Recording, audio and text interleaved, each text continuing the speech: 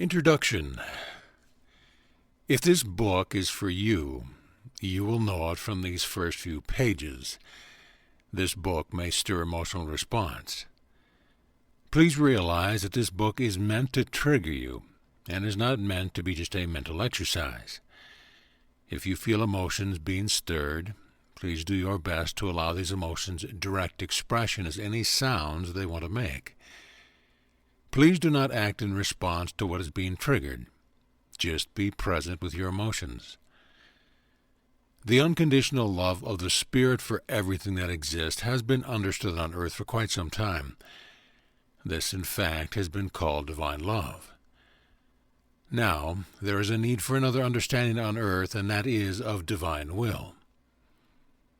Most people on earth have made a separation between their spirit and their will.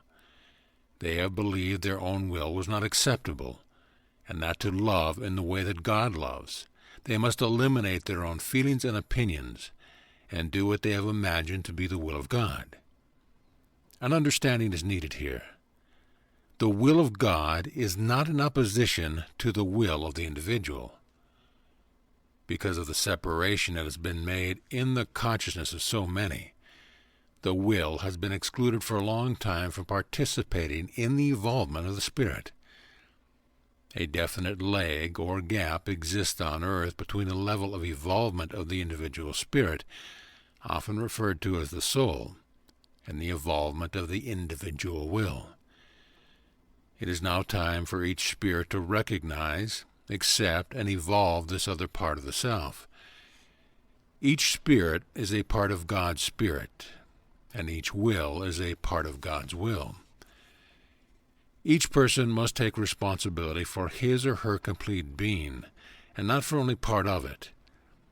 The will expresses itself as feelings, emotions, receptivity, intuition, and desire. Each spirit must fully accept its own will and help it evolve in a loving way that is not punitive, judgmental, or condescending.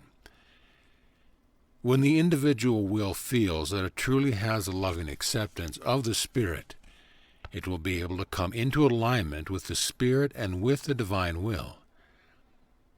God has given each individual a part of his divine consciousness with which to have awareness and a part of his divine will to feel what this awareness is experiencing. Everyone now wishing to remain on earth must accept the whole being and discontinue denial of the part of the self that feels what the Spirit is experiencing. Instead of denying your own will in favor of someone else, or in favor of what you believe to be the divine will, it is necessary now to realize that the denial of the individual will has been a misunderstanding that has resulted in a split in the consciousness of individuals on earth. The individual will is not meant to be separate from the divine will any more than the individual spirit is meant to be separate from the divine consciousness.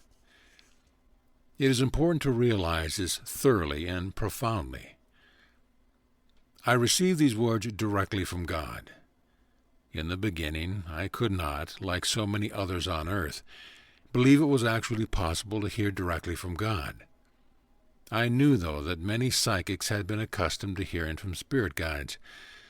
I found this to be very interesting, and I began to listen and learn from guides who would identify themselves to me as the Ancient Ones. As this went on, I was encouraged to try to hear directly from God. When I first heard him, I was overcome with feelings of his exquisite love. I had been living without conscious awareness of this connection for so long that I hadn't realized how much I had been missing God and how much I was missing a strong feeling of his presence on earth. God wants it to be known that he is open and willing to communicate directly with all spirits on earth who can open to receive him. When you are truly open and receptive to his loving light, you can begin to experience a direct communication. As you become attuned, anything you need to know is then available because of the connection we all have with God. God has given me the information in this book, and although he refers to himself as God in these first paragraphs, now that this has been stated, He is going to refer to himself as my light or my loving light, and occasionally as I in the rest of the book. The will has long been misunderstood because the spirit was seen to be the essence of the body. But the understanding is this: spirit inspires, will responds, and together they experience in the body. Body is the manifestation of both spirit and will. In order for unconditional love to manifest in the body, spirit and will must balance in the heart. To find this balance, you will need to open the consciousness of your spirit and the receptivity of your will to receive my loving light. My light is polarized in order to experience. This polarization has been misunderstood as splits in which the will was seen as disconnected from and not a useful part of spirit, and has even been judged to be in opposition to the spirit. However, the spirit and the will are the expanding polarities of oneness. Polarities need to be recognized as evolving expansions of a connected whole. Creation exists because it is both the spiritual essence that powers it and the magnetic energy that can open space to receive it. The same is true within each individual. The spirit and the will are not meant to be separate from one another in any individual any more than my spirit is meant to be separate from my will. In each person, the spirit and the will are meant to be unconditionally connected to each other.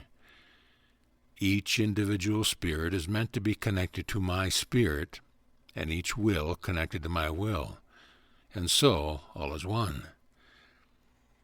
The understanding needed next is, when anything is denied and not accepted by the individual to whom it belongs, that denied part of the individual has been placed outside of his or her love. In placing something outside of love, you have been feeding another reality that has troubled Earth for a long time. Because of its negative polarity, most people have equated the will with evil and with darkness. Everything negative has been assumed to be the cause of the trouble on Earth. You need to realize that this is not true. Darkness and negativity need to be understood and accepted as the part of creation that can make a place for my light by opening the space to receive it. Until it opens space to attract and receive light, the will appears to be darkness. When the will is not allowed to express, it cannot vibrate. It is the will's vibration that opens space.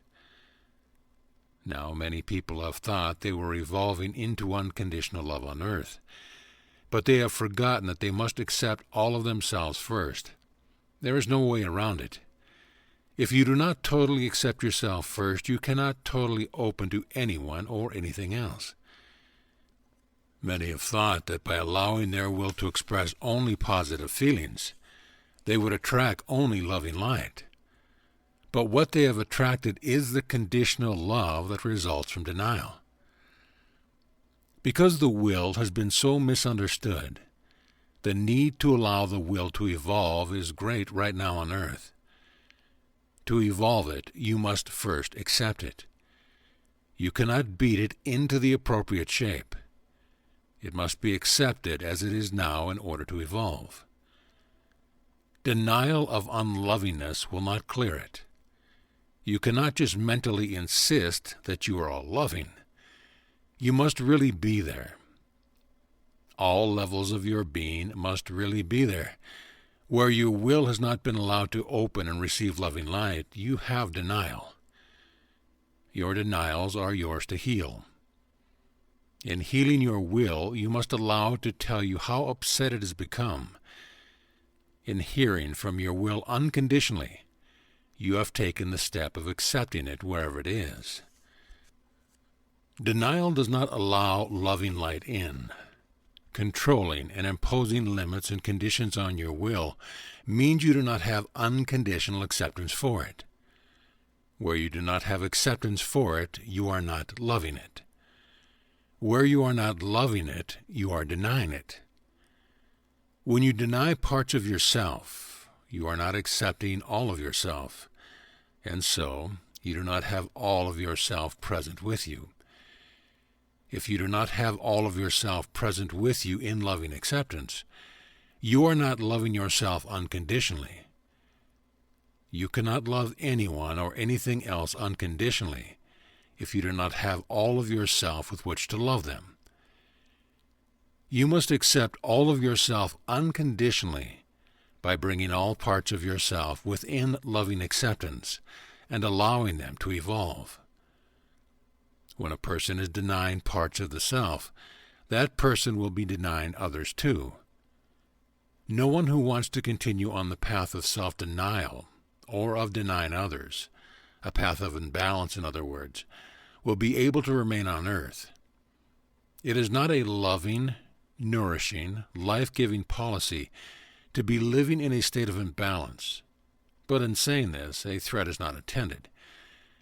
Major spiritual misunderstandings have been in place from the very beginning, and have beleaguered earth from the beginning. This information is meant to help you understand how to release yourself from the path of strife, struggle, and suffering that denial has brought to earth. Earth has been imbalanced to the point of feeling her life is threatened, and is not going to tolerate any more imbalance. The earth herself is going to clear out of herself and off of herself everything that has not been loving toward her. As she is doing this, all those who want to remain on earth must also clear out of themselves everything that has not been loving. The understanding you need now are about how to help and allow your own will to evolve. In short, allow your will to express everything you feel, and do not stop until you are really finished. The problem with the free expression of the will on earth right now is that it has been denied for so long that its attempts to express itself have looked out of balance, and they often have been. For this reason, let your will release in a private place, as the will naturally would with sounds, especially at first. The emotional release my light is talking about is direct emotional expression as sounds. So be careful not to hurt yourself or anyone else, and do not go forward and act out on a wave of emotion. In reading this book and trying out these understandings, it is important not to impose this on others who do not want it. For just as it is not spiritual balance to deny yourself in favor of others, it is also not spiritual balance to deny others in favor of yourself. It is also not necessary to believe that you must have teachers or intermediaries to help you find the healing you need. While others can have help to offer, you are the one who knows and can know yourself best. Take responsibility for yourself and what you need to do to heal your imbalances. While emotional release has been a long neglected part of this healing process, understanding must also enter in where denial was. Acceptance must take the place of non-acceptance, and openness must come where you were closed. Your will has a progression that can help you if you can allow it to unfold. You can also ask my loving light to help you. Denial does not allow the release back out of what has been taken in. When you take in and do not release back out, your receptive centers get filled up and can no longer receive clearly, and sooner or later, not at all. Blocking the free expression of the will has not been allowing the release back out of what the will has taken in. This makes it very difficult to exercise discernment, and is one of the main reasons that most people on earth do not, at present, have direct experience of my presence. Much of what has shut down evolution of consciousness on earth is fear, held in common by many, that free expression will result in harm to others, societal chaos, or both. This fear is accompanied by another fear that so many who have claimed divine authority have done harmful things, and many who have claimed to hear divine impulses have done the bidding of voices that have told them to do harmful things. You can be sure that these claims of divine guidance are not my loving light if they have influenced people to do harmful things. One of the empowering factors in this understanding is that you can release yourself intentionally by allowing free expression. This then eliminates the need for any harmful situation to come to you from outer reality. This is an understanding that is very necessary for now on earth. People have thought that karma brings a balance of payments. But karma is not that simplistic. Karma is meant to bring you into balance. This is true.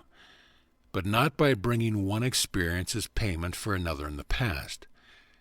Karma brings balance by attracting the experiences you need in order to learn what you do not yet know. Without will, the spirit has no selection process. Your will is your individual magnetic energy field and draws the experiences you are going to have. If you hold something in your will that is denied and disconnected from your conscious awareness by not being accepted and allowed free movement or free expression, you will then draw a reflection of this to yourself. Unpleasantness is not sent by my loving light as punishment for misdeeds. Unpleasantness is only drawn in response to what has been denied or judged against. The denial is what gives the experience its unpleasant qualities. The energy locked up in denial does not want to be held outside of the nourishment of loving light. In coming to you, drawn by the denial, unpleasant experiences have not come to punish. They have come to draw your attention to the denials. They are drawn to you in an attempt to release the energy that is being held there, outside of your loving acceptance. By allowing yourself to be easily triggered into releasing your held denials, the intensity of these reflections can lessen until you no longer need to draw to yourself any unpleasantness. Try it before you judge it. Some of you can help each other by doing group release work if you have an agreement with one another about what is happening there. By allowing yourselves to express your boundaries and draw definite guidelines according to what you feel is necessary, you may be able to helpfully reenact traumatic experiences in order to trigger yourself to release them. Because many people have received harm at the hands of others and have not yet released or expressed the pain of this, some may want or need the help of being triggered by others, acting as though they are going to do harm. If you try this approach, only do what is needed to trigger the emotional release that will relieve the person and do not cause additional pain. I also want to say that you can still take the path of letting experience come to you from without and balance yourself in that way. If you want to, in fact, you can even call for the karmic experiences necessary so that they can be triggered to release your own denial. Pleasant experiences will still happen. My light is just addressing unpleasant ones right now. As you lessen and eliminate denial, you can create even more pleasant experiences and better ones. By shifting the power from a state of externalized disconnection to internalized conscious acceptance, you can always know what is going to happen. You might not have complete detail because you might have the kind of will that likes surprises, but you will know it will be pleasant. This can give great peace to everyone. My light has been compelled to impart right use of will to earth at this time because the situation there has become very perilous. People on earth, and even animals, because of being confined and controlled, have not been expressing freely enough to adequately vibrate their space and hold it open for themselves. My created beings on earth have been experiencing their reality as seeming to close in on them, and their power is seeming to be insufficient to meet the situation facing earth now. Please realize it does not have to be this way. The lost light of misunderstanding and denial of the will have made it this way. If you want to be able to live on earth, you must now start reversing the situation within yourself.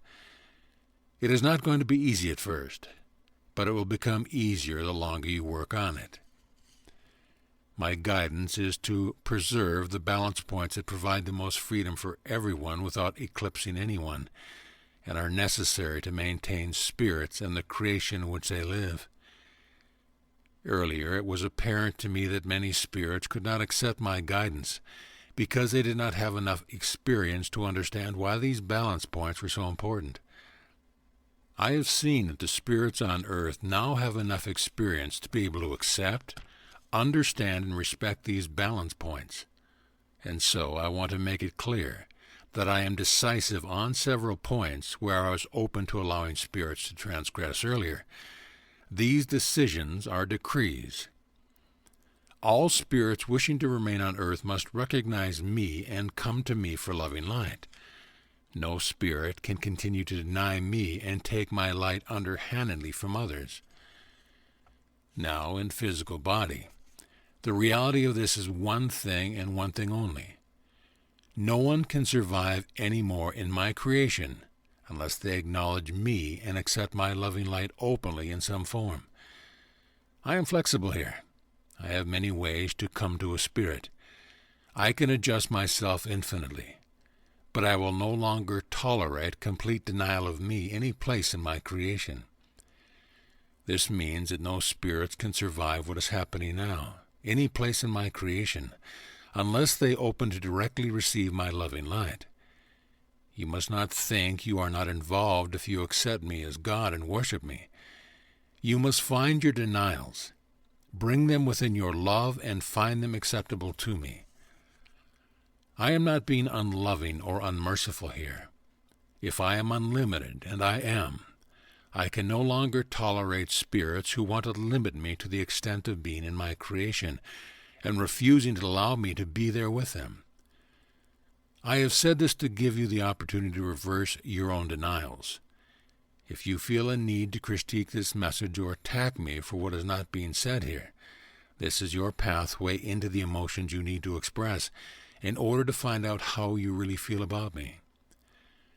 I have many understandings to give on how I have made these decrees, but they are not appropriate to give right now. Trust that they will be given at the right time. I have also made another decree. I have no further tolerance for any spirits giving pain to others who have not overtly agreed to receive it. There has been such a thing as overriding the free will in the experience of my created spirits. I have let this go on only long enough for the spirits to see why the will is so necessary. Now I have discerned that there has been enough of experience. There is no longer any power to override another's will, period. Your own will can only be overridden by your own denials. This has to be understood. Free will between people means that you have the freedom to do whatever you want, but you are not to encroach on another or try to make anyone else function within your own limits. You only have the power to make them take it away from you, or to take yourself away from them. There is no power anymore to stop anyone from experiencing themselves in the way they want to experience themselves. If you go against this, you are going against me. There is still some time on earth for spirits to show my loving light, whether it is their intention to align with me or not. I have heard the cries of the spirits who cannot handle any more pain, control, and unlovingness. I am offering the understandings needed for my spirits to release themselves from the path of struggle, strife, and suffering. Because there are still many who do not believe that this is my loving light talking here, they are going to have to learn from the experiences they create for themselves. I am going to put them in their right place. If you do not want to go with them, you need to find and recover your own lost will and lost light involvement in this. In accepting these understandings, you only need to try them out. Stop judging them and allow them to be in process. You will find that they work for you and everyone else who's ready to try them. Some on earth have not yet had enough experience to try them, so I am reminding you again not to try to force these ideas on anyone. Just take them in if they are for you. In studying this book, connect to the spirit of the message and do not pass judgment on what has been left out. If there seems to be a gap that you cannot readily fill in with your logical, sequential thinking, you need to remain open, and trust that it will be given to you when you have the readiness to receive it. Many things that can be available to you through direct communication with my loving light have to be withheld from the public domain until the general population has more open acceptance. This is necessary also in order to protect and ensure that those of you who choose to practice these teachings are not overloaded, since at present the mind is much more capable of quickly receiving these understandings than is the will. If you now temporarily stop the mental acquisition of this writing and give it time to sink into your feelings, you are going to have a response. If you do not have a response, then you have either lost your will or you are not connecting to it. Some people have disconnected so much that they actually have to search out and find their missing will. It is not impossible to do this. You can start by calling for it, if it's not present with you, and draw it back to you. Acceptance is the key once again. You must take a place for your will. If you are responding, let it happen, and do not assume you have all the understanding needed. Allow your response and seek more understanding. I now invite you to read, when you are ready, the rest of this book. Right use of will. The unconditional love of the Spirit is understood by many people on earth at present. There is another energy, though, that is also part of the divine creation, which has not yet been fully understood, the divine will. The will expresses as feelings. Spirit and will are partners in the body and must find their balance in the heart. If there is any dis-ease or aging of the body, spirit and will are at odds in some way. When there is balance in the heart between the spirit and the will, body manifests this internal balance as health, agelessness, and vitality, and the physical level of existence is no longer experienced as cut off from other levels of experience.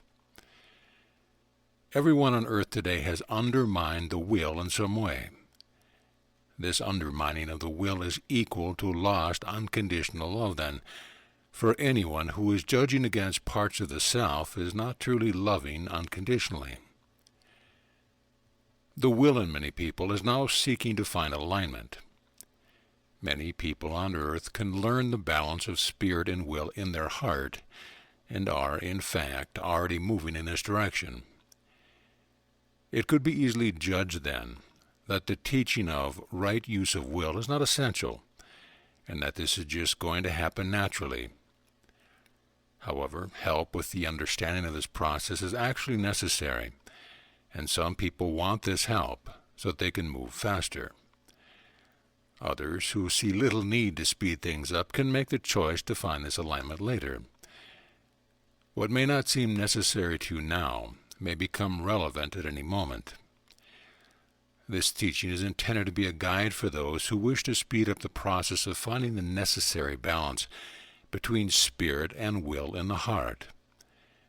The information given here may not all be new information to you, but it will outline the steps necessary to heal the disconnection and lack of self-acceptance, so that balance with the Spirit can be willingly found. It can also enable you to see where you are on this path and can help you to go further. Clearing illness and habits. To begin with, illness can be cleared by learning to listen to and accept what body is trying to say to you when you are ill. Understanding these messages, without subjugating your body to preformed opinions, gives your body a most needed feeling of acceptance in place of the feeling that it is you dominating and controlling your body, or that your body is against you, and that you must defeat or banish illness as though it is some kind of sabotage by your body. Illness is not sabotage. It is the body's statement that it is unable to continue holding blockages to my loving light and also maintain health. Messages from your body can take many forms. Your body may want and need many different things. Attuning to and accepting these messages can help you to regain the balance that enables illness to disappear and health to prevail. This statement, however, does not mean that you need to heal everything without whatever help you feel you need, that you must go the entire way with the first illness that appears, or blame yourself if this interaction with your body is more than you feel able to master right away.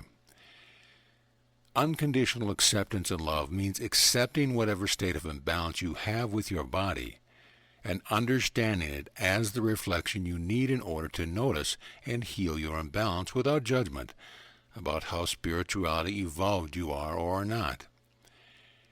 Being conscientious and doing what you can each time will carry you towards balance. A way to work with healing in this way is to give the disease your full attention by breathing into and bringing your consciousness into the distress rather than blocking it, ignoring it, or masking it with medication. See if you can feel what is going on in this distress. Ask your body what it needs to restore balance. You can encourage your body to communicate by letting it know that you have acceptance for its pain. You can apologize to your body for overriding and ignoring it. Becoming aware of beliefs you have been holding about your body and what it needs, and releasing them is another helpful part of the shift you make in the way you have been treating your body. When you receive information from your body, do what is asked and see the results. If complete healing is not reached, you can repeat this process until healing is reached. This practice can evolve your ability to listen to your body and to bring it the healing it needs. When treatment seeks to cure by suppressing symptoms, balance is not truly restored. The practice of suppressing symptoms is not the way body heals itself. The practice of ignoring how body feels or taking drugs for pain can often obscure early symptoms so that the person is not aware of the problem until it is acute and advanced. These denials can allow the imbalances that produce dis-ease to go unnoticed until the symptoms have had to demand attention by becoming intense. Then, healing can take a tremendous amount of time, energy, concentration, dedication, and also money. It is really much easier to pay attention to body and deal with imbalances in the beginning stages than to wait until your body is seriously challenged. If balance can be restored while symptoms are still at subtle levels, disease may not need to appear. Modern science has been spending a lot of time and money searching for the cure for diseases, but has not usually identified the cause of internal spiritual imbalances. Illness can provide opportunity for clearance of more than just physical symptoms. The need for this sort of clearance always gives warning in some way. You can help yourself by paying attention to how you feel about having to interrupt what you have been doing in order to respond to warning signals. Most people, though, have had a habit of ignoring such warnings, and also of suppressing symptoms, until the body is holding so much that symptoms are only the tip of the iceberg of undermined will. Lack of loving acceptance for parts of the self originates every imbalance that manifests in the body. When these imbalances become more than the body can handle, physical problems arise. This is when pathogens can multiply into illness. Denial creates energy blockages. Blockages create stagnation, which can be hospitable to disease organisms. These blockages are places where my loving light is not very present or not present at all. Disease organisms have always been present as physical manifestations of denial. To find full healing, you need to find the cause, not only in your physical body, but also in your consciousness or lack of it. Symptoms can help you find their cause. If you want to receive and understand their message in order to find full healing, symptoms should not be routinely relieved or suppressed. Treatments that only address symptoms do not bring a full healing, however. This does not mean that symptoms should never be treated. Treating symptoms while also seeking the cause is different from suppressing them so that you can ignore them and go on as you were before. When imbalances manifest as physical problems, there are many feelings involved that need exploration. All of these feelings need unconditional acceptance. However, mentalizing feelings by only talking about them is not the way full healing is going to take place. The more you attune to and express from will body in the ways they want and need to express, the more you will be able to clear before illness or unpleasant experiences manifest as an attempt to bring clearing. Even though some disease indicate drastic imbalance, the idea that certain diseases are fatal has been accepted by many only because the way of treating them has been to deny the message of the body and treat body like it is something to manipulate. Instead of seeking to restore the balance, this approach has attempted to suppress all symptoms. Then body is rendered incapable of healing.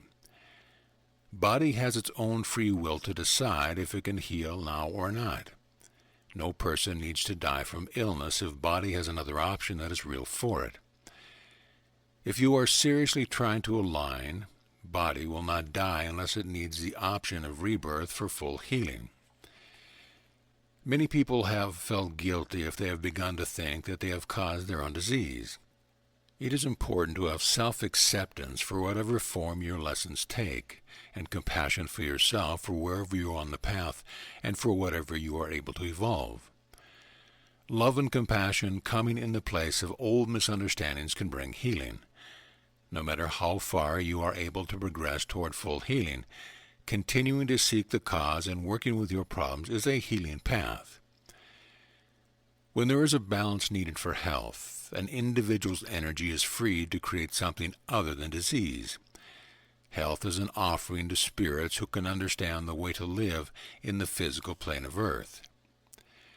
The other abilities of right use of will are based on a foundation of good health, because a body blocked by imbalance cannot express the capabilities inherent in balance.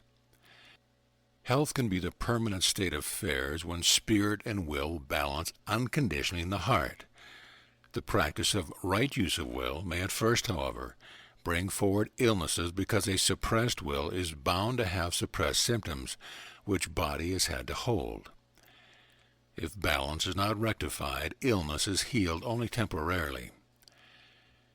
The fear with which society has surrounded illness and death is a conditioning in need of strong attention. So many people have come to feel that illness is inevitable, and that all must die of something. That the energy field emanated by these deep-seated beliefs has actually been perpetuating itself through the acceptance of it as inevitable.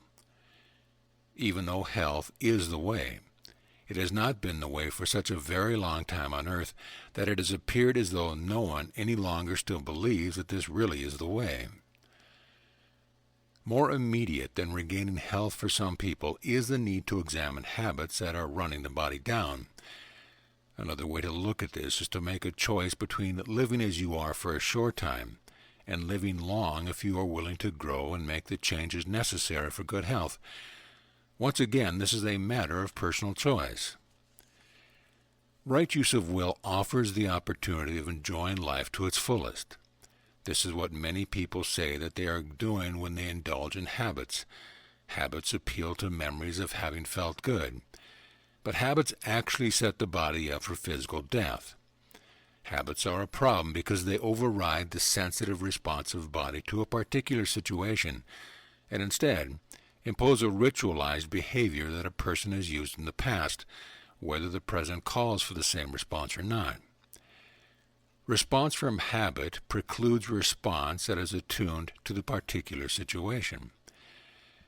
Habits are to the body what judgments are to the awareness.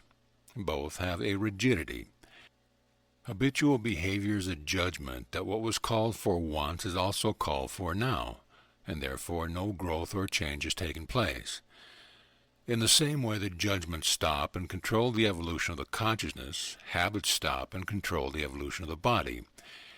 Just as all levels of the being are run down by rigidity that suppresses the vibration, body is run down by the rigidity of habit patterns that lack sensitivity to its changing needs. The reasons for the habit need to be found and then accepted and understood, not condemned and disciplined away. The body and the body's actions remain imbalanced unless the person is willing to respond to the true needs of the moment, rather than taking a habit learned in the past and projecting it onto the present because it seems to apply. All habits need attention, for many, such as ways of breathing, making love, eating by the clock, reacting to situations without fully perceiving them first, and also habitual verbal responses can be easily overlooked. Encouraging the self is more healing than forcing the self, holding the self back, or suppressing the self. Dictatorship to end habits is another form of suppression. Habits can only really be released when the person is ready to see why the habit is there. All of the emotions and beliefs around the habit need to be accepted and allowed to express so that they can participate in the person's spectrum of awareness. Body also needs to express its feelings about habits. If habits have been suppressing this communication, but intent is to end the habit of overriding parts of the self, letting habits lapse to find out what has been suppressed can be helpful. The feelings underneath habits are often feelings that are being denied by the person who is using habits in place of true response. Then there is also present a habit of avoiding feelings. In this case, the person needs to look at the habit of avoiding feeling and decide if this is what he or she wants to continue doing or not. If all the feelings are allowed total acceptance and expression, they can begin to tell the person what is needed in place of the habit patterns. All of the habits and appetites that people have thought they enjoyed have been judged against by various spiritual belief systems as harmful to spiritual development. Lists of things to avoid have included such things as alcohol, sugar, red meat, or any animal products, drugs, caffeine, marijuana, tobacco, sexual enjoyment, and extremes of any kind. An understanding needed here is that the problem has not been these things themselves so much as the habit patterns and extremes of imbalances that have been so often associated with them. Substances have been thought to be causal, but it is consciousness that is causal and nothing else. For example, eating meat, and especially red meat, has long been thought to make people too dense to receive spiritual illumination, and yet it is not causal here. The desire and need to eat meat is accompanied to consciousness needing to eat it. As loss of vibratory rate increased on Earth, density of the physical plane increased. Nourishment must match the vibratory rate of the consciousness taking it in.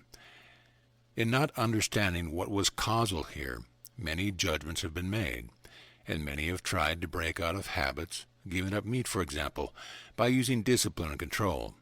This method only causes the habit pattern to change its form. Breaking out of habits may look like a stumbling block to many, but realizing the goal and seeing habits for what they are is going to allow the process through which they can drop away. The immediate goal is to free yourself emotionally, which will enable you to feel better, to be more free and enjoy life more. Once you begin this path, you may find that the gratification of finding acceptance for parts of yourself that were formerly suppressed is gradually and steadily replacing your need for your habits. Many people have thought that right use of will is too difficult to do or means giving up habits in the spirit of sacrifice or self-denial. However, whatever you can do toward freeing your will is not as difficult as living in a body that has to hold the blockage, resistance, denial, and rigidity of an imprisoned will. This loss of vibration can produce intense symptoms in the body, which draws attention to those held places. Even though many have been intimidated by their symptoms and have felt that they must take medicine to suppress them, this is also an opportunity to deeply connect to body. Feelings of being unable to receive body's messages or understand them adequately enough to balance the body are the result of a long-standing gap between spirit, will, and body. This gap will resolve with practice, and the feeling of fear will dissolve as success gives confidence to the process. If at present the fear is overpowering the ability to receive body's messages and respond to them, reassurance can be sought from others. However, reassurance only helps if you also seek your own feelings here, rather than abdicate to another's reality. Feelings of confidence and fear both need acceptance. They need to be allowed to bring understanding through the process they generate. Fear could be hidden in habitual dependency upon your helpers. The origin of the fear needs exploration and understanding.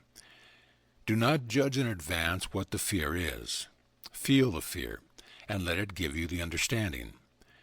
Release of any block improves clarity. Clarity improves communication. When you really listen to yourself, you can heal yourself. Then you can seek help in the spirit of confidence, knowing you need and want the help you request, rather than being dependent and confused because you don't know yourself. The undermining of free will on earth has been accompanied by another habit, the habit of looking outside the self for the answers. This habit has another aspect to it, that of denying your own will in favor of someone else's idea of what is best for you. This imbalance has opened the way for rules and generalized procedures because no one really knows what each and every moment calls for in someone else. This lack of attunement is a direct result of denying the will its right place. Freeing of the will to do what is meant to do is going to return to each person the sensitive and appropriate attunement to the self and everything the self does. No amount of refining or improving standardized procedures, applied programs, rules, regulations, or for that matter, manners is ever going to come close to the individualized fine-tuning that free will has to offer. Your will is meant to guide you in this so that what is appropriate to at any given situation is what you feel like doing and also do. When the will has been suppressed, it cannot give clear guidance. It has become clouded by what it has had to hold. Habits are substitutions in place of attunement, and attempts to compensate for the loss of attunement. Because of past denials, will and body may not at first trust the spirit to be responsive, and may not fully trust for quite some time. Since so many messages have been ignored in the past, some time and experience may be needed for will and body to believe that this pattern is really changing. If this is the case, it doesn't need to mean that you should give up. You can accept your feelings of wanting to give up and also continue on this path. Learning through experience gives the best understanding. At present, almost all individuals are holding conditions on this. Conditions limit growth in that they are judgments that can color perception of experience. Free will allows the evolution it can learn from experience, while the rigidity of judgments and habits creates repetitive experiences. A person's experience is his or her own individually unique experience, and may or may not be the same as anyone else's. Learning from your own experience allows each of you to evolve in your own way. Learning in this way doesn't preclude the acceptance of advice or the sharing of observation and insights, and allows everyone to be free. Your will needs to be allowed to recover and evolve with the rest of your being in order for you to experience and express the full gift of your spiritual presence on earth. The balance of spirit and will in the heart can be attained and can produce the health in the body that is a starting point for evolving in harmony with your outer reality. When there is balance, harmony and joy accompanying the way of evolving, physical existence can be as enjoyable as any other plane of existence and can evolve to include all possibilities. You are then able to do what you want to do when you want to be doing it, and for no reason than it is that what you truly feel like doing. In the process of balancing, allow yourself to notice whatever attracts you. The spirit can see all possibilities. The will is meant to select what is right for the moment among the possibilities. The will does this through its feelings. Unconditional acceptance of feelings, including receiving input from the body, then allows the maximum learning, evolvement, and attunement. Everything that is experienced can be accepted as a part of the process you need in order to find this balance. As your spirit and will come into alignment, This increasing balance would allow you to see how predestination and free will are not in conflict with one another, because all people are destined to find the balance of free will. This is still a matter of personal choice, however. No one can make you free your will, and yet you cannot force your will to be a prisoner indefinitely either. If freeing your own will feels like the path for you now, you are ready to do it. If you don't know, you can let free will unfold. If you don't want to free your will at this time, you can go on as you are and see how that really feels to you. Respect yourself here. There may be reasons that you are not ready. Respect for others is also necessary. Do not try to convince anyone else that they should take this path, have to take this path, or do this now. The gift that free will has to offer is for everyone, but at the time that feels right for each person. Limits on the self. The next step in evolving your own spiritual presence is to accept all of the reality you are meant to have on earth. In accepting this reality, unconditional acceptance of the feeling is necessary. Feelings are meant to balance the spirit's overview with the will's perception of what is pleasant and possible for any given moment.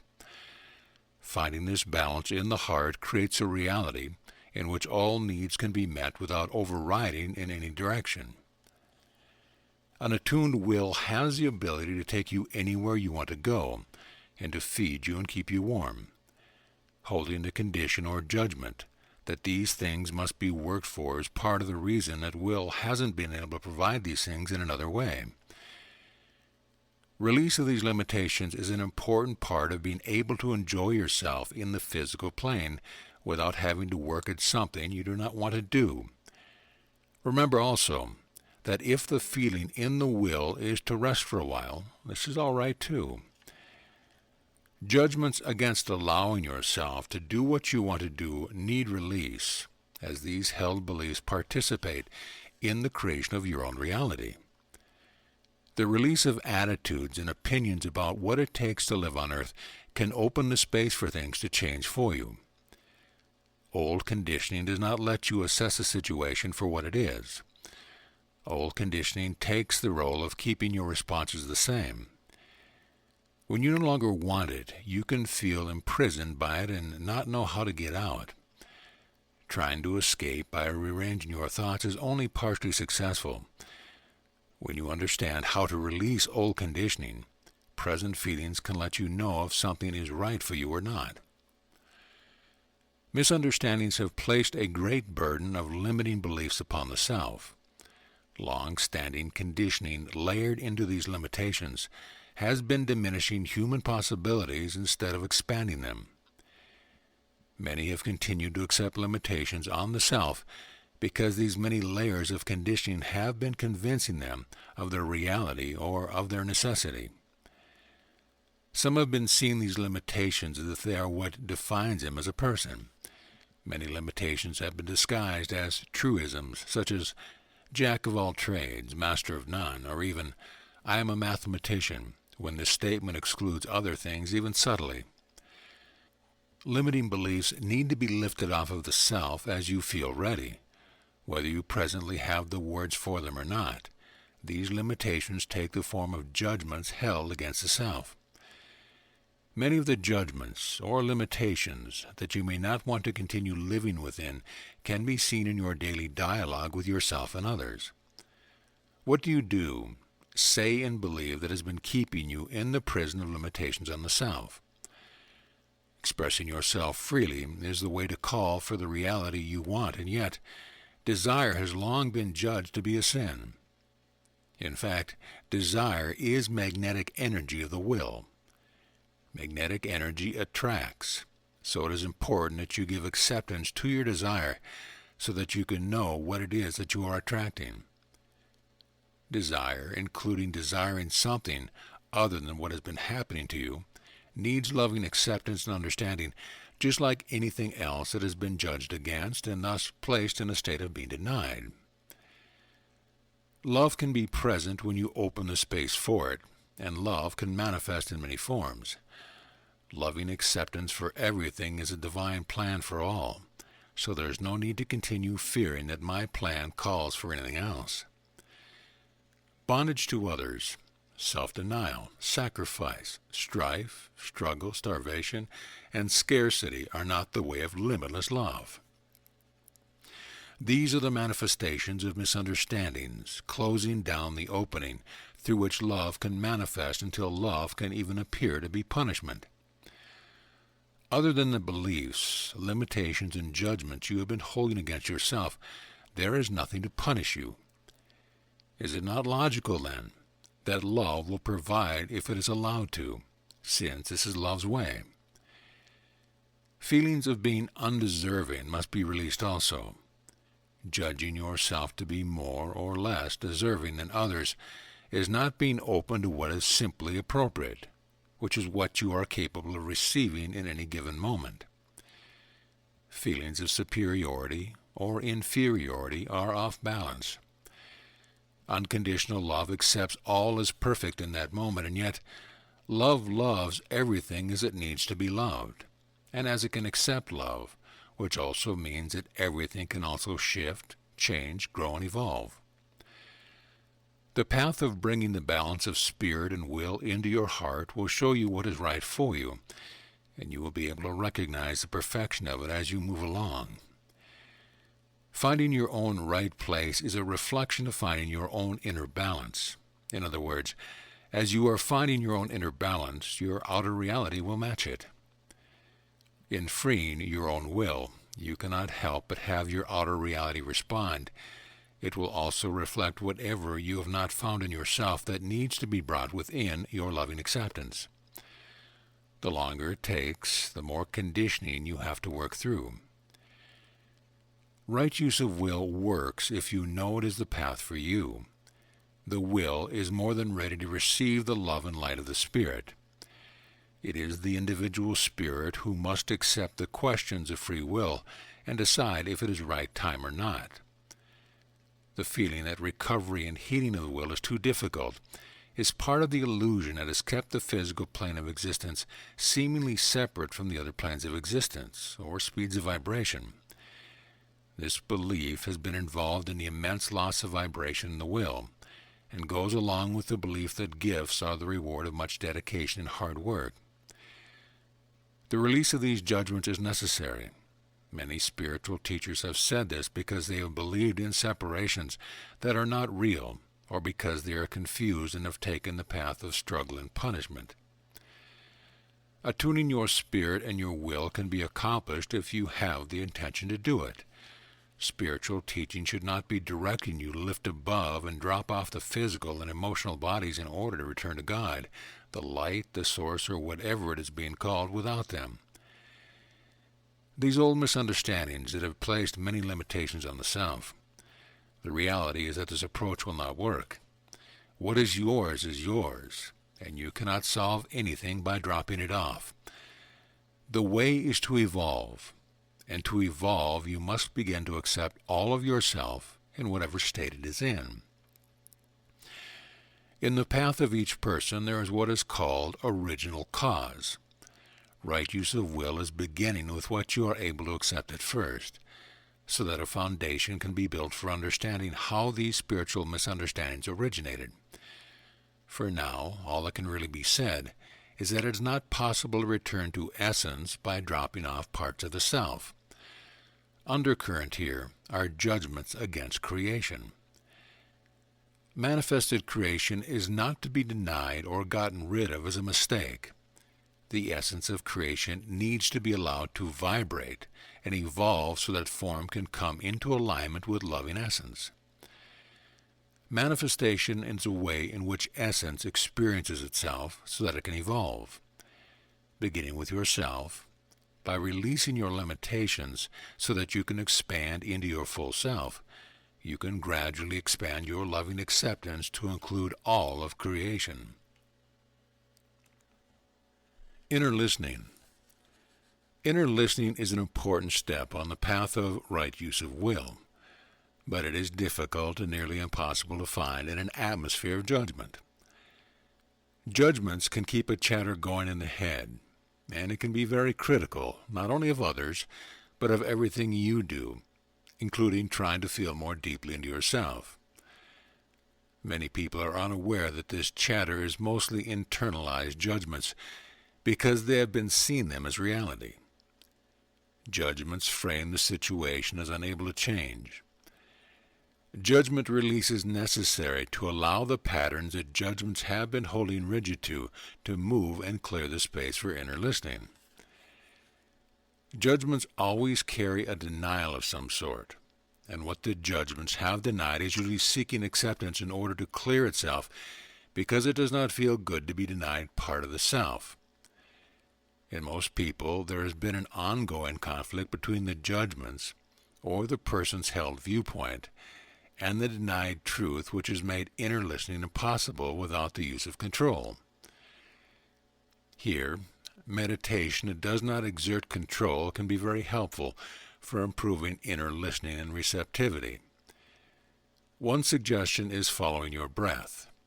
Another is to breathe to any place in your body that is tense or not feeling peaceful. Making sound on the exhalation can be very helpful. Health is not often achieved in a background of internal clamor that is in conflict about what to do, how to do it, that others will think of it, etc. Habits aren't easily released in this atmosphere either, because the body's voice can be lost in the ruckus.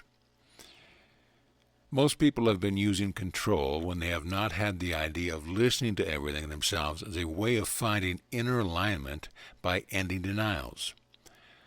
While inner listening doesn't require meditation, it can definitely help if you are having trouble listening to yourself, or if you think you are listening to yourself, but you have not been finding the depth you want.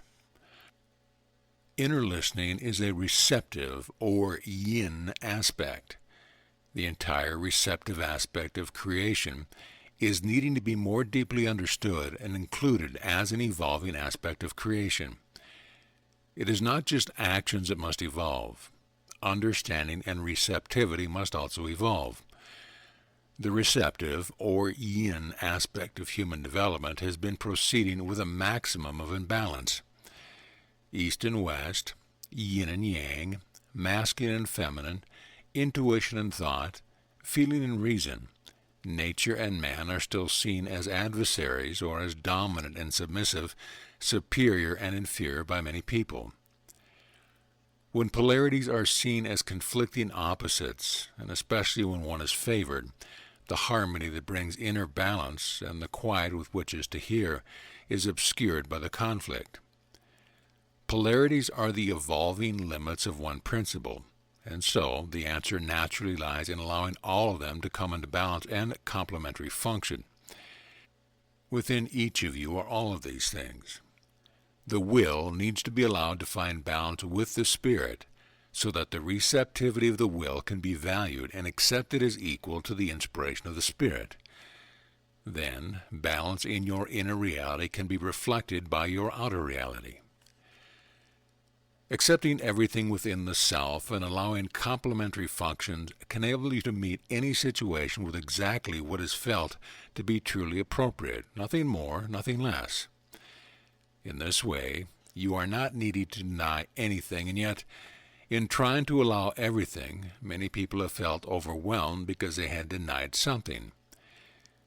Without realizing it, they were trying to accept everything outer without first accepting the inner. There are denials of parts of the self tied into misunderstandings about right time and acceptance. The denying consciousness has often attempted to fill in the gap left by denial. Judgments have often served this purpose as people have attempted to make sense of their overwhelm. Denial of the will has been often filled in by false feelings that the person has become convinced are real. Many people have been allowing the medium and other people to entirely fill their already cluttered receptive centers in an effort to fill an emptiness left by denial. If this source of filling yourself were to be turned off for a while, and you did not find some other way to distract yourself, you might find out how you really feel about the denial of spirit, will, heart, and body on earth. Most people, when confronted with this, have tried to fill their mind with thoughts to avoid what they have denied. If you have intent to heal, you need to let yourself feel what you have not wanted to feel, and let it express as sounds. You may feel terribly lonely and afraid underneath everything else. You may have experienced fear of being so ridiculed or rejected that you have believed it was the last thing you ever wanted to feel. You may have fear that you cannot vibrate yourself enough to stay alive. You may have beliefs that have told you that fear is a lack of faith in me. But where am I, and who am I, that I would leave fear outside of my love? Maybe you are lonely to feel a real presence of my loving light there with you. Maybe you are afraid of death, and maybe you are ashamed of your feelings. Denial of the will has created an imbalance in the heart. Unconditional love cannot manifest from this imbalance. The alignment and balancing of polarities aligns and balances everything in between them. Ending your own will denials and the accompanying judgmental pattern is going to allow you to manifest unconditional love. This process for ending denials is the only process I have seen to work. The attunement of inner listening is an important, self-empowering part of this process. You can learn to receive input from your own spirit more and more clearly, and also to hear directly from me. Inner listening is one aspect of getting help with the specifics of your own denials. Fear and confusion may come up around this and may need extensive movement because, in addition to your will, your heart and body can also give input here. You may also have internalized a critical voice or voices trying to tell you what to do. You may even experience this as overwhelming confusion, especially at first, and it may be difficult to understand and sort these things out. By persisting with this process, you can find the understanding needed and find increasing trust for expanding the spectrum of your perceptions. The gift of right use of will here is that inner listening is easier when all aspects of your being realize that nourishment from and receptivity to my loving light are to benefit all of your being and not just some of it. Then the alignment needed can be found. Ego, self. Many have thought that spiritual growth requires death of the ego or the self. This is not true understanding. Death of the ego or self is not a necessary part of spiritual growth. Judging against, putting parts of the self aside, or not accepting them is a denial of the self. There is no problem with the ego self if it sees itself as evolving with the rest of you. This is a part of you, and like all other parts of the self, needs acceptance. Denials and judgments against the ego self have created afflictions. Without seeing what denial and judgments have created, these afflictions have been thought to be the reality of ego self. Ego self is as divine as anything else. It is the part of you that recognizes you as you, and without it, you cannot tell the difference between yourself and anything else. Ego self operates to protect your present level of ability to accept, experience, and express. Many have judged self-love to be selfish, and have had a habit of self-denial, as though this is more loving than love of self. To be without ego, or to cultivate selflessness, has often been equated with oneness, but this would be a oneness without differentiation, and thus no manifestation of creation. While this has been a goal for some, this is an unrealistic image of oneness. As soon as there is a recognition of consciousness, there is a differentiation through recognition of the self that noticed this. The awareness of self was blamed as the initial cause of separation. Creation manifests from consciousness. Without recognition of consciousness, there is no way to experience it, and thus no experience or evolution, and ultimately no existence. Healing the ego self with understanding and loving acceptance is another aspect of personal growth. Balance between love of self and love of everything else is what is needed. Free will in the presence of opposition. The question of freeing your will in an atmosphere that doesn't appear to accept it is the next issue to be discussed. The question of practicing right use of will among people who do not yet accept or understand these ideas is a matter of personal choice. It should be understood, however, that there are many obstacles to doing this in an atmosphere of restriction, and that the overpowering of others in any direction, even with ideas, is not the practice of right use of will. Free will is an old confusion in creation, which is why so many do not appear to be in acceptance of it. Many have thought that free will couldn't work because the spirits were too foolish to make wise choices. Many have feared that it couldn't conduct their own lives well. Many have thought it was not possible because they would never be in alignment. These are some of the reasons that many began to abdicate their own will in favor of what they thought was my will. Many people know that the reality around them is of their own creation, and that it is also their reflection. But many have not yet understood how much of their reality has been created by what they have been holding in denial outside the spectrum of their awareness and thus their acceptance. The reflection of non-acceptance for free will is going to be found to be based in your own misunderstandings, denials, and judgments. Evolution of the individual will is an important part of spiritual growth, and learning from experience is an important part of evolving the individual will. Because others are not the cause of the suppression of your own free will, the practice of right use of will does not need to force ideas on anyone or on society at large. The space to practice freeing your will comes from within you. Some people may want to seek ways to find others who understand and accept these ideas. Some may want to talk with others about the idea of freeing their will because they don't want to feel alone in what they are doing. Well, mutual support can be good. Any lack of receptivity here is a signal to find these places of judgment and lack of acceptance within yourself. Any seeming conflicts or disagreements can be more easily resolved by finding alignment within yourself first. If you recover your own lost will, you will find it much easier to change reality to suit you than to try and change an outer reflection of denial that you haven't changed within yourself. Finding the balance point between changing the circumstance around you and changing your circumstances is something that each person needs to find according to how it feels. If your needs are being denied you by someone else, and you feel you have done all you can to release limits you have been holding on to yourself, then you can try changing your approach to fulfilling your needs by finding another place and or another way in which to fulfill them.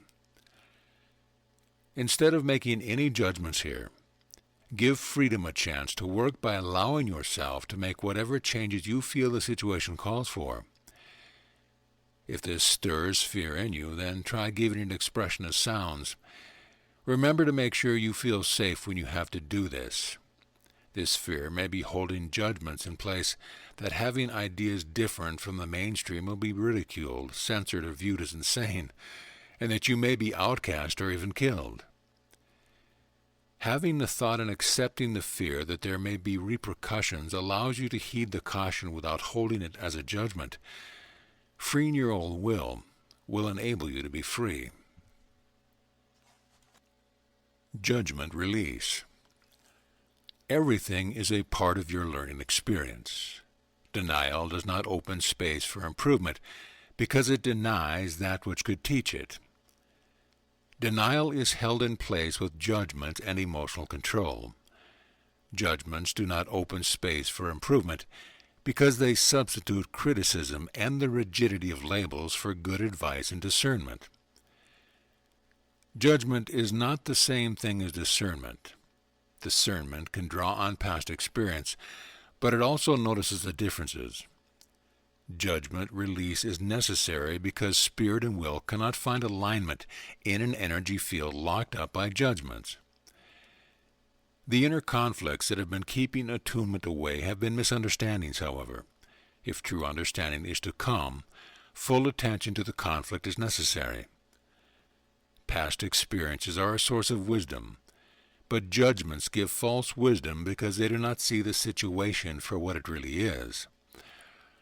Judgments also say that the next experience will be the same as the last experience.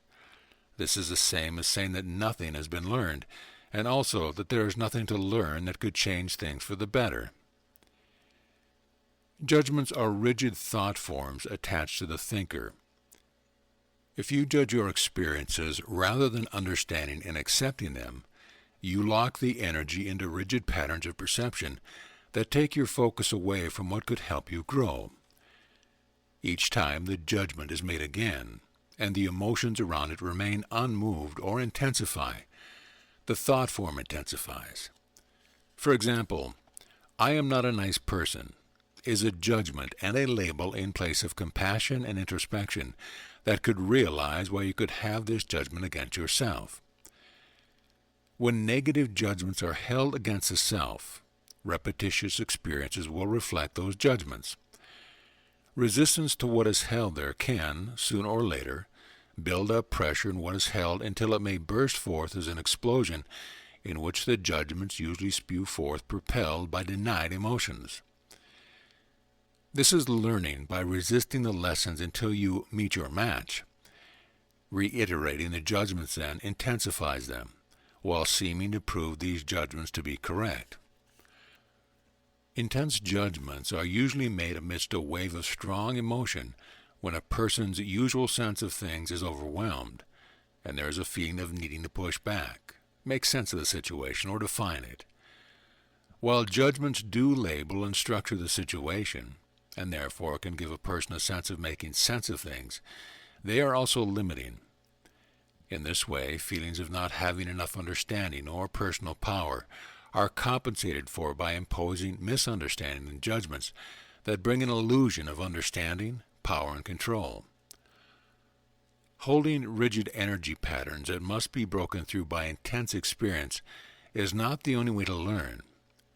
Judgments are not necessary steps on the way to understanding. Judgments obscure the ability to use discernment. Discernment in observation and evaluation, learning and experiencing can all take place without judgment. Judgments simplify and rigidify. Judgments are outside of time. They exist after the experience in which they were made, and when the judgments remain, they have the power to influence future experiences to conform to the judgments. This limits your possibilities. Some people need to release judgments first before they can accept another possibility or allow their emotions to express. Others need to let their emotions express until they feel ready to release judgments. Don't judge your approach. It may be one way sometimes and another way at the other times.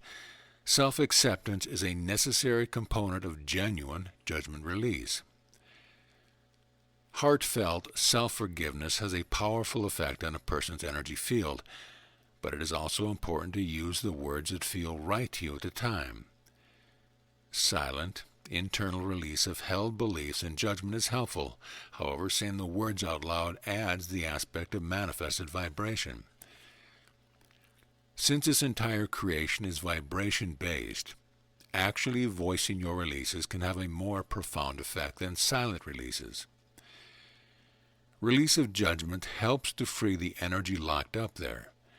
Releasing held judgments can be done by saying to yourself, in whatever way appeals to you, that you no longer wish to limit yourself with a particular belief. For example, you could say, "I forgive myself for believing," or "I release the judgment that," or "I no longer believe that." There are many judgments that need release, from the smaller events to the major themes in your life. Some examples are, "I forgive myself for judging, and believing for so long that she can never be pleased, that he never listens, that I can never be really free, that anger is destructive. Releasing judgments in this way sounds so simple, but truly releasing them is not a matter of just saying words. A real shift in how you feel must also take place. There is so much long-standing conditioning that it can take quite some time to shift some of these patterns. Consider also the impact of societal habit patterns that speak in pronouncements and thus reinforce the conditioning. How then to stop judging? Judgment is something you need to feel. Your feelings can tell you when you are making a judgment, and in fact, just feeling judgmental can be enough to create judgments in yourself. True understanding can replace judgments and habitual responses when you can recognize and release the judgments and give free expression to the emotions that have been held there. Then self-forgiveness can come from a place that is real and deeply felt. In the way that it is the spirit and not just the letter of the law, intent also determines the judgmental quality. If love and acceptance are present, it is possible that statements may have seemingly judgmental words without being an actual judgment.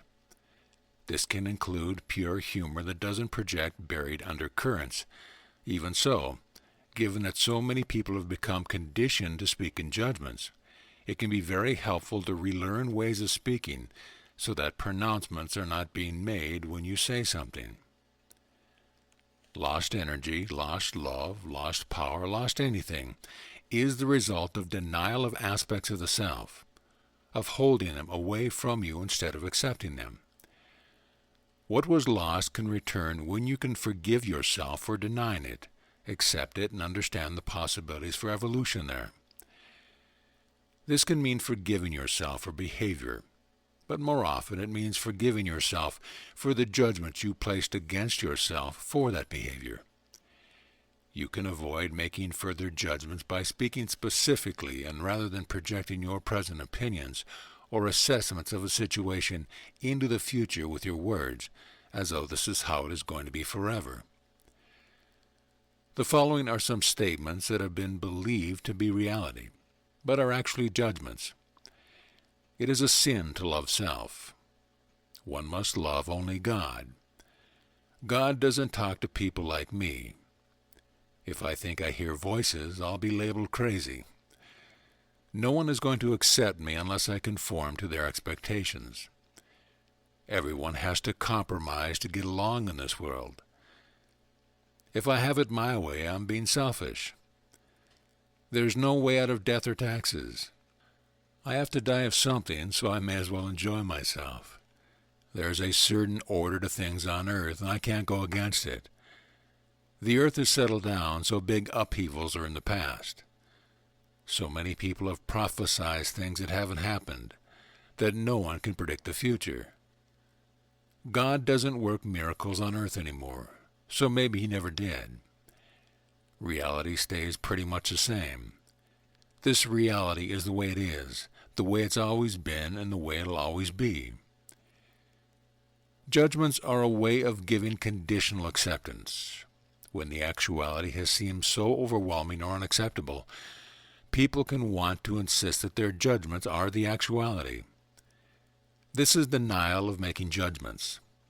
However, sometimes people are not ready to face the actuality of certain experiences or the feelings surrounding them. Even though denial has been a survival mechanism at those times, if the intention is for full healing, these denials have to be faced, accepted, and understood when the person is able.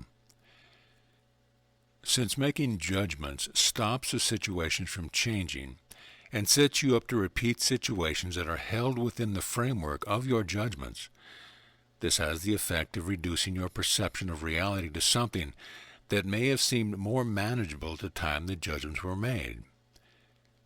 As I said, these judgments are often forgotten, mistaken for reality, and lost into the subconscious. These situations will then repeat until you realize that you are not getting the evolution, change, or personal growth that you want in your life.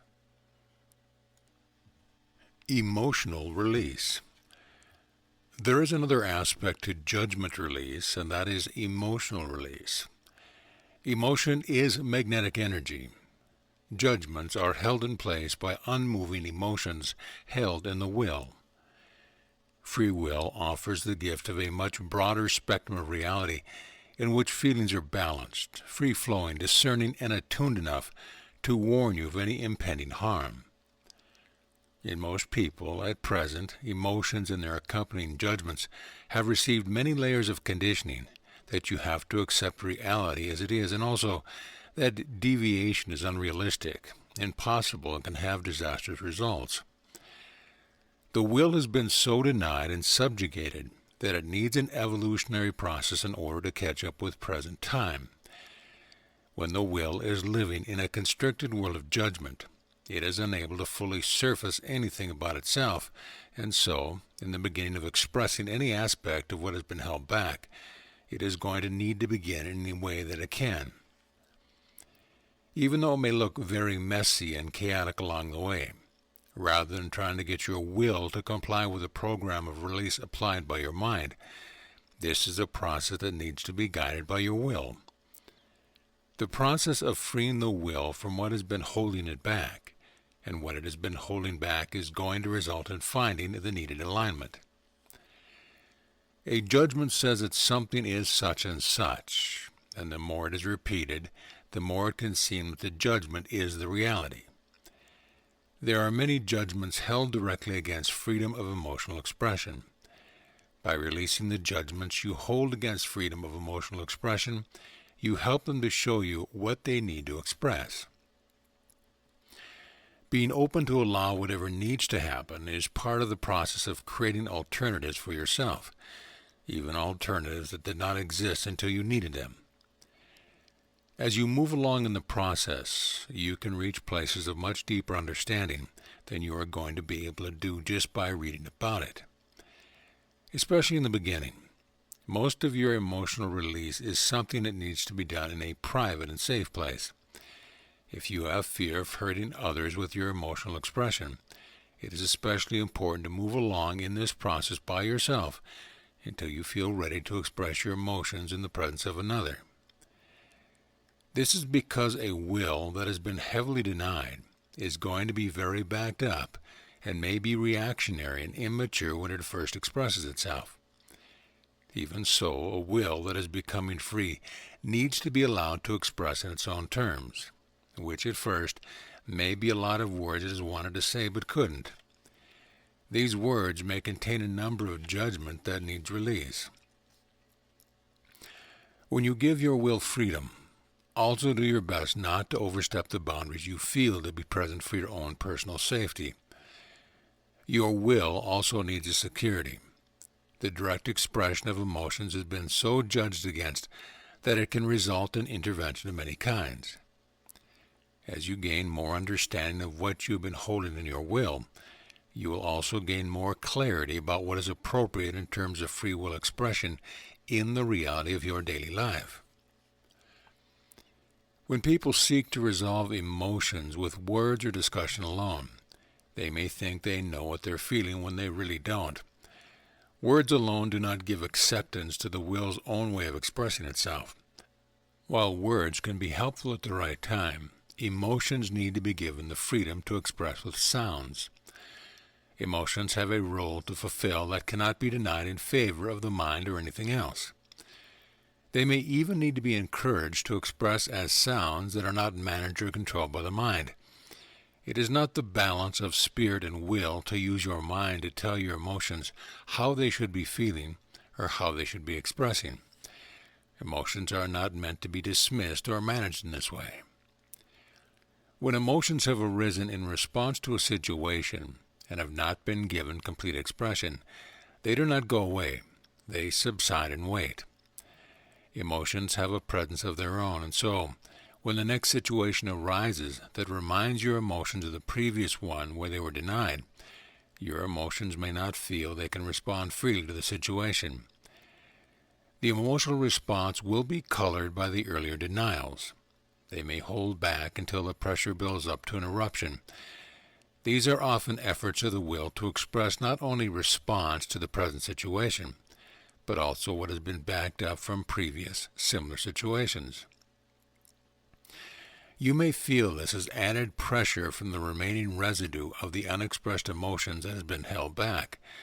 This old charge and the judgments made against your emotions' free expression both need to be released before your emotions can respond to the present situation for what it is. The usual pattern, however, has been to repeat and increase the earlier denial and put more pressure on the will if that expression feels like it is going to be more intense than what appears to be appropriate.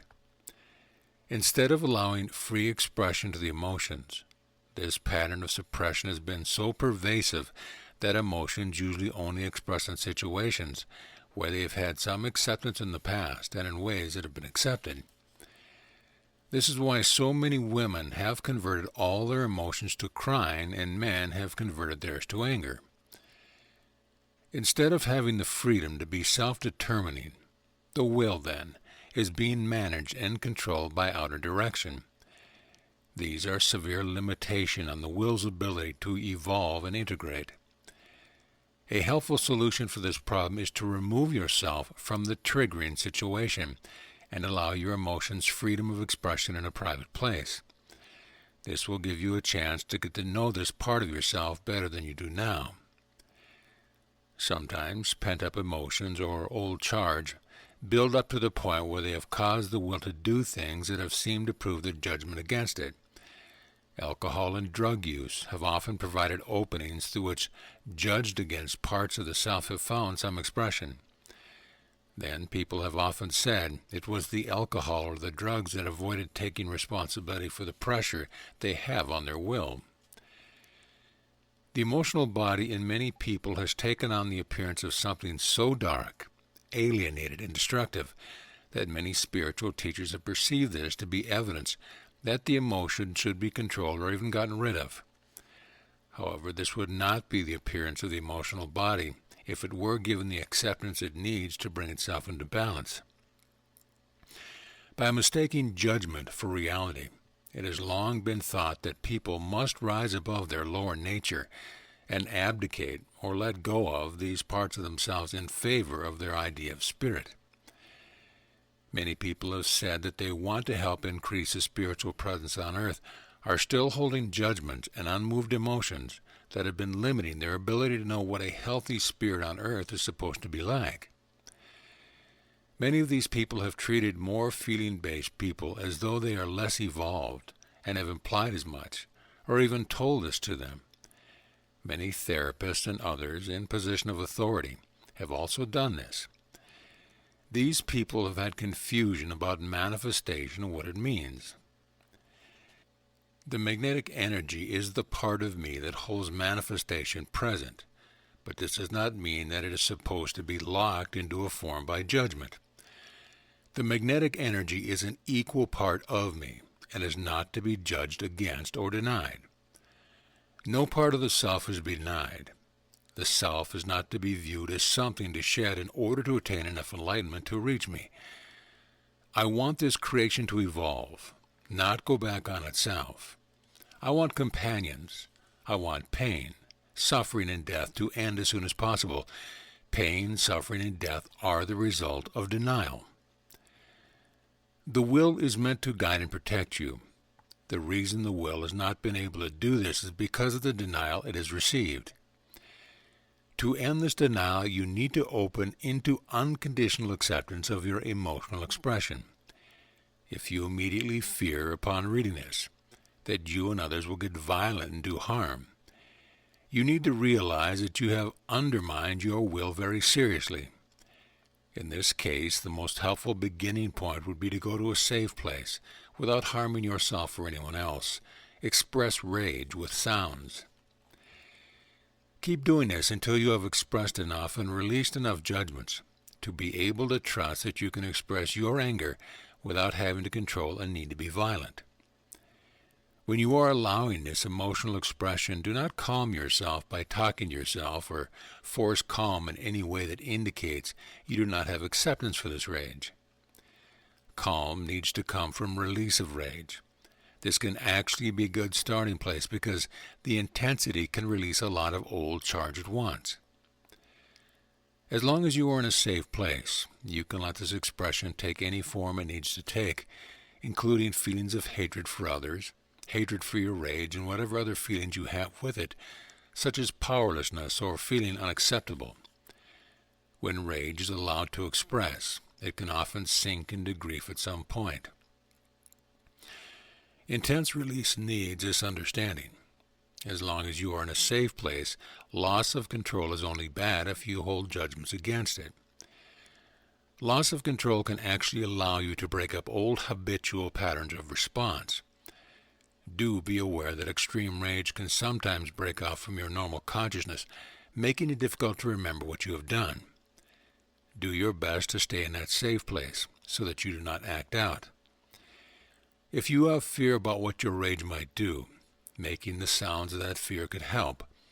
You can also ask for my loving light to be present to protect you. In doing so, you may find out that you are enraged at me, or at least at the images of me that you have. Expressing rage at me is also all right.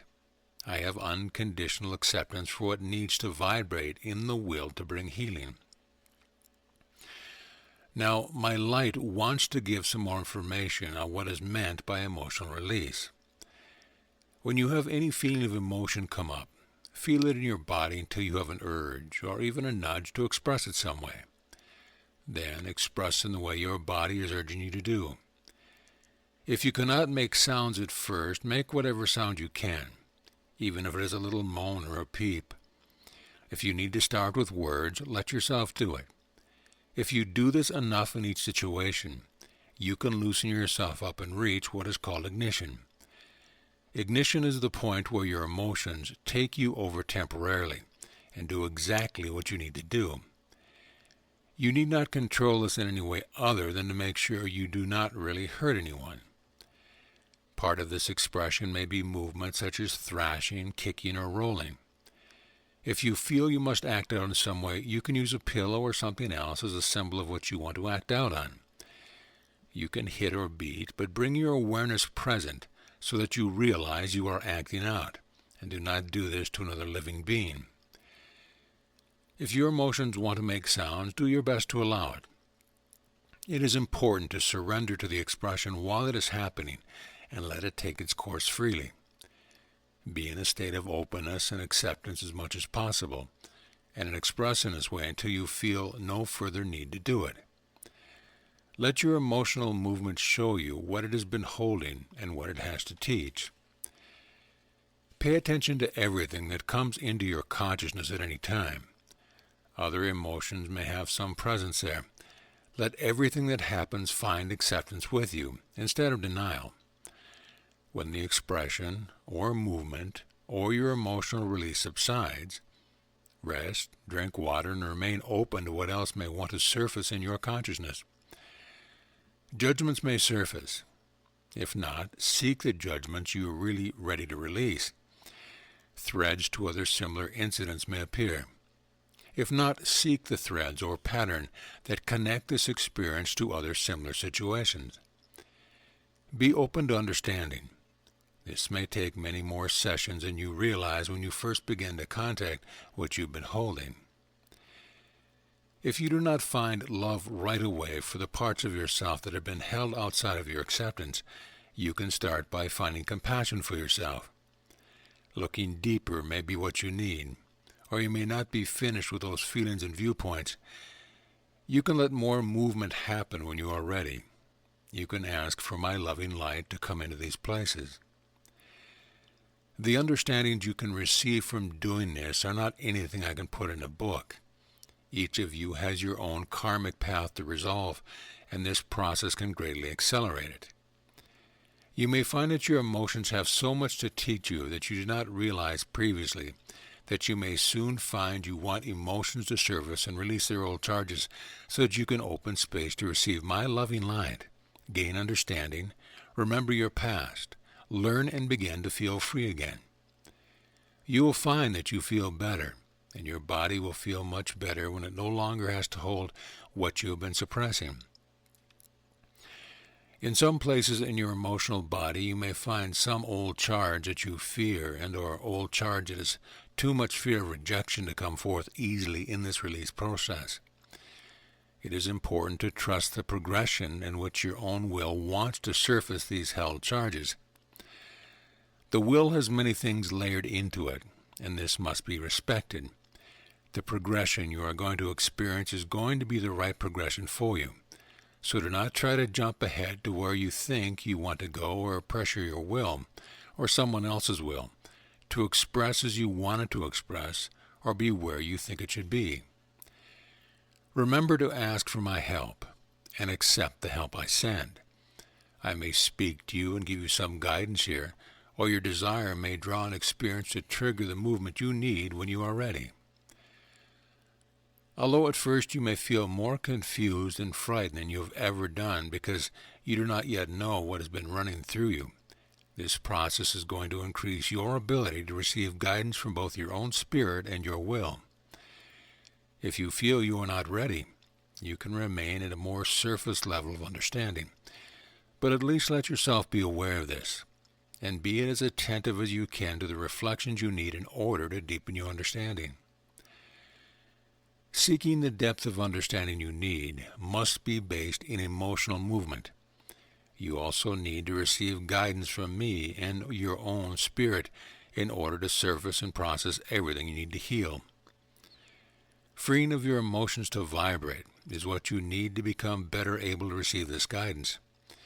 If you start where you are and release everything you can as completely as you can, whenever you feel triggered, and I do not mean that if you cannot give emotional expression to everything every time that you cannot recover, you can free your emotional body rather quickly, especially relative to how long these patterns have been in place.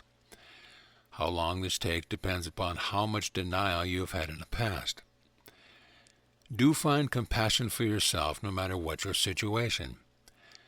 The will is meant to receive from the Spirit and trust its guidance, and the Spirit is meant to receive from the will and trust its response. The more you can clear your emotional body, the more openness you will have with which to receive. This will bring you the guidance you need to clear whatever you are ready to clear. Trust is also an issue here. If you fear being misled, get as much movement into the sphere as you can and grant yourself space to learn. As your fear is able to vibrate, you will increase your ability to recognize me as a loving presence and to be able to discern what does not feel loving.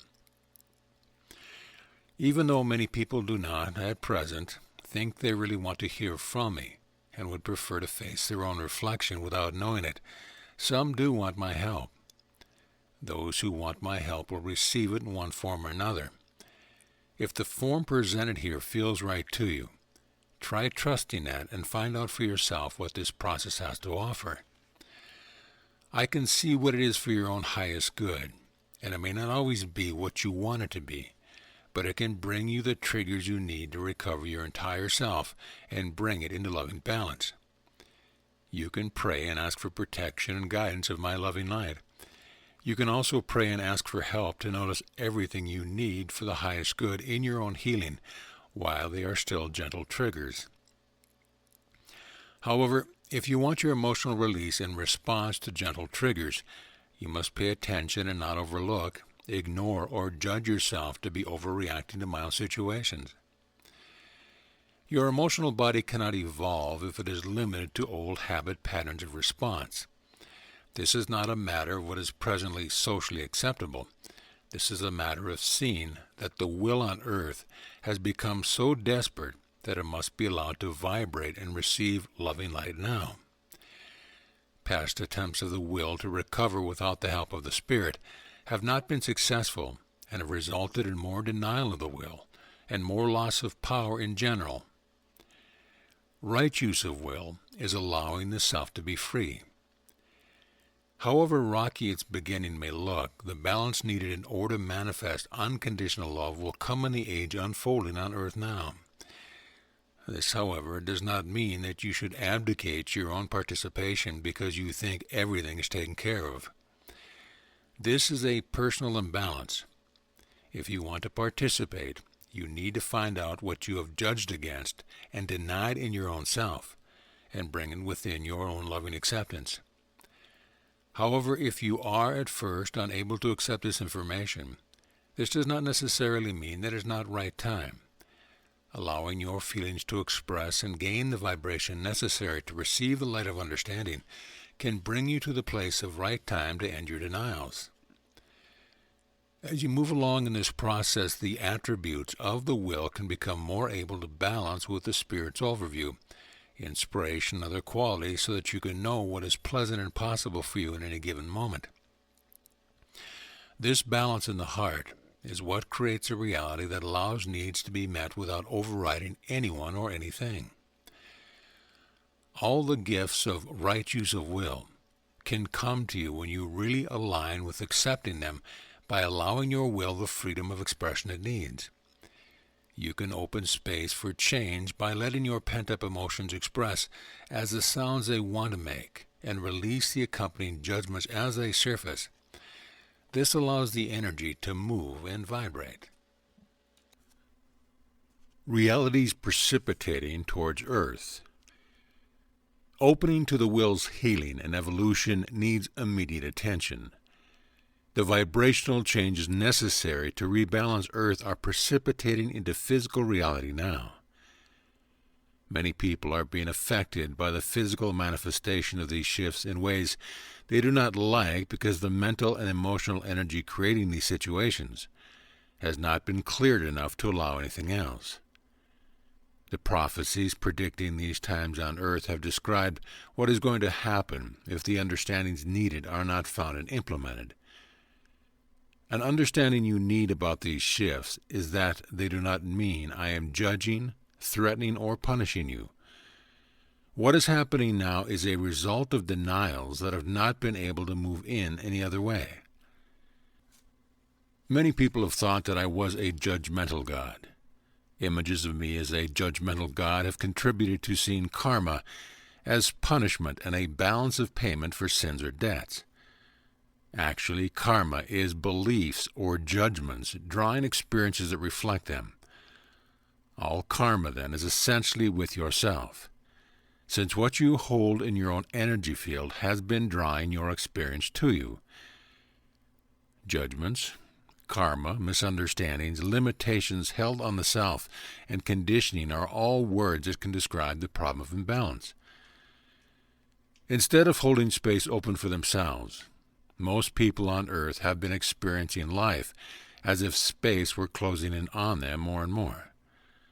This appears to you in physical reality as the feeling of less and less freedom in personal life to create what you want, and instead a feeling of more and more control, comprehension, and finally death. There has been so much closing in of space that most people have not let themselves recognize it. Many have wanted something else to fix it. The fear that the realization would be too frightening and overwhelming has been buried. This avoidance has been allowing the closing in to progress even more rapidly. Because the more the feelings are suppressed, the more unable they are to vibrate space. This increasing compression has been going on for quite some time, and the time has come to reverse this before people no longer have the power to reverse it. Each of you has your own particular amount of spiritual presence and power, and denial has been diminishing it. Inner movement must take place before this power is too compressed to recover its movement and vibrational speed. Many judgments that control personal reality do not have the final word in world reality.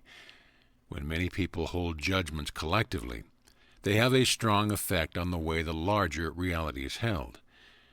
Judgments, however, are not reality, and sooner or later they trigger their own release. Emotional release is an important component of shifting the judgments.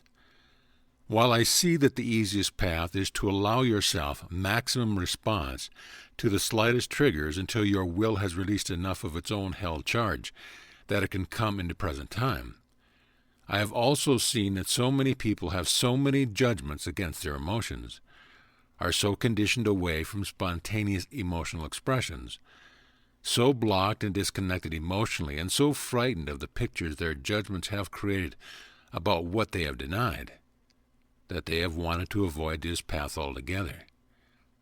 Many have denied so heavily that they have disowned parts of their will, and their denials appear to be others. They have been seen as the enemy. In doing this, people are calling for their triggers to come to them from their outer reality. By having this information, you have the opportunity to understand what is happening, to clear as much old charge as possible, and to find as much balance as you can. In doing this, you can reduce the intensity of your triggers. In any case, you are not going to experience anything more intense than what it takes to bring your old, buried denials to the surface for healing. In other words, the intensity of your triggers will match the intensity of your denials. Because emotions have been held back for so long, they have a huge backlog. At first they can appear to be imbalanced, which they probably are. But given time and acceptance, they will come into alignment. Emotional movement in response to the triggers of your karma can release old conditioning in the will, and judgment release can free the mind. You yourself can release to change what you do not want to keep the same. If you are thorough in your process, reality will change for you, even if it takes quite some time to shift these patterns. If the judgment patterns are partially released, the energy will start to move. But patterns reminiscent of the judgment will still appear in your life. This is not a curse or a sign that you aren't doing this right. This is to help you see everything involved in these patterns and find the depth of understanding that you need. If continuing to process what this triggers doesn't bring you the shifts that you want and need, you may still be dealing with symptoms and need to work the cause. I am guiding this process so that it becomes a successful clearance process for all of the spirits involved. I am putting everything in its right place so that reflections necessary can be faced without involving anyone other than one's needing that particular reflection.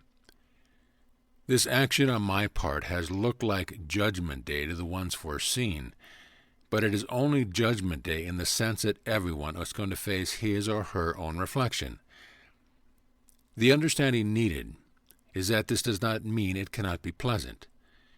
Healing yourself in the ways being described here at the right time and in the right place can release your pain. The spirits I have created are not all alike. People's true feelings are meant to guide them to their right place, but denial of the will has been so extensive that many spirits cannot find their right place unless I help them. I have many different ways to be and experience myself, and I do not want limits on any one of them. If you have a need for limits, trust that it is right for you at this time, but you must not impose your limits on another. Others have different feelings and different paths, and everyone needs to be free to follow their own path in their own way and with their own sense of timing. Even if you do not understand something, accept its right to be. I want to pull all spirits in the right place for them to grow and learn without the strife that has been going on as different kinds of spirit vie for the freedom to do as they want to do. Nothing happens in creation unless it needs to happen, no matter how it may look to you. Even if most of the spirits on earth are having experiences you would not want to have, and even if experiences are happening to others for reasons you do not yet understand, even appearing to be for no good reason at all, you have the opportunity and can make the choice to understand why what is happening to you is happening, and release yourself from having to face your denials in outer reality as much as you can. Whatever choice you make will be the right choice for you, even if it turns out to be a painful choice. You will only experience what you need to experience in order to learn what you need to learn, no matter how much power the reality of others seems to have. An understanding you need about protecting yourself when you are surrounded by a reality that does not seem to agree with your own personal choices is this. Get in touch with why you are there. process everything you can find in yourself regarding this in the way that I am explaining here and see what happens. I am going to help you with this because I can see that the reality on earth is pressuring for widespread conformity. You also need to do your part by developing and using your discernment. By taking responsibility for yourself, you can clear up everything that holds you to a reality or part of reality that you do not like. Because misunderstandings have been in place for so long, this can seem to be a tall order, much more complex than many people have thought when they began. But if you do not begin, you cannot get there. When you no longer have anything within you that attracts what you do want, your right place will feel good to you because it will not have anything that you do not like. I am not sending any spirits to what may look like hell to you unless their denials are so extensive that they refuse to accept anything from me. What may seem like hell to you may be heaven to them. I feel I need to mention this because so many teachings have said that man is base and that if he gives into his true feelings, he will bring hell to earth or be condemned to hell. To bring your own will into balance, it is necessary to give in to whatever you feel in order to find your true feelings. By giving direct, emotional expression to whatever you feel, you can find your true feelings, which may be hidden underneath your usual spectrum of acceptance. Your true feelings are not in opposition to me, but you must allow whatever you feel so that the warps and twists of your judged-against feelings can have a chance to evolve. Through this process, they can come into alignment. I am love, but confusing self-denial and guilt with love has resulted in many people feeling afraid to make the shifts necessary to end their denials. If people are not ready to accept this information, I will accept their choice, but they will not be able to have this choice on earth. Earth's time for harboring denial is over. These denials and the resulting imbalances have gone as close to the tipping point of being unrecoverable as I can let them go. I want this denial ended now. The pain present in that which is loving, but has been held outside of love, is unbearable and must be healed. Denial has allowed many to ignore this pain for a long time, but I am not disconnected from it. I want you to take responsibility for your own denials. The earth can no longer remain hospitable to denial and imbalance, and so only those spirits who are in harmony with ending denial and finding alignment and balance are going to be able to remain on earth. Fear needs to move around this. The fear of displeasing me is a very great fear on earth, which also includes those spirits who blame others, and those who have been rebelling and acting out to show me that they don't care what I think. All the spirits who originally came to earth overstepped their limits of right time and right place and experienced things before they were ready. That overwhelmed them, and with spirits they could not accept unconditionally. All of you have been holding fear of displeasing me in common, even if it presents as anger that says it doesn't care. All of you fell away from me into experiences for which you were not really ready, and all of you have suffered the consequence. Many spirits have believed that this was punishment from me. Many have seen me as judging or threatening them when I have tried to show them their misunderstanding. Many have tried to push my presence away in the belief that I, then, would not be able to see them or judge them. As painful as many of these experiences have been, they were needed because understanding could not have been gained another way, or it would have been. I am not judging you for this. I understand why this happened. I seek to help you and warn you so you can release yourself from the path of pain and suffering. Many things have been forgotten and lost under the layers of conditioning that have resulted from repeating and repeating reenactments of old misunderstandings. I have not been sending you pain as punishment. Pain is supposed to warn you that you are going past yourself. Pain only continues if you continue to refuse its message. However, by overriding or ignoring parts of yourself, many of you have created a long history of denial. Extensive denial has created many situations in which it has seemed that there are no completely pleasing and harmonious possibilities. Life has seemed to be compromise, overlooking things and choosing the lesser of two evils, when in fact it could be much more happy and pleasing than that. Beginning wherever you are is the important first step, and finding your true feelings will let you know where you are. Many spirits have been having trouble believing in me, believing what I have said, and that I have said anything lately. I have let this experience go on earth for as long as I can. I am speaking now to all the spirits in the form in which they can receive me, because even the ones who still want to refuse to hear me must at least accept from me the power to put them in the right place. Spirits who are not ready to hear from me will be put in their right place, where they will not have to hear from me until they are ready, and where they will no longer be mixed in with the ones who want to hear from me. Earth has reached the place where her balance must be restored. Those who remain on earth will have to accept and understand what the earth needs to be healed.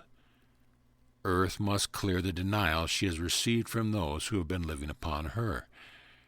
Earth can no longer tolerate the abuse she has been receiving, and for that matter, neither can the animals. The animals, for the most part, have appeared to submit to what has been done to them. In the denial of the animals, people have mistaken their patience for lack of response. As people have shut themselves off from most of the animals on earth, they have lost more than they have realized. Animals have much more to their behavior and much more to their potential than most people at present have been willing to acknowledge or even notice.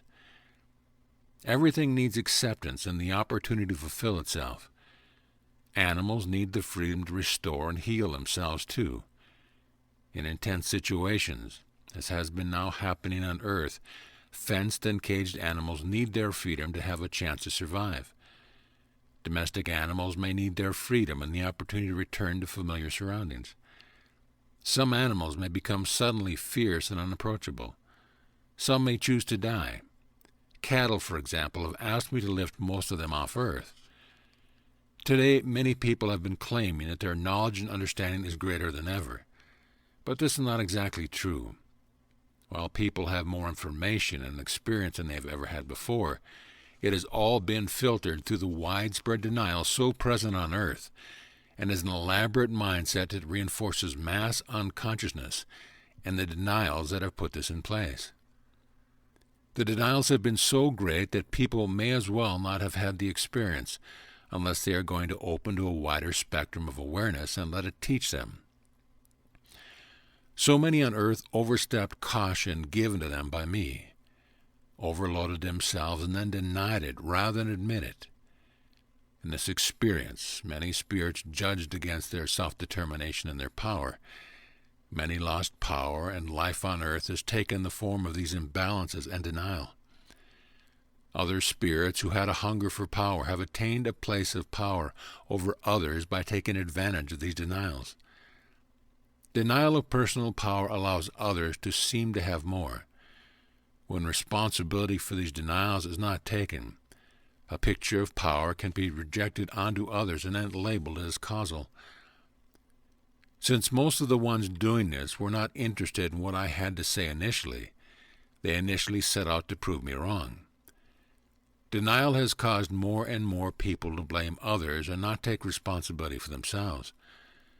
I am not telling you the specifics of this because your own feelings need the opportunity to surface your own memories and your own reasons for being involved. It is up to you to do your part. What you experience as a result of what is happening on earth is a matter of personal choice. You can find the balance necessary to live in harmony with everything in the way that is right for you. While many people have thought they have this harmony, it has been at the expense of their own will. Finding the balance in your heart by bringing all of yourself within love is what needs to happen now. This is the survival path. By seeing and understanding how situations have been created on earth, you can learn how to shift reality for yourself. You cannot avoid it by denying that it is happening. You must seek the way to create differently.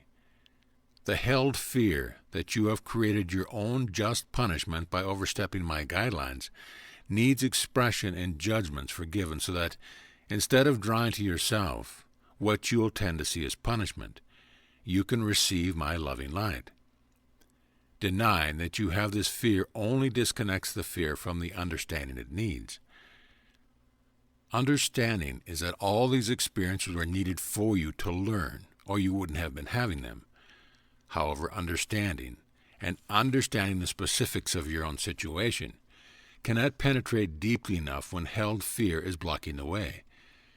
It is important to give acceptance to this fear and let it express itself so that it can both give and receive understanding.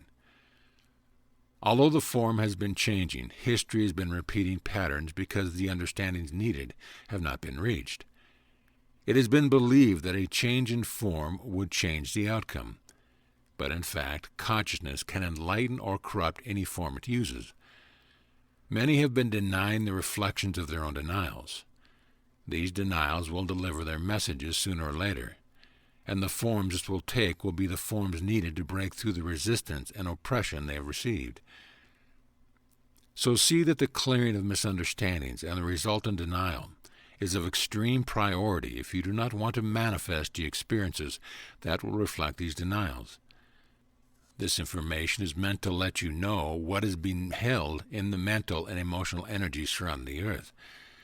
This held energy can precipitate into physical reality, unless those who have created it make changes in their own energy fields.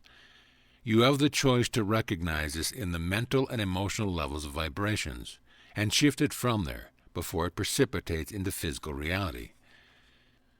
If the denials being presently held in the emotional and mental energy of the spirits on earth do not precipitate into physical reality without making sufficient shifts in their energies beforehand, it will be seen, and I exaggerate not, as doomsday.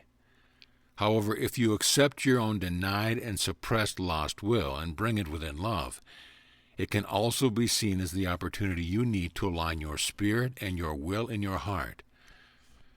The more clearance you choose to do at the mental and emotional levels, the less outer reflection of these imbalances you will have to face. The wish to maintain denial can perceive the mention of that which is denied as threatening. If you feel threatened, you have a great deal of pressure on your will. Otherwise, you can appreciate the warning. These words are not meant to sound like a threat, but if they trigger your emotions, letting them express as much as they want to can speed up your process. I am willing to help in whatever way my help can be accepted. At present, the openings through which people will allow help have been very limited by judgments, denials, and separations. Help must match the opening to receive it. When emotions are held back, they clog up and block receptivity. Do not underestimate the power of your feelings. If you ask for help while emotions are held in place by the belief that you don't deserve it or cannot have it, this held energy can prevail to the point where help will have to take the form of trying to trigger these denials. Disconnected feelings can take form in outer reality in many ways. Some spirits have had a death wish, which they deny, and some have believed that they would rather die than face their denials. Both of these patterns have been heavily denying their own denials. Examples of the reflections of these denials are that man has been ravaging, poisoning, and destroying the earth, while claiming that life is better than ever, and suffering more ill health than ever, while claiming he is only better diagnosed. Some have been saying that it doesn't matter, or that none of this will affect them, while denying the awareness that could notice they are not vibrating enough of themselves for this to actually be true. The threat of nuclear war and the proliferation of radioactivity, while claiming there are no viable alternatives, are the most macabre reflection of these denials. Rather than being given direct expression as emotion, the acting out of anger held in a state of denial, and judged to be destructive, has been building weapons that could destroy the entire earth, while claiming that these weapons are only to ensure peace and are not to be used. The practice today of overriding the earth, the animals and the people with pollution and other death-creating problems over which they have been given no real choice, is not the practice of free will. However, this could not be happening if the vast majority of people had not already overridden their own wills. While it is possible that some pollution and poisoning could have taken place as a reflection of the imbalance of spirit and will, learning takes place before death results unless the denials are so substantial that death is all they can create. The massive attempt to kill Earth has been carried out by spirits who have this much denial. These spirits have been denying others in favor of themselves.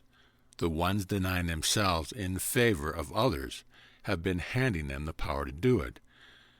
Once denial is cleared from the earth, people will find that they really are compatible. Government, if needed at all, can then take the role of open-mindedly observing, investigating thoroughly, giving advice, and holding the balance points. At present, life on earth has been manifesting as much of the pretense and reverse of this as people's denials have allowed. The question of how to have a society without oppression is the question of spirit and will accepting the process of balancing in the heart. Presently, most people's feelings have been so disconnected from the consciousness that they have been drawing experiences without the understanding of why these experiences are happening. When emotions have been relegated to the position of having nothing to teach, and instead views as something to control, manipulate, or get rid of, events can appear as though random. When people do not take responsibility for all of themselves, the results can often be blaming others and acting out on others.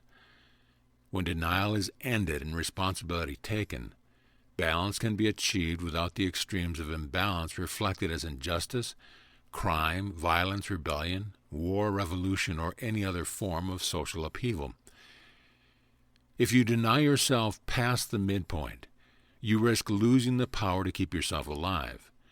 This is the actual state of many people on earth right now. Instead of allowing this denial to continue until it precipitates the destruction of earth, I am intervening. I will not allow earth to be destroyed by any of the means now being employed, because the death wish of some would override those who want to live.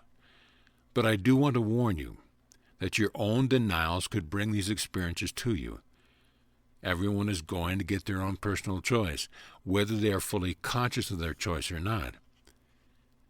Everything being done on earth right now to try to halt the destruction is necessary, and a part of the process of individuals reclaiming power over their own destiny paths. I want to point out, though, the inner work is extremely important. You don't know what you are really facing out there until you find it in yourself. I will help in whatever way is appropriate, but I cannot lift this struggle off earth until enough has been learned that these same patterns will not be recreated or drawn back to earth again. The earth does not want to be inhabited by those who disrespect her any longer. Those who have been feeling victimized by the situation on earth have something to learn here too. When personal denial is ended, everyone actually does have enough power to protect the self from harm. The end of personal denial allows the will to create a place for itself that is free of denial and what denial has been creating. Do not hold any limits on the possibilities here. The will wants to be free to find balance and has been attempting to recover through any avenue it feels might be available to it. When the will has attempted to express as much held emotion or old charge as possible in situations that have triggered it, the will's attempt here have usually been misunderstood and heavily judged against. A free will is not destructive as society is feared. When the will is trapped in a web of judgment, its attempts to release the pressure of repression and denial have often done the thing that society has feared. How could it be otherwise when the will has been so trapped that it has felt desperate?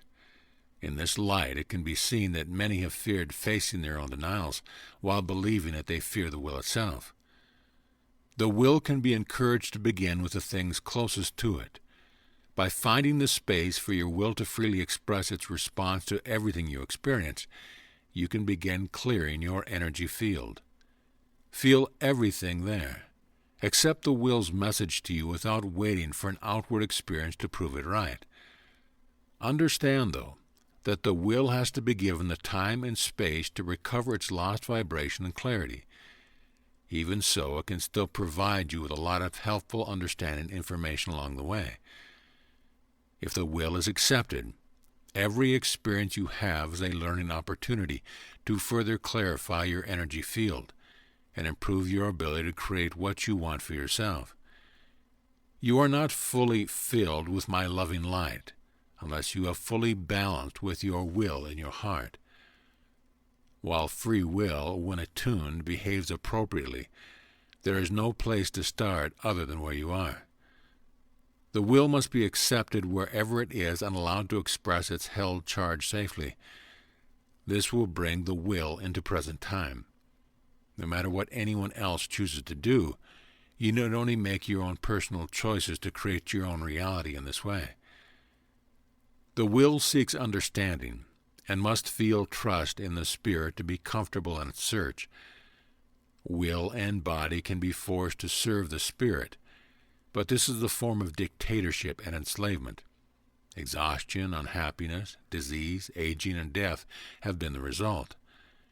The ability to live a long, healthy, and happy life comes when the will and body are not forced to do what they don't want to do. Many have fears that doing what they want to do will lead to inertia with resulting homelessness and starvation. Others fear they don't know what they want to do, or they cannot survive doing what they want to do, given the way things are on earth now. Some fear this will lead to all manner of degradation.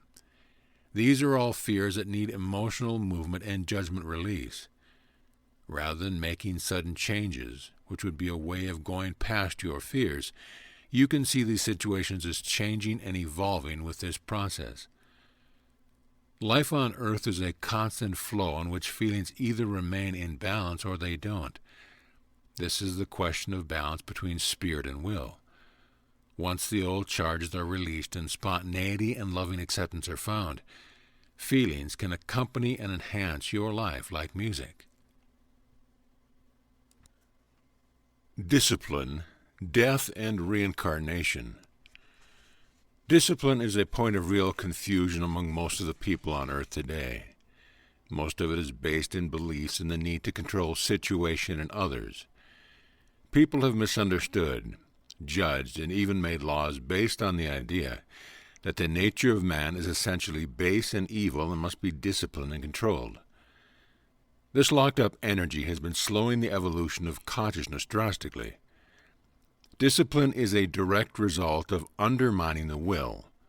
Suffice it to say that an attuned will is always appropriate. When there is balance in people, there is no need for discipline. Disruptive behavior or opposition of any sort is always an attempt by the will to express what it can no longer hold. Often the origins are older than the person's present age. Lack of understanding about how to handle this has often resulted in discipline. Allowing direct expression as sounds by whoever is triggered by this behavior can help bring understanding so that the disruptive behavior can be resolved with the loving acceptance they need. The process of aligning your own will has to show you the true understanding here.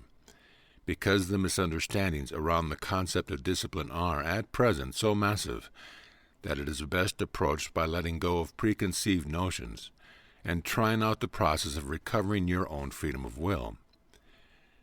The will must be unconditionally accepted by the spirit to be able to balance with it in the heart. The will has been so severely disciplined on earth that it is extremely confused and in fact is very much like an abused child in most people, full of distrust and held emotions. The will has been damaged to such an extent that death has been the regular result, and nearly everyone has accepted this as the way it is supposed to be. The fact that death is taking place at all indicates a serious and long-standing imbalance of the spirit and the will. Death and rebirth are only a temporary way to work with this imbalance.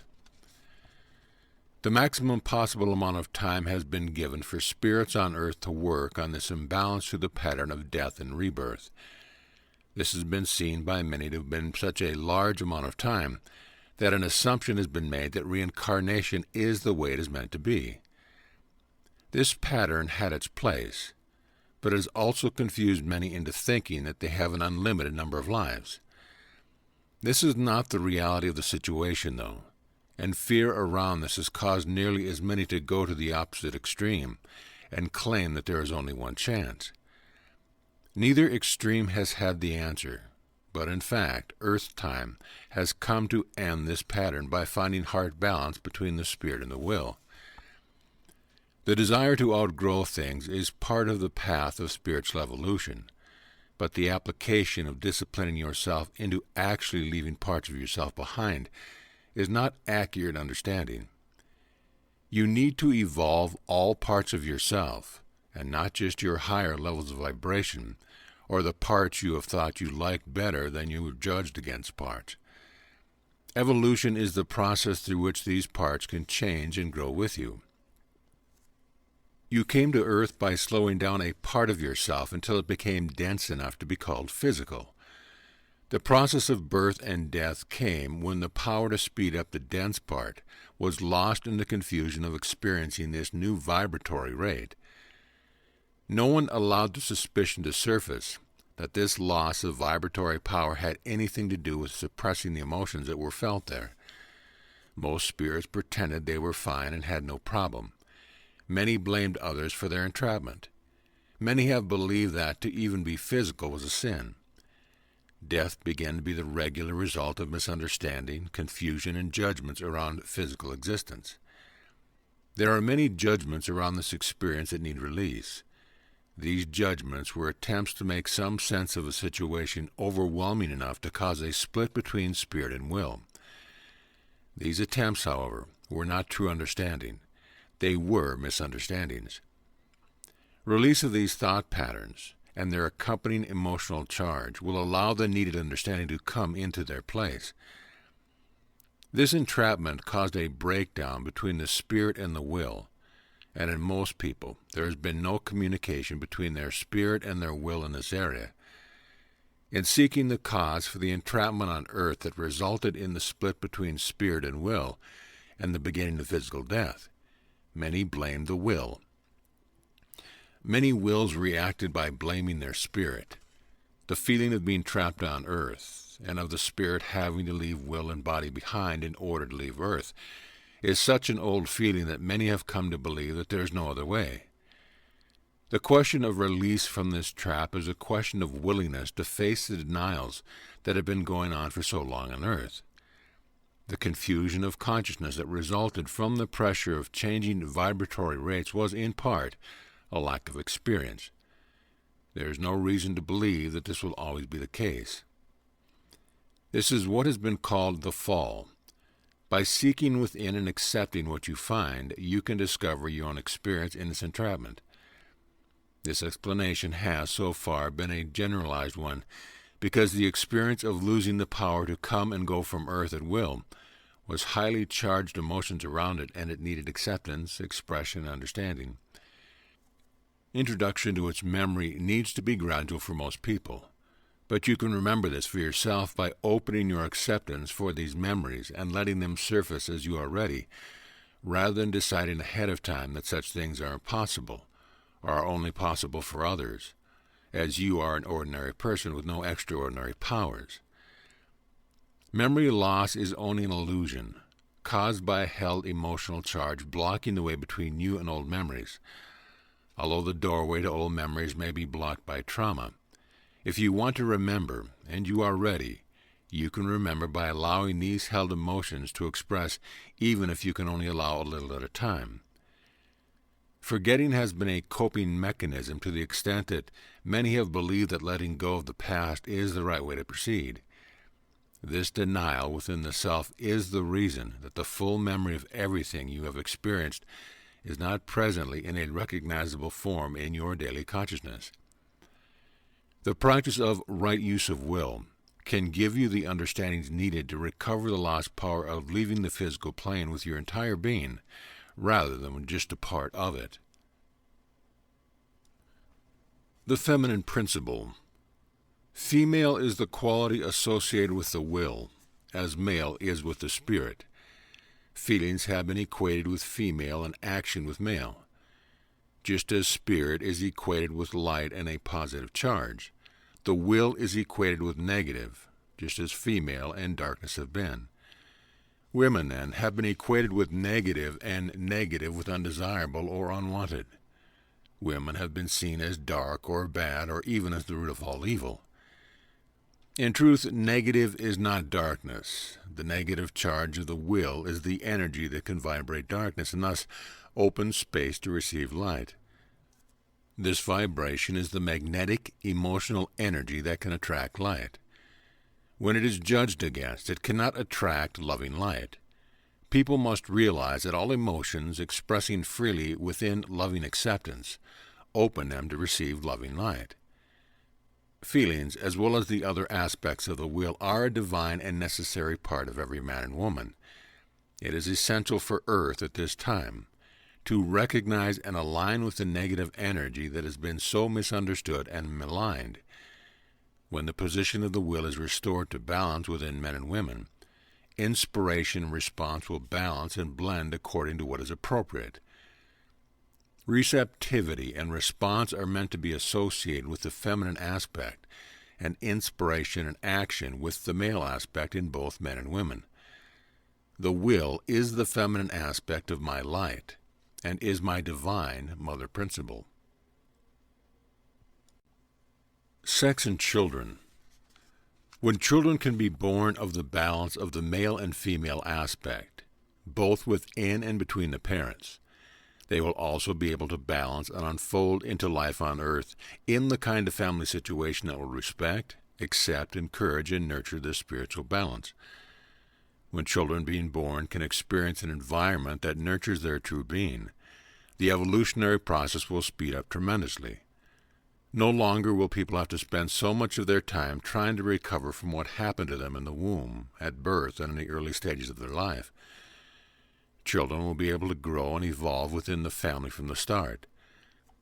It is a real possibility to attune yourself so that any children you have in the future will be attuned to you and to the rest of your family. Parents and other family members you already have may or may not accept this growing spiritual attunement in you. Old conditioning and conditional love has often pressured people so that they have not found their own sense of self or their own path very easily.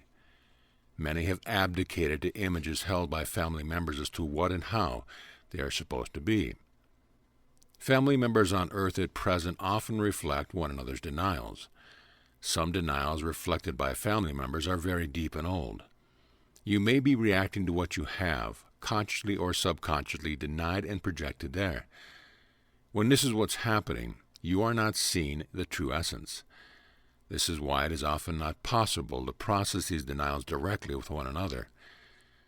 The complexities of this will unfold as you progress in your process, and is another reason why it is much preferable to process with yourself first. Processing in this way can bring shifts in your relationship with others. Often finding spiritual balance for yourself can bring spiritual balance to your entire family. This will bring much-needed harmony. Many of the problems on earth and within family relationships can be traced to sex without love or sex with only conditional love. When sex is not given acceptance within my love, this energy field has an adverse effect, not only on the people involved, but also on the children who may be conceived. When this is the case, the denials involved can manifest in the children, and the accompanying judgments can partially or fully block receptivity. The spiritual sanctity of sex is not in its right place when sex is treated as something dirty, shameful, or in any other ways that place it outside of my loving light. Sex is not meant to be evil, base, lustful, animalistic, or any of the other judgments it has received. Sex is not to be placed outside of my loving light by labeling it as something to be outgrown or given up when spiritual awareness is seriously sought. Since the will has been so denied and misunderstood, the act of physically having sex has often been filled with these denials. Then, instead of a shared, loving experience, sexual activity has often been dominated by denials, physical need, and a drive for gratification. This creates a separation or gap between the sex and my loving light, in which many things can and have manifested that have been very problematic, not only for the people involved, but also for Earth. The questions that some people have raised about what has been labeled loose sex have been founded in feelings that something is not right about it, but it is sex without love, not sex without societal approval. This is what has not been right about it. Instead of each situation being seen for what it is, the judgments have angered many people who have counter-judged that it was just some punitive religious ban and a prejudice against people enjoying their bodies.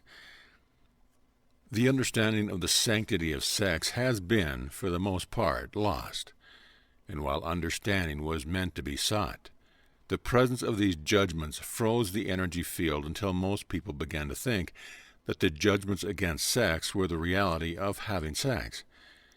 This is all going to clear up as people end their own denials. When people have a sexual relationship, this closeness and focus opens their energy fields or auras to one another, and their energy fields mingle together. The love that is present and also the denials mingle together. Often, people have not known what is being held in a state of denial there. In sexual relationship, what is yours becomes what is ours. When men ejaculate, they can and often do pass denied emotions to their partner. This is problematic, but it is particularly problematic when what is past is denied hatred of women with a charge of denied rage. Each person must be responsible to him or herself here, as no one can really be the determiner of this for another. If the ones involved claim that they have only love and have not given acceptance to the denied undercurrents they have, they are having sex in the presence of denial. Opening to accepting your own judgments and denied feelings is the most important thing you can do to help the situation. Sex in the presence of denial, and especially sex without love, has been opening space for problematic reflections to manifest and for denial spirits to enter Earth. Sexual energy is magnetic. Magnetic energy attracts what it is vibrating to. The love that would naturally connect through sexual closeness is meant to increase light, love, and will presence through orgasm. But will denials is not able to attract loving light. Orgasm with denial in the energy field has been increasing the presence of denial on Earth. So many people have increased the denial on Earth in this way that the ones able to see it have thought that sex brings darkness to Earth. The true understanding is that sex in the presence of denial has been increasing the darkness on Earth. Not only do the ones doing this increase their own denial and lessen their light, the children they attract to be born through these unions carry the denials that are present between the parents. This has been playing a larger role than most people have realized when these denials manifest in the relationship with their parents and their children, and they dislike so many things about them. Many people have thought that child raising was not so pleasant, but was a necessity, even though most people have been told that it's supposed to be, and claim that it is a wonderful and loving experience. The truth of the matter is that many parents have been having trouble accepting their own children unconditionally and vice versa. Many parents have mixed feelings about their children, as they do about their parents. Even though many people have tried to tell themselves that this is just the way life is, this is no accident. This is a definite relationship. The more alignment you have within yourself, the more alignment you will attract as a partner and in your children. Wherever there's a lack of alignment, you will attract the reflection of these denials. The more lack of acceptance in the parents, the more unacceptable and unaccepting their relationship with their children will be. Even though most people on Earth have not yet experienced unconditional love for one another, this now needs to happen and must not be believed to be impossible. Everyone has had the experience of loving parts of another person and feeling very annoyed or even hateful toward other parts of that same person. It has been thought to be that when you love someone, you have to put up with whatever they do that does not please you. This has been called unconditional love. However, what about you and how this really feels to you? When you feel you have to suppress parts of yourself in favor of someone else, this is conditional love that involves self-denial and self-sacrifice, that hasn't known how to fully love self and love another at the same time. An understanding needed now on earth is that many people, without realizing it, have left themselves open to attract to themselves darkness that they have not been prepared to handle. This darkness, then, is in themselves and in their children.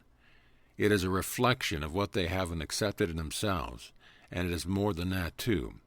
But it is not something that can be fully explained right now.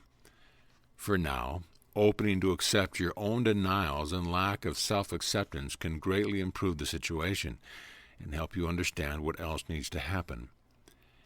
It does not further healing to continue with the misunderstandings that I've asked people to sacrifice themselves for others. Original cause in creation had this misunderstanding as a part of it. If you look at this thoroughly and follow it through as many implications as you need to understand it, you'll see that it does not work. This includes the raising of children.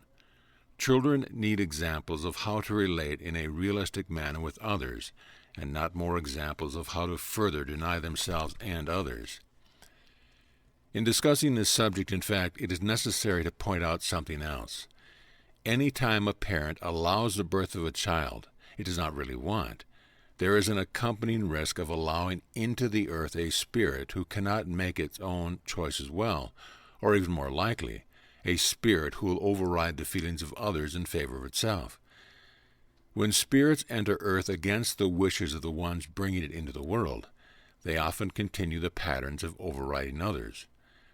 Earth has been reaping the harvest of these practices. In taking responsibility for bringing spirits to earth, it is also necessary to realize that the openings made through conditional love have allowed a mixed presence on earth, and the openings provided without love have allowed loveless spirits to enter earth. Knowing yourself helps you to know whether you really want the child or whether confusion about individual will and divine will is causing you to accept a child you not really want. In any case, a child not totally wanted is not a child of unconditional love. At present, abortion is actually preferable to increasing the presence of spirits who will deny others in favor of themselves, and preferable to increasing denial in general. Having a baby because others say it is required and abortion is not allowed brings more spirits who are not in harmony with respecting others. In pregnancy, both the baby and the mother have to be considered. If there is an alignment, conception will only take place no matter what day of the cycle, if the parents both want a child and the right child for them wants to enter at the time. Living with the fear that unwanted pregnancies are a part of life is not necessary. Unwanted pregnancies will not happen if both potential parents are balanced, and also will not happen if you use the method of birth control that you feel is necessary until your body tells you that it is no longer necessary. If you are on your way toward balance and are making this clear, denial spirits will not seek to be born through you, because they will know that you will not allow it. During the time that balance is being sought, unconditional acceptance of everything that happens along the way is needed, including any feelings of fear, anger, grief, guilt, and loss. If an unwanted pregnancy presents itself, seek the denials involved by looking over everything that presents itself about the situation and learn without making judgments. The conditioning that sperm are madly swimming for their life toward the egg no matter what, and that barriers to this are the only hope, need release. Sperm can be guided by the consciousness in which they are ejaculated. This is why some people wanting children and having low probability of producing them are able to do it anyway. This guidance is the consciousness of both potential parents, not just the male. The persons involved must both be clear about whether they want a child at this time or not, and the harmony must be at all levels between them. not just mental or just sexual or just feeling good with one another or any other partial acceptance. If, on the way to balancing, you are not finding wholly compatible partners, some birth control is still going to be necessary. You can still see the situation as evolving toward a time when the need for birth control is a thing of the past, as the balance between spirits experiencing sex with one another increases the presence of loving light, will, and heart on earth, and guides the process of conception to attract only spirits in harmony with the destiny path of earth. Rest assured that this can happen quickly, but don't pressure yourself to be there before you really are. Allow yourself the space needed to learn what you need to learn so that you can evolve. The outer shifts that will bring this evolution are close at hand, and the conception of a child at this time, I want to remind you, is going to reflect your denials as well as your self-acceptance. You will then have a more complex situation in which to find alignment. So unless you feel you can have unconditional acceptance for what is ever going to happen, I recommend postponing pregnancy. This will not stop anyone from having children later if they so desire. It will protect people from the grief of perhaps being unable to protect themselves and or their children from the consequence of these denials and from what is happening on earth. As much as possible, energy is needed now to focus on bringing the self into the balance needed at this time. You are going to be able to have children and lovingly care for them with much joy if you allow yourself to increase your own inner balance first. Having children without finding this balance first can still be a healing path, but may bring more pain for the spirit and the will to have work out. Pain in childbirth, for example, is another expression of less than total attunement between spirit and will, and between mother and child. An understanding needed is that judgment here is not helpful. Painful and difficult pregnancy and birth, and also painful child rearing, can heal so to be no more painful or traumatic experience with it. The pain of the will has increased each time it has given birth without the loving care and acknowledgement of the sacredness of bringing spirits forth on earth. Overpowering doesn't need to happen between parents and children. Children need an opportunity to develop their own responses to situation and learn to choose accordingly. Right use of will is for all ages. If family is not allowing children to develop their own free will, the children need to realize that they may have chosen this family, or there may not have been any other opening through which they could be born. They will have to accept this to whatever degree is necessary, and do the best they can to make space for themselves, and hold on to their own sense of self until they are able to leave home. If parents are not intending to interfere with the free will of their children, but are not sure about what this means, let me say this. It does not mean letting the children run over you. This would be denying yourself in favor of them. However, do not deny them in favor of yourself either. This is a delicate balance, especially in the learning stages. If the behavior of your children does not make sense to you, as much as you can, discern between your own needs and theirs. For example, you might say, I understand that you want to do this right now, and maybe you can do it later, but right now it is necessary for you to do this, whatever it is with me. Encourage and support them. Let them learn and protect them while they are learning. You can give guidance and let them learn without imposing your reality by requiring them to do or see everything your way. Protecting children from danger is necessary, especially in the world at large, but this can be done constructively without filling them with fear, often by simply being present with them. For example, instead of stopping a child from learning to do things by telling the child he or she is going to get hurt, you could help the child to be successful. Instead of telling a child to be quiet, you could listen to what the child is trying to express. Rather than making judgmental pronouncements, you could help the child to learn. If you feel you need to say something, make your comments specific rather than a generality about the child's ability.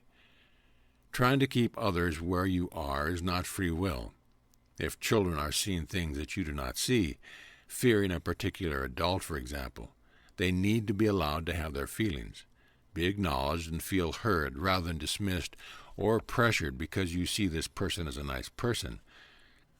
It is important to give acceptance to emotional expression rather than use it to control what is accepted and allowed. If children are angry, see if they can be helped to find healthy ways to give it a direct expression other than acting out, and start by giving acceptance to their anger. It can help to express your own anger without frightening the child with it. Acceptance and acknowledgement can increase children's confidence and self-acceptance.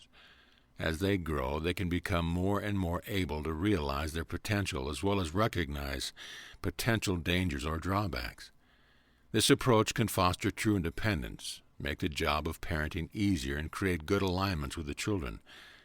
Then, when children are ready to leave home, they can do so with confidence and balance rather than in a reaction to their parents. If the situation has not been as described here, it can always begin. Starting from where you are is the only point for beginning. You may need to begin by giving expression privately to your own emotions. This is often better done in private so that children do not misunderstand or become frightened of their parents' emotions. If you have enough self-acceptance to express your emotions in the presence of your children, that doesn't mean subjecting them to verbal diatribes. It means making the sounds your emotions need to make. Giving acceptance to children's emotions and points of view help them to communicate and express themselves. Seeing that children and parents are together to learn from one another, and not just the child from the parent, can accelerate the growth. Chances are that time is going to be needed to reach the understandings needed. Allow time to show you what you need to see. Free will between people. Mixed presence on earth has resulted in no one on earth being able to completely fulfill his or her own destiny path. Everyone has been finding that they can only do some of the things they want to do.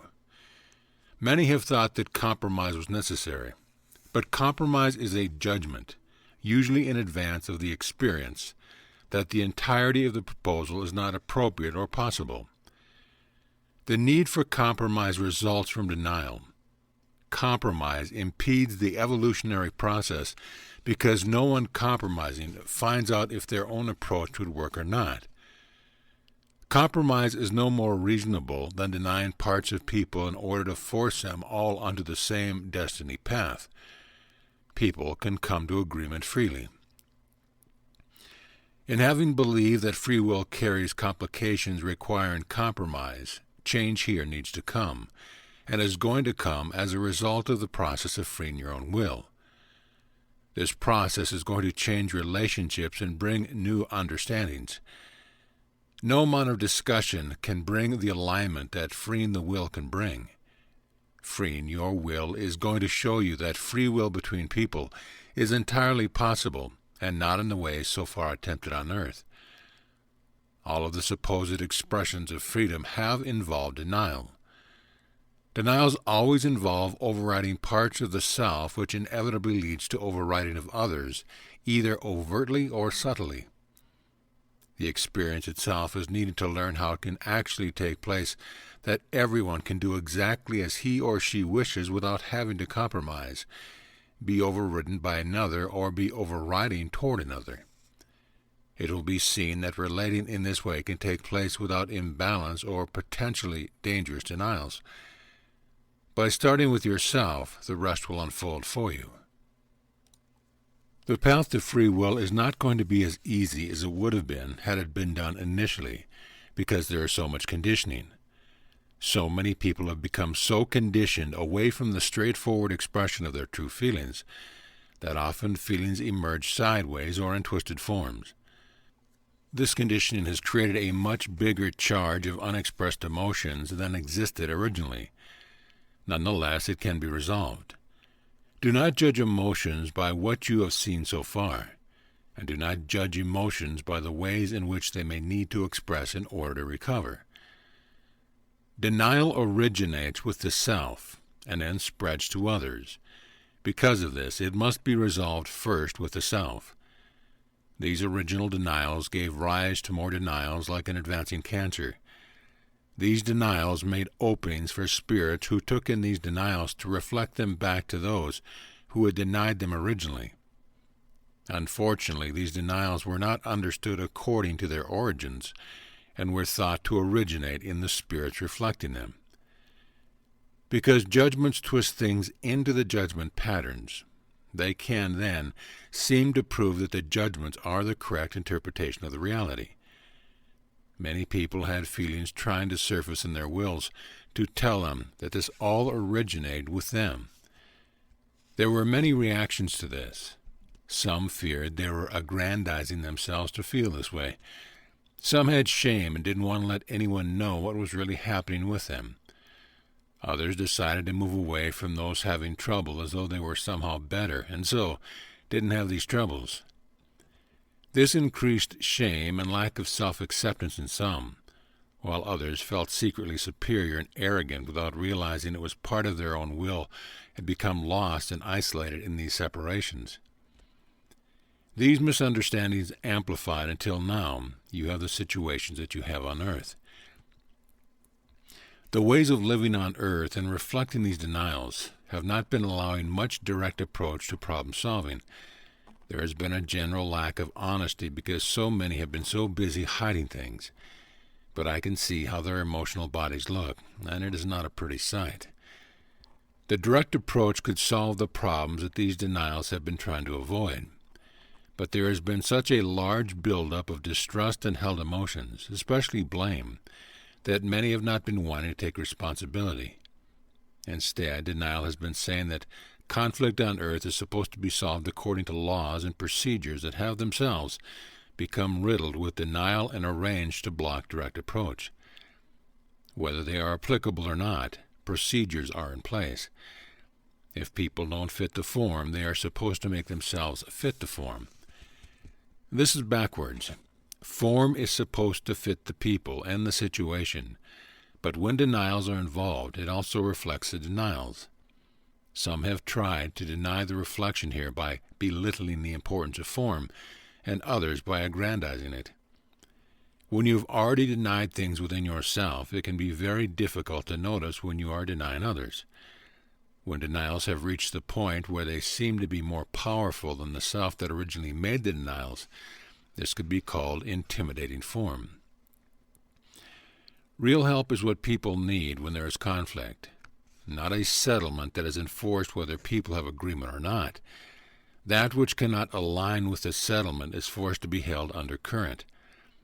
Possibilities for denial are increased in this way, and so is the explosive possibility of society when undercurrents can no longer be held. Settlement needs to feel right to all parties involved. However, unless there is movement in the will, there can be no real settlement. The guideline here is that no one has the right to force anything on another. While in the process of clearing your denials, you can aid your interpersonal relationship by observing this simple guideline. Do not impose your approach on others, and do not let others impose their approach on you.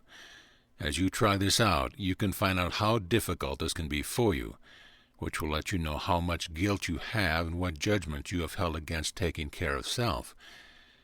You need to look deeply into this to see how much has already been denied in situations of relating to other people.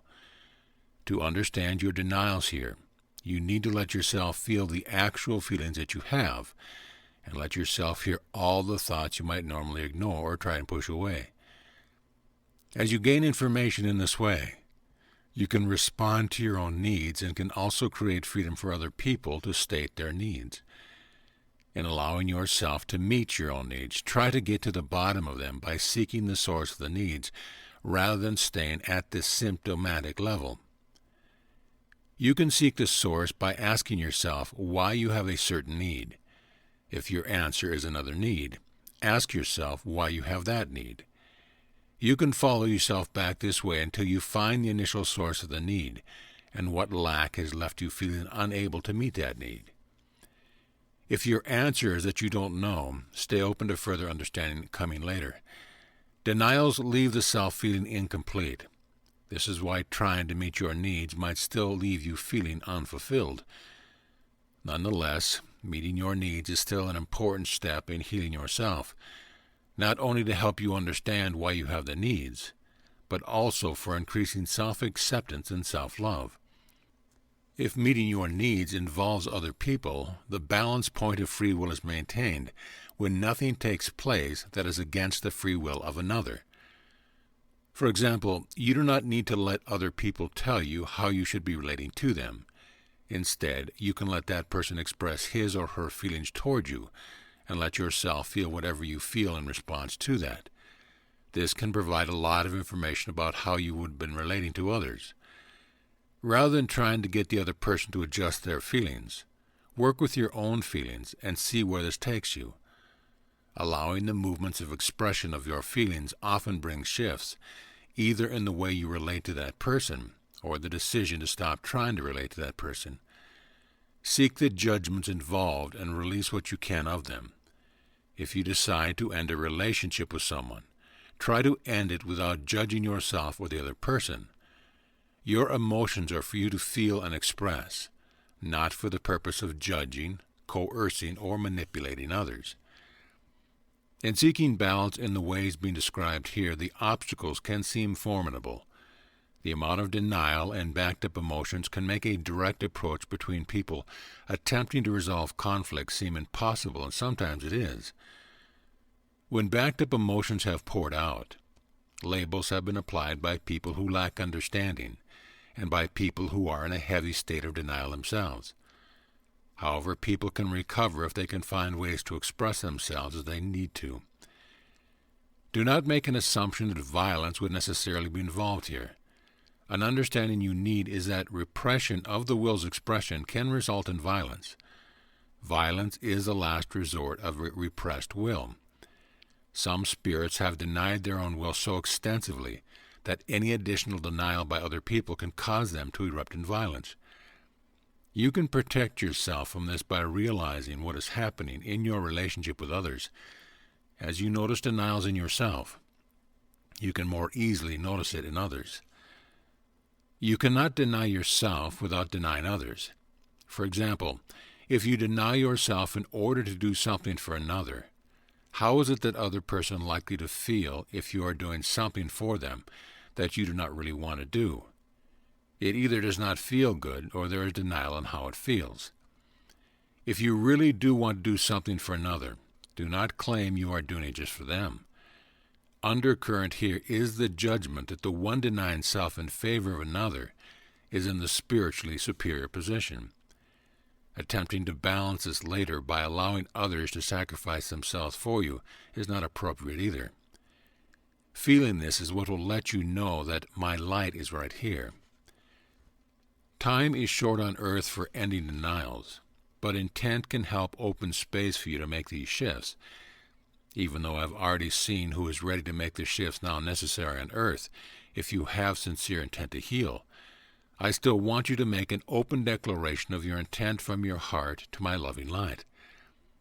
The fact of the matter is that the coming changes on earth are not going to be easy for many. Many people are going to be lifted off earth. Many of you need to stay present because you need to experience these changes and learn from them. The recovery of your own true feelings is your own survival path. Allow yourself to express any fear, anger, and grief you have concerning me, so those places in you can also know that I am a loving God, and be able to receive my light. Instead of judging me, accept me as the kind of creator who cares about what he has created, and accept that my loving light is willing to help you. Tell me out loud what your intent is currently and communicate with me frequently. Whenever you are moving your emotions and or recognizing and releasing judgment, ask my loving light to come into these places where you held yourself apart from me before. Ask for my help as often as you need to, but do not expect me to do it for you because you need to take responsibility for yourself now. The influence away from free will.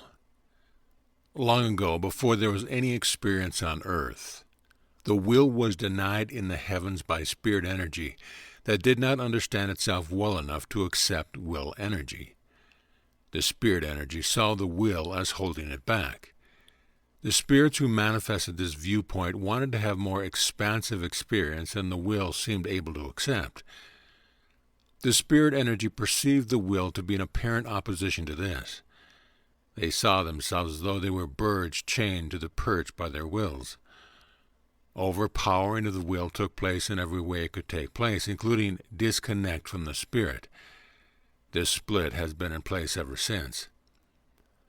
Many times the will has almost recovered on earth, and as many times this recovery has been undermined by something still held in denial. Because the denial was not recognized, it drew each time an outward reflection that seemed to deny free will by stopping the recovery. If this outward reflection had been recognized for what it was, the will could have recovered. The understandings needed were not there then, our recovery would have taken place. The will is not wanting this to happen again. The failure so far to entirely recover lost will should not be judged as evidence this cannot be done or should not be done because free will does not work. Free will needs complete acceptance and not conditional acceptance so that it can give its full contribution. Many spirits have tried to deny the validity of free will by saying that it is unwise to grant freedom in advance of wisdom. The question, then, is how are you to gain your own wisdom without experience? These spirits have promoted rules and regulations, procedures, and the form of learning from teachers or experts who are supposed to know best. Progressing through this form in accordance with approval granted by those controlling the form has had the effect of keeping things repetitively the same. Freedom, which often meant privilege, was supposedly granted in accordance with a candidate's readiness to accept it wisely. One of the problems with this approach is that someone, or ones, must be set up as judge of what is wisdom and what is appropriate learning procedure for another. While some places have had more fairness than others, wisdom for one may not be wisdom for another. Limits for one may or may not be limits for another. The path of one may or may not be the path of another. This has been a continuance of the path of original misunderstanding that have denied me, while claiming authority from me to continue this denial of free will. Many who have accepted the influence away from free will have also said that doing what you want to do is selfish and even dangerous. This is ridiculous if you really think about it. A judgment held here is that telling others what to do is not selfish, but is instead appropriate and for the good of all. Because of what was judged to be the will's original mistakes, the judgments have been perpetuated ever since. This is self-denial. You have been given what you need to evolve and fulfill yourself, which is your will if you accept it. What feels best all around is to do for others what you really want to do and nothing more. However, given that so many people have guilt and self-denial mixed in with love, it is likely that you will need the practice of right use of will in order to be able to live in this way. Denial shared by many. There are many judgments that large groups of people hold in common, and so they also share the resultant denials. I am only going to mention ones that could easily be overlooked because they happened so long ago, and because people have come to take them as reality. All of manifested experience so far has been in search of self-acceptance. Attuning the will is not something that can be left out here. Self-acceptance must include acceptance that individual consciousness emerged to evolve essence. Since I am multifaceted, there are many manifestations exploring these many perspectives. Finding free will can show you how these aspects all fit together. Because there has been so much discord, this may seem impossible, but it is not. Even though many have become disheartened and even hopeless about this ever coming to the promised golden age, it can and it will. Emergence into individual consciousness is not completed when you accept that you have emerged. Each of you emerged to fulfill your destiny path. Self-acceptance must come first, so that you can do what you came forth to do. I am much more complex than anyone on earth has yet realized.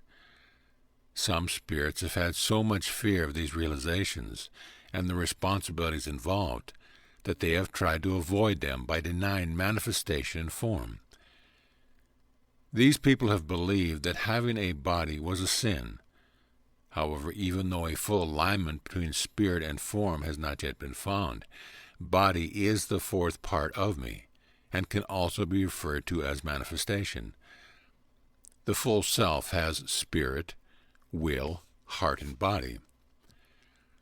Some spirits have tried to cope with the vastness of my complexities by slowing themselves down and experiencing at a slower speed. Their overload wanted to take things at a speed they thought they could handle. Many of these spirits came to Earth long ago without realizing how far they had fallen in vibratory rate, or that they would be unable to speed up again and leave Earth with all of themselves. Most of them denied that they were trapped here and began the pattern of breaking off from whatever parts of themselves they blamed for their problems. This is how death began, and what led to the inevitable need for birth, since no one can permanently abandon parts of the self. Some of these spirits took the form of animals. When they experienced entrapment there, they often became confused between themselves and the forms that they had taken. Many coped with this by denying their feelings and abandoning the parts of themselves that were trapped. This lack of self-acceptance got stuck in blame and loss of consciousness. The myth about centaurs, satyrs, minotaurs, and all other stories about animals turning into humans and vice versa are stories about these experiences. When other spirits saw this happening, some tried to help. Denial that these experiences ever took place has greatly impeded recovery here. Reclaiming the consciousness lost there has been a long process, during which most of the ones who tried to help have also become trapped on Earth. The reasons for the entrapment were many and differed with individual spirits. Many spirits saw me as an all-seeing and judgmental eye. Some of them became trapped in animal forms when they sought to reduce their consciousness and hide or get away from me. Others were entrapped by their feelings of not being able to accept the form they already had. Some became trapped in their confusion about limits. Some wanted to experience what they saw as the bestiality of animals. Some feared that they were bestial if they were interested in sex. Others became trapped because they thought they had to do what their friends were doing. Still others thought they could learn by experiencing what these trapped spirits were experiencing. There were many reasons that this experience took place. This experience was very painful and difficult for those who didn't enjoy the limitation of the forms in which they were trapped. Many judgments were made around those experiences. Many of the spirits who did not get trapped judged themselves superiors to those who were trapped. Many of them also judged that those who were trapped in animal form had base and insatiable appetites that drew them to become so animalistic. Many of those who were trapped judged in various ways those who were not trapped and also themselves and others who were trapped. There is a long list of judgments here. For example, we're incapable of change.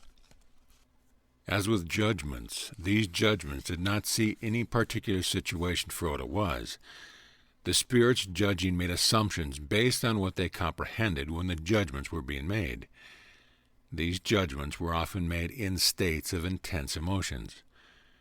The spirits who lost consciousness without meaning to, having a highly emotional charge around this experience that includes overwhelming shame, panic, terror, and rage.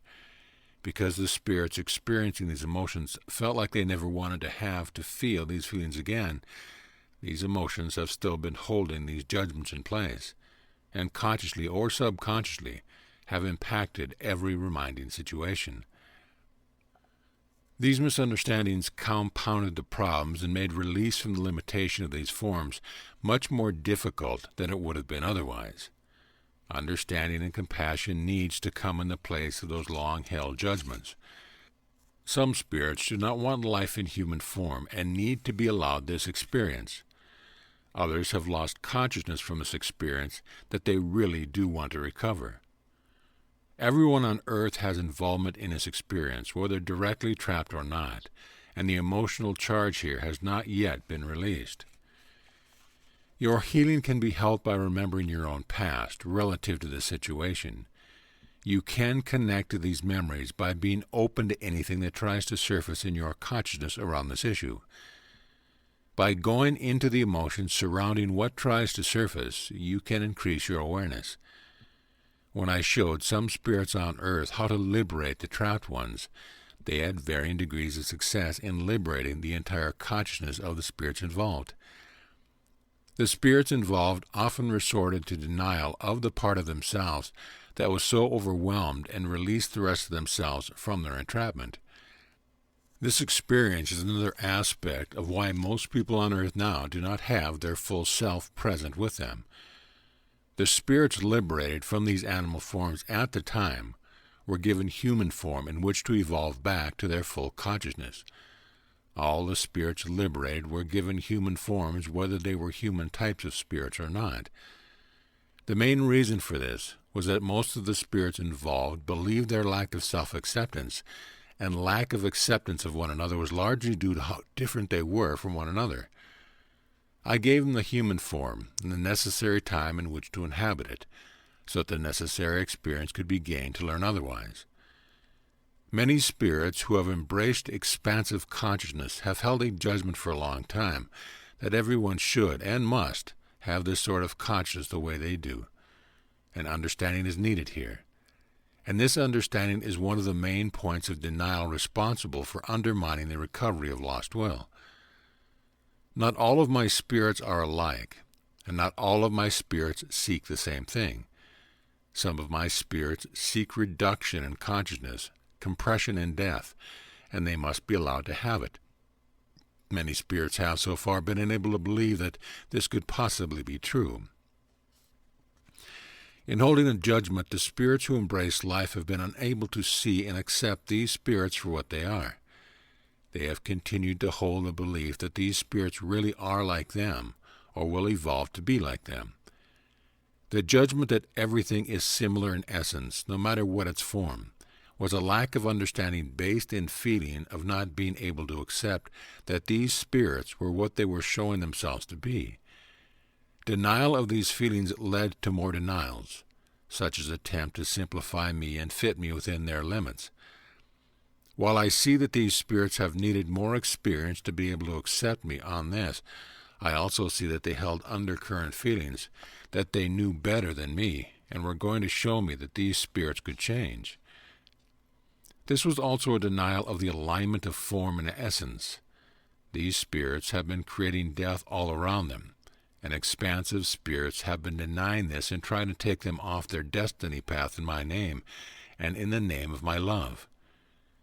This is not accepting these spirits for what they are and for what they need. Denial of expansion has been increasing since it originated, and yet these denials have been representing themselves as expansion. This is, however, expansion of compression and denial. The form these things have been taking is the outer shape of the inner essence. The problem has been that these two realities, that of loving essence that seeks expansion of love, light and life, and that which denies loving essence and seeks compression and death, should not be mixed together. It has been because this is a lesson needed to be learned. The time is over. Right Place is going to sort this out now. The experience necessary to be able to accept this from me has taken place on earth. Death is unconditional denial of me. It belongs outside of me and has a place you will understand as you are able. An understanding of unconditional acceptance is also needed here. For now, you need only accept this reality's right to be. This does not mean that you are to accept this reality into yourself and embrace death and denial in any form, unless you truly do not want life.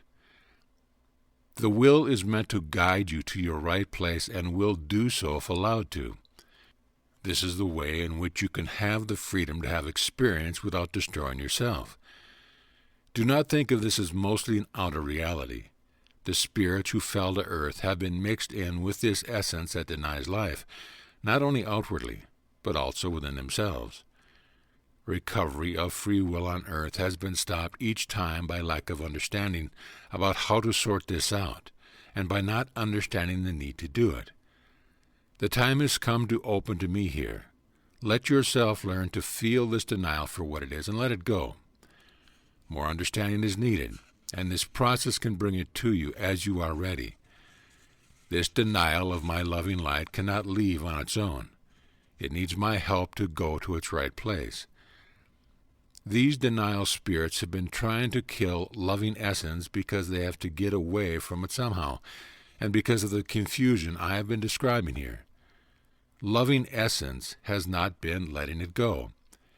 This situation cannot change for you until you accept it for what it is.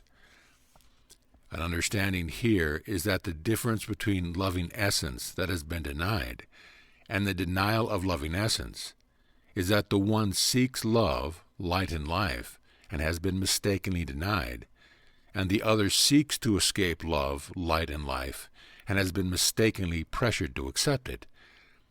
This has been further confused by the fact that unconditional denial denies everything, including the fact that it does not want love, light, or life. Denial that does not want love, light, or life can be felt by the will, but the will needs to be allowed to tell you the difference here. Instead of being judged against as unloving itself for trying to bring awareness of this, the recovery of your lost will is going to be able to give you this information, because the original undermining of the will was involved with this confusion. The will has been able to feel unlovingness from the beginning, but has felt extremely guilty about these feelings. Much of the personal denial took place in an effort to prove to me and to yourself that the will was not right here and that everyone really did have loving essence. Time was needed for experience to develop discernment and understanding, but without the will's participation this never happens. Denial must be seen for what it is. Loving spirits need to recognize unlovingness and end personal denial of loving essence. The judgments here were many. You need to find the ones you are holding yourself, but I will mention some of them.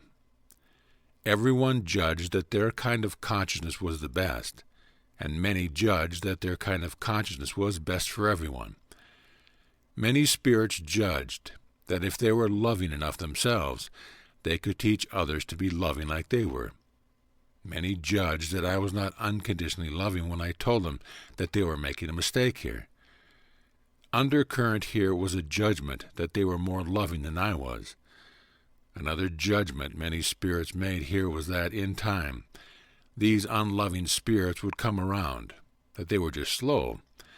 Another judgment made here was that every spirit was supposed to return to me, so the ones heading away from me were going in the wrong direction. The only other judgment I want to bring forward now as a general judgment that was made by everyone involved here is that all of you judged against the will for feeling like it wanted these death-creating spirits outside of my creation. Reality is that this is what they seek, want, and need. To free yourself of involvement here, you need to recover whatever lost will you gave to these spirits in an effort to help them become loving and whatever else you denied there.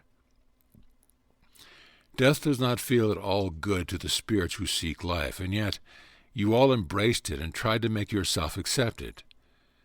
The understanding you need now is that all denial that is not seeking life must go outside of me.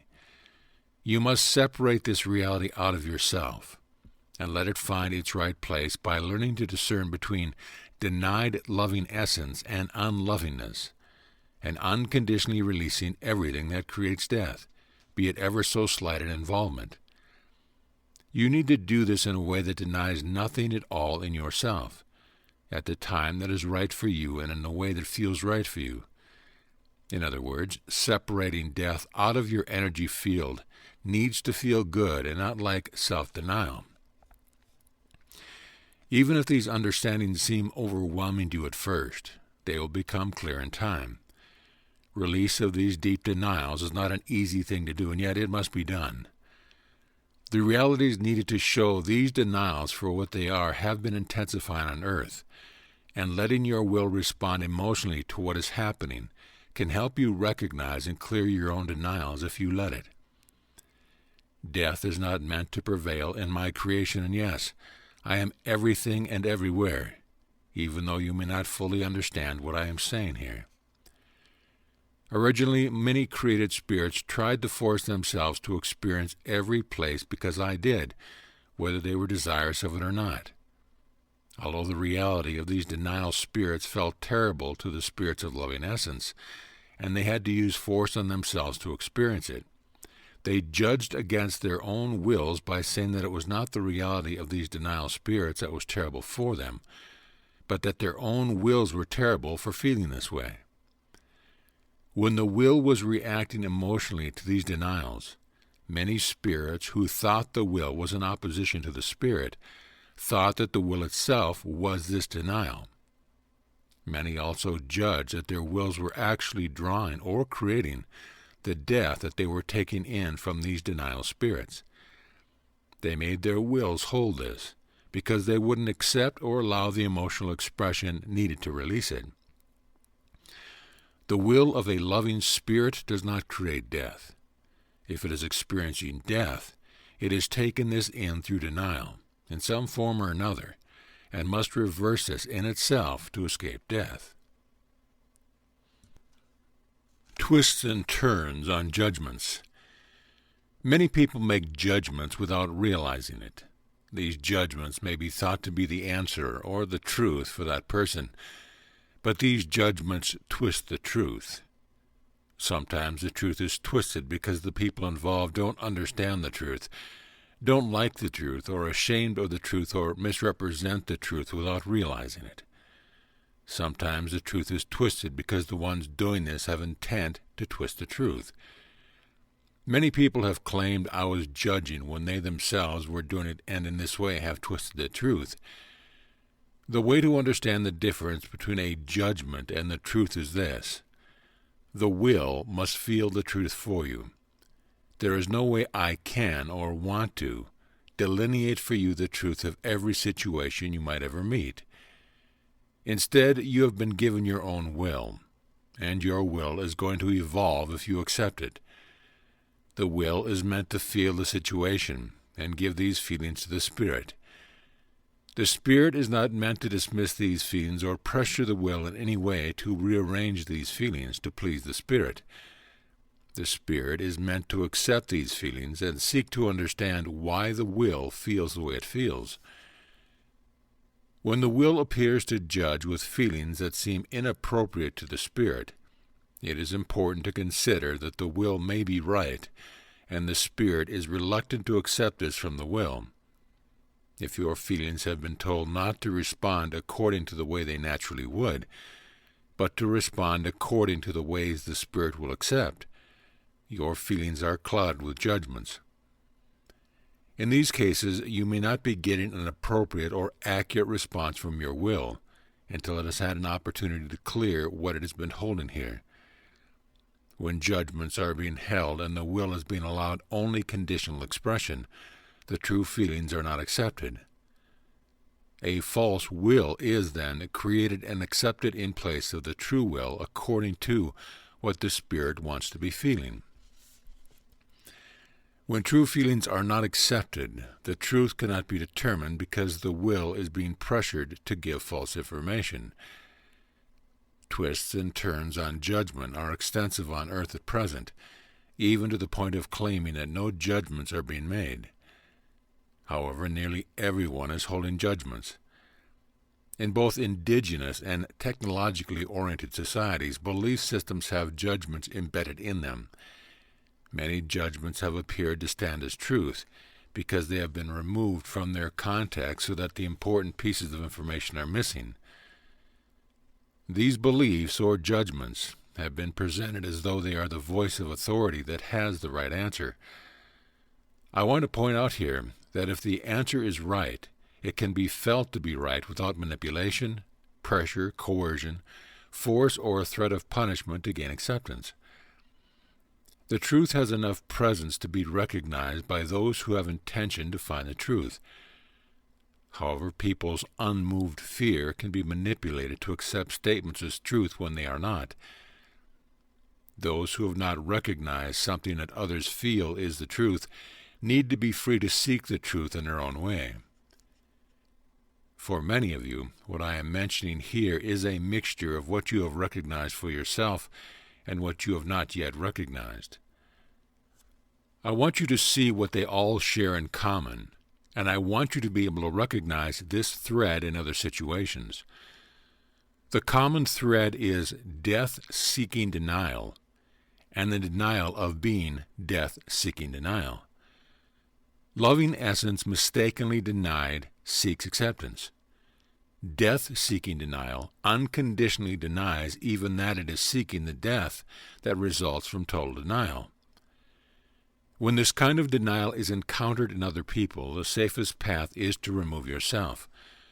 To sort this out, express whatever emotions have been triggered, and see if this is a reflection of denials you have made that want acceptance or not.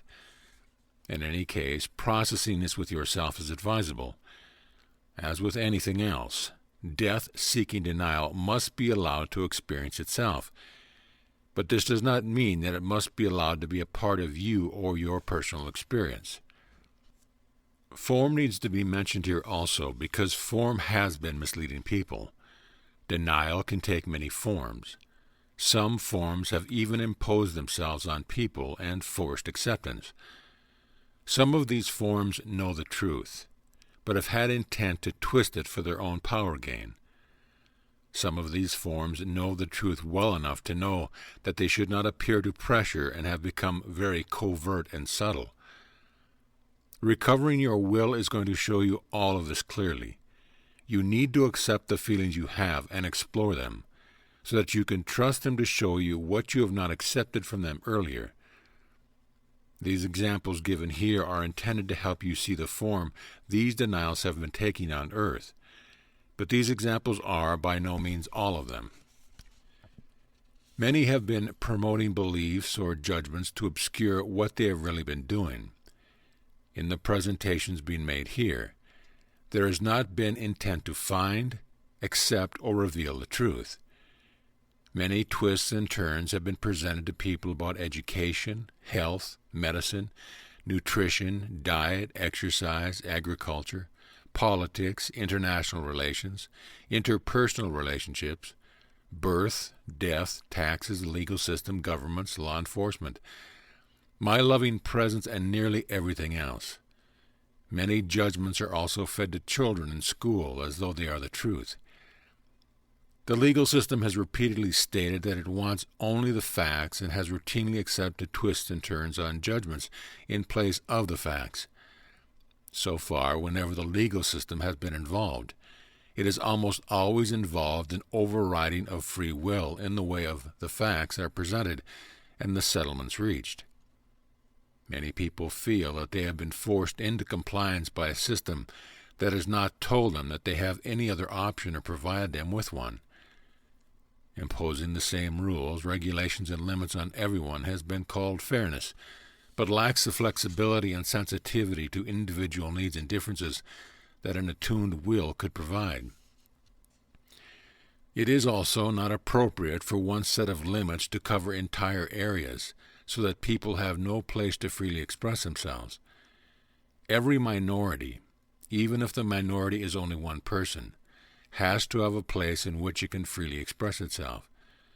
Trapping people within society's limits when people have deliberately removed themselves in an effort to escape these limits, and following people out into the countryside to impose limits on them, which, if appropriate at all, would only be appropriate in concentrated population centers, is not the practice of free will. Even though you can probably immediately think of examples where it seems that this couldn't be the right understanding, intervening is only appropriate to preserve the balance point of not allowing anyone to override another, for example, harming them. When people are trying to get free, they must be allowed to get free. Another prominent form of denial is the media. The media has been interpreting reality by what it emits and what it includes.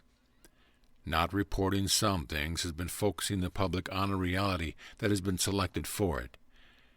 Even in what has been reported, many of the relevant aspects have been omitted.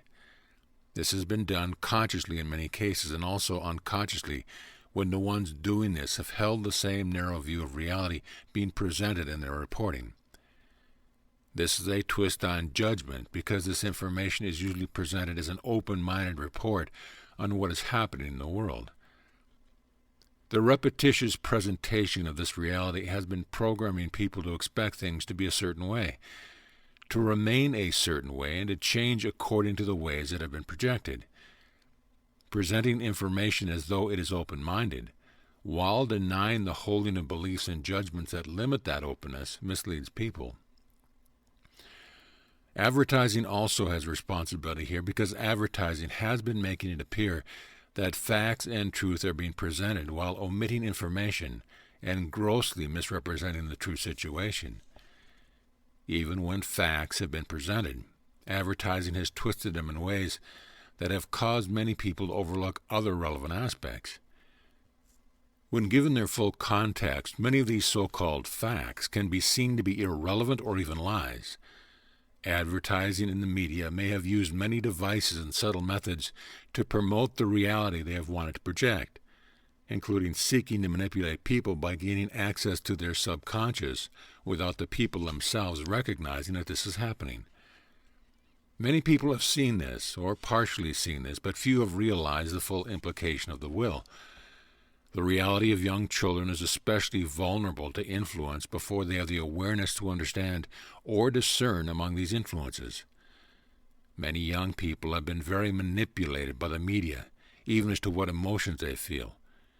Young children have the ability to feel these things, however, and this ability should be recognized and encouraged rather than denied or overlooked. When young children have been manipulated before they have found themselves, they can have a very difficult time finding their true self later. It can also be seen that television has such a strong grip on so many children because they do not have enough of any other engaging reality in their lives to counter this strong influence. Children's television programs, the advertising aimed at them, and even the educational programs all have twists or turns on judgments, program responses, and reality into children. The bright, glowing colors on a television screen remind many children of the way colors look in other planes of existence that they still remember, and so these bright colors attract them. It is known that children's minds open and receive the quick succession of projected images without having time to do anything other than take them in. A programmed reality is being presented to them in this way, and this reality is telling them how the world is and how to respond before they have the experience to know for themselves or can find their own response. All of this amounts to presenting a judgmental picture of reality on a wave of strong impressions that this is the reality of the world, the way the world works, how the world has always been, and how it is going to continue to be. This undermines children's creative imagination, which is how they create their reality, and which is meant to evolve and remain an active part of them as adults. Watching large amounts of media-produced programming manipulates and impairs the development of a child's emotion and has been sidetracking the energy field of many people on Earth. Instead of projecting their own reality, many people have been helping to hold the patterns in place that have been given out by a few people. These few people have, thus, used the media to project and protect a continuance of their own version of reality, and have done this while denying that they are doing it. Many parents do this same thing to their own children without realizing it. The creative imagination of childhood is meant to be given freedom and encouragement to develop. Children are not meant to have a programmed reality conditioned into their being. Children are meant to contact the world in their own way, with the freedom to accept what feels good to them and turn away from that which they do not like. Each spirit, when it incarnates on the earth, is meant to be given another chance to gain the understanding needed. Right use of will can enable the gaining of needed understanding in these areas. Clearing the energy field can open the way for reality to be created according to heart's desire. If this, in fact, were happening, reality on earth would be much more fun, have more variety and many more possibilities open to individuals, and even many more levels of reality available to those who felt attracted to them. The grip of mass programming has severely reduced this evolutionary process to a very limited and linear progression of near sameness for every spirit incarnating, especially in the United States, and for those following her lead.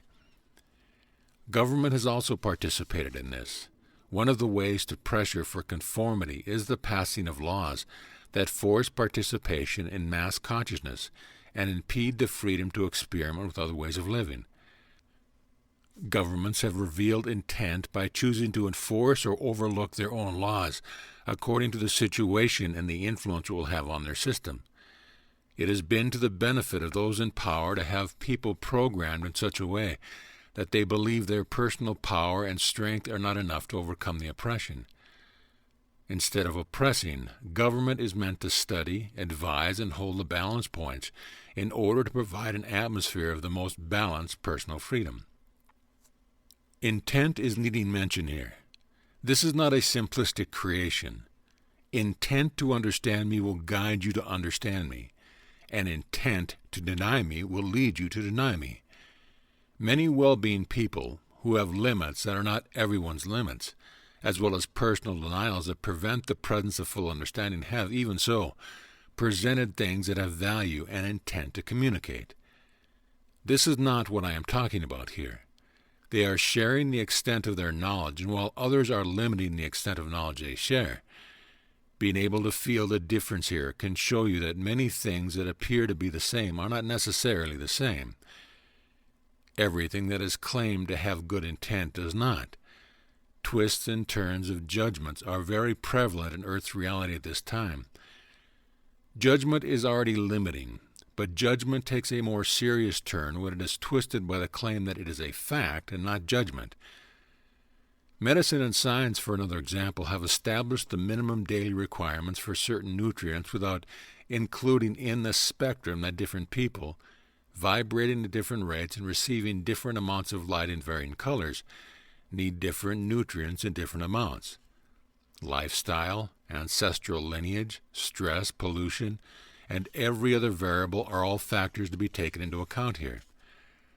Every time a factor is rendered irrelevant, it is a form of judgment and denial. Reality is not something that should be delineated and defined in such a limited way. These are attempts to lock up reality when reality is supposed to be fluid and evolving. Everything has consciousness, and nothing is to be denied its role in creation. The way in which most scientific experiments have been delineated renders them irrelevant to a free reality. The denials powering most of modern science have produced a reflection of their imbalances. With few exceptions, schools have also been reinforcing and further programming the mass view of reality.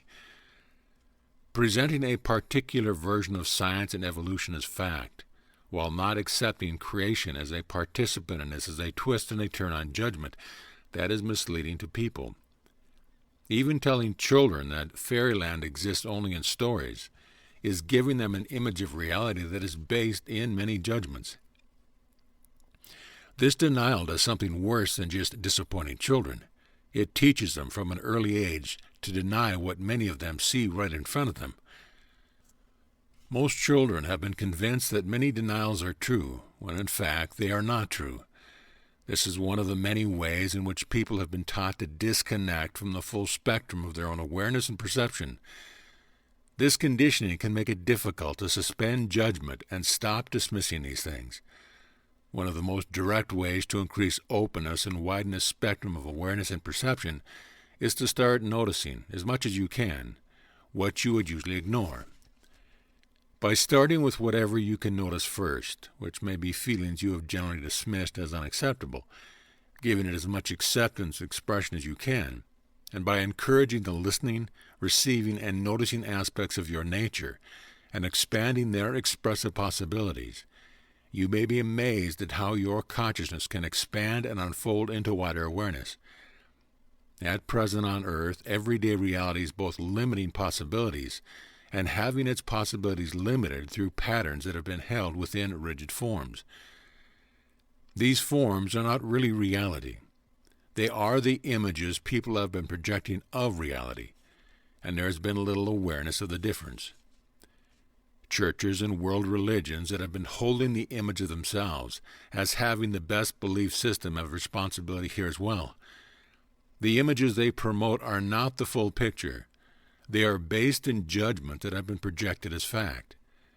When churches and world religions hold beliefs in place about what I am, receptivity to my loving light can be limited by believing I must fit within the limited image of me which they have accepted.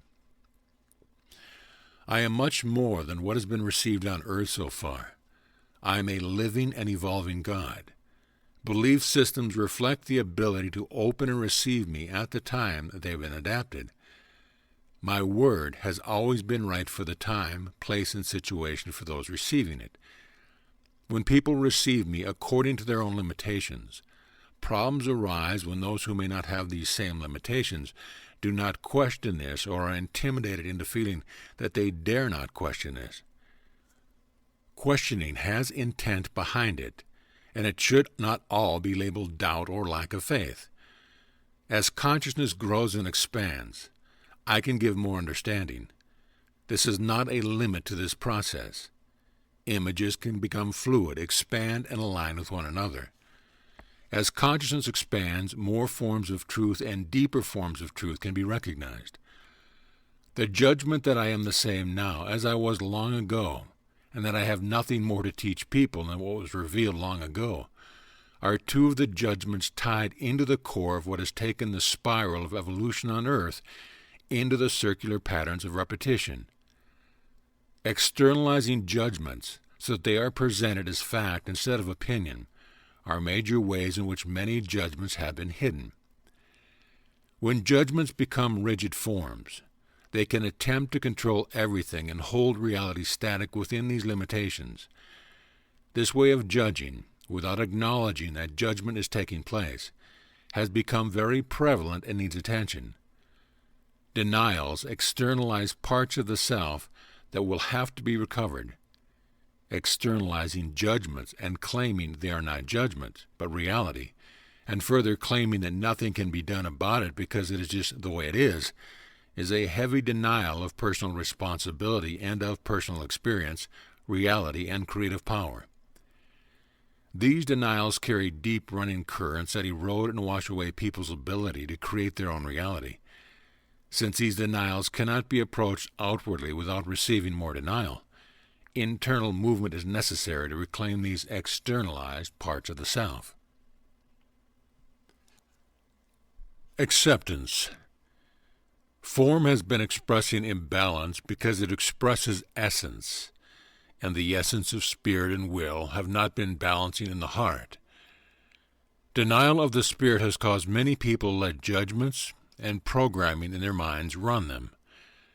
Denial of the will has reinforced this, not only because the contributions of the will cannot then participate in the mind's decisions, but also because the spirit cannot be fully present if the will is denied. Magnetic energy draws spiritual energy into manifestation and holds it there. When the will is denied, the spirit is equally denied its full presence in manifestation. The will must open the space to receive the spirit. To do this, the will must feel from the spirit unconditional, loving acceptance that allows it to freely vibrate. The essence of the will wants to receive the loving light of spirit. The will must be allowed to express anything it needs to express in the process of manifesting unconditional acceptance of the spirit. The spirit and the will must accept each other unconditionally. To do this yourself, you need to start where you are. Accept all of your feelings and let them open your mind to accept more of your spiritual presence.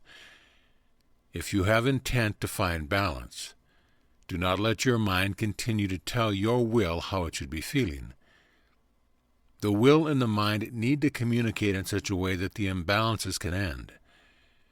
Agreement means that nothing is overpowering anything else. Being able to accept everything involved in the process of coming into agreement, without overpowering or denying anything, is the practice of right use of will. Many spirits thought that they should experience and accept everything in creation by becoming involved with it. These spirits did not accept themselves first, though. The self must unconditionally want to experience something before it is really the right experience for it. Instead, these spirits overrode parts of themselves and pressure themselves to have these experiences. Any time acceptance is forced on a part of the self that does not have it, that part of the self either has to deny itself in favor of the experience or resist the experience. Oftentimes, this resistant part of the self cannot stay totally present, and may even have to break off from the rest if it cannot handle the overpowering. As this overriding of the self took place, these spirits found themselves involved in things that they could not handle. They were losing parts of themselves in this experience, and other parts were leaving them. As this proceeded, confusion grew, and everything began to be more and more mixed up, so that it became more and more difficult to know if they were attracted to something or not. This practice of overriding parts of the self came from lack of experience, confusion between self and other, and the nature of acceptance. The self must not diminish itself in favor of external experiences. A look at this path can show you that it leads to extinction. Having acceptance for the whole self will allow you to evolve into readiness for experience or the willingness to see that they are not for you at this time. In the very beginning, the will pressured itself to accept light that did not feel loving to it by fearing that it was itself, the problem by not being able to be loving or accepting enough to make a place for everything. If judgment is released about the initial response of the will, space can be opened for the change. Will and body are the parts of spirit that enable spirit to manifest on earth. Believing that the spirit had nothing to learn because it already knows everything, most spirits judged against their will and body instead of accepting them as their own manifested parts and realizing that they have their own way to learn in manifested experience. The spirit cannot successfully pressure the will to get ahead of itself because the spirit thinks it should already be there. These misunderstandings greatly increase the pain and confusion in the will. Acceptance allows the alignment necessary to have success in this learning experience. Ending the denial of the will includes accepting the pain the will has had to hold. The question of how much pain your will is likely to have to surface and process with your spirit depends on how much it has been having to hold because it was not allowed early release. Resistance to this indicates a need to release feeling of dislike, blame, and even hatred toward the will, often received by the will as feelings of self-hatred. An understanding needed here is that when there is a gap between feeling something and accepting those feelings, the energy generated in that gap is denial in some form. This has greatly diminished the manifestation of loving spiritual presence on earth. The will has to have acceptance from the spirit for whatever it needs to surface and express. In this way, it can release its held charge and become able to reach spontaneity, if the spirit really helps. You can ask for my presence to be there with you every time you feel yourself releasing old charge, and especially if something seems to be too much for you. Spiritual healing and amazing grace are two of the ways people have explained how something that seems insurmountable can suddenly be healed. Events in your life, or what some call karma, bring your patterns forward into experience so that you can see them.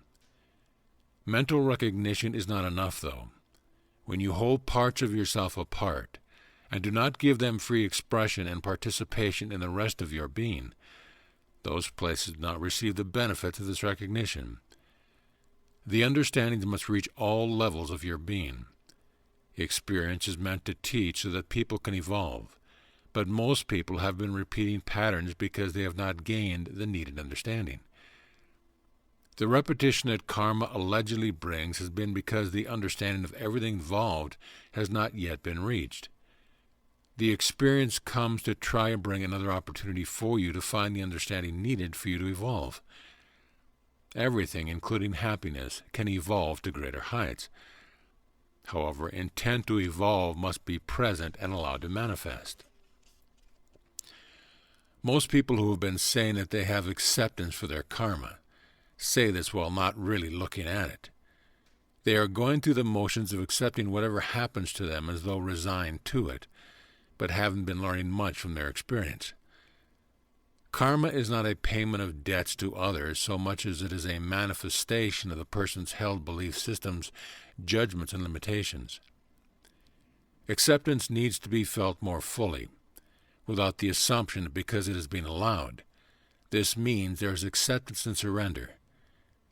If your true feelings do not want to accept and surrender, do not let it happen. The image most people have been holding of surrender to God, my will, or anything else it might be called, is not an accurate understanding. The image that joy can be found this way, if you just surrender more, is not accurate either. Holding an image of what you think is the correct spiritual attitude, rather than seeing what is really happening, holds true understanding away. The real truth for you is going to come from true self-acceptance and nowhere else. As you increase acceptance of your full self, you can gain more conscious ability to determine your reality. As it stands now, most people are being run by old karma or subconscious beliefs. Trying to make themselves accept something when their wills didn't like it is just what happened when some spirits became trapped on earth in forms that they didn't like. Most blame their wills. The feeling of being trapped, blamed, and judged really opened the door to panic. This panic was overwhelming, and since it was not a pleasant feeling, the spirits did not want to feel it.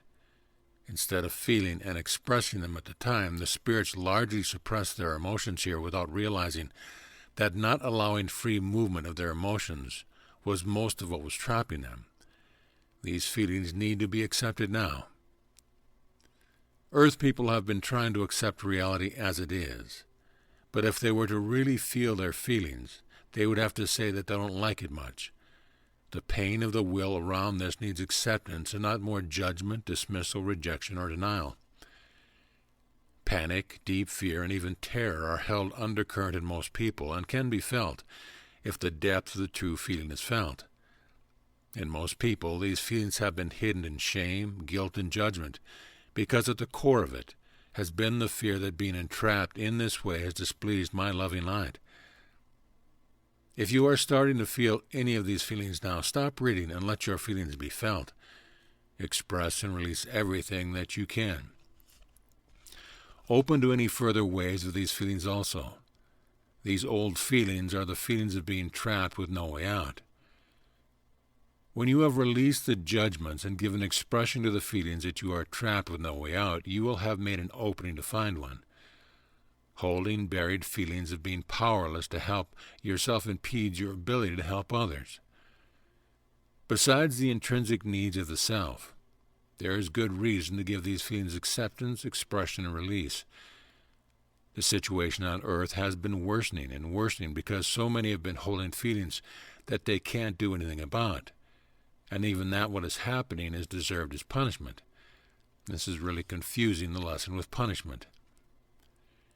As long as you believe you must accept something, whether you like it or not, you are overriding your will. If you are doing this to yourself, you are opening the door for others to do it to you, and perhaps more obscured from your view also doing this to others. Overriding has been happening for a long time and has been heavily powered by many misunderstandings and denials. These misunderstandings and denials have been imprisoning the very emotional response that could change things for the better.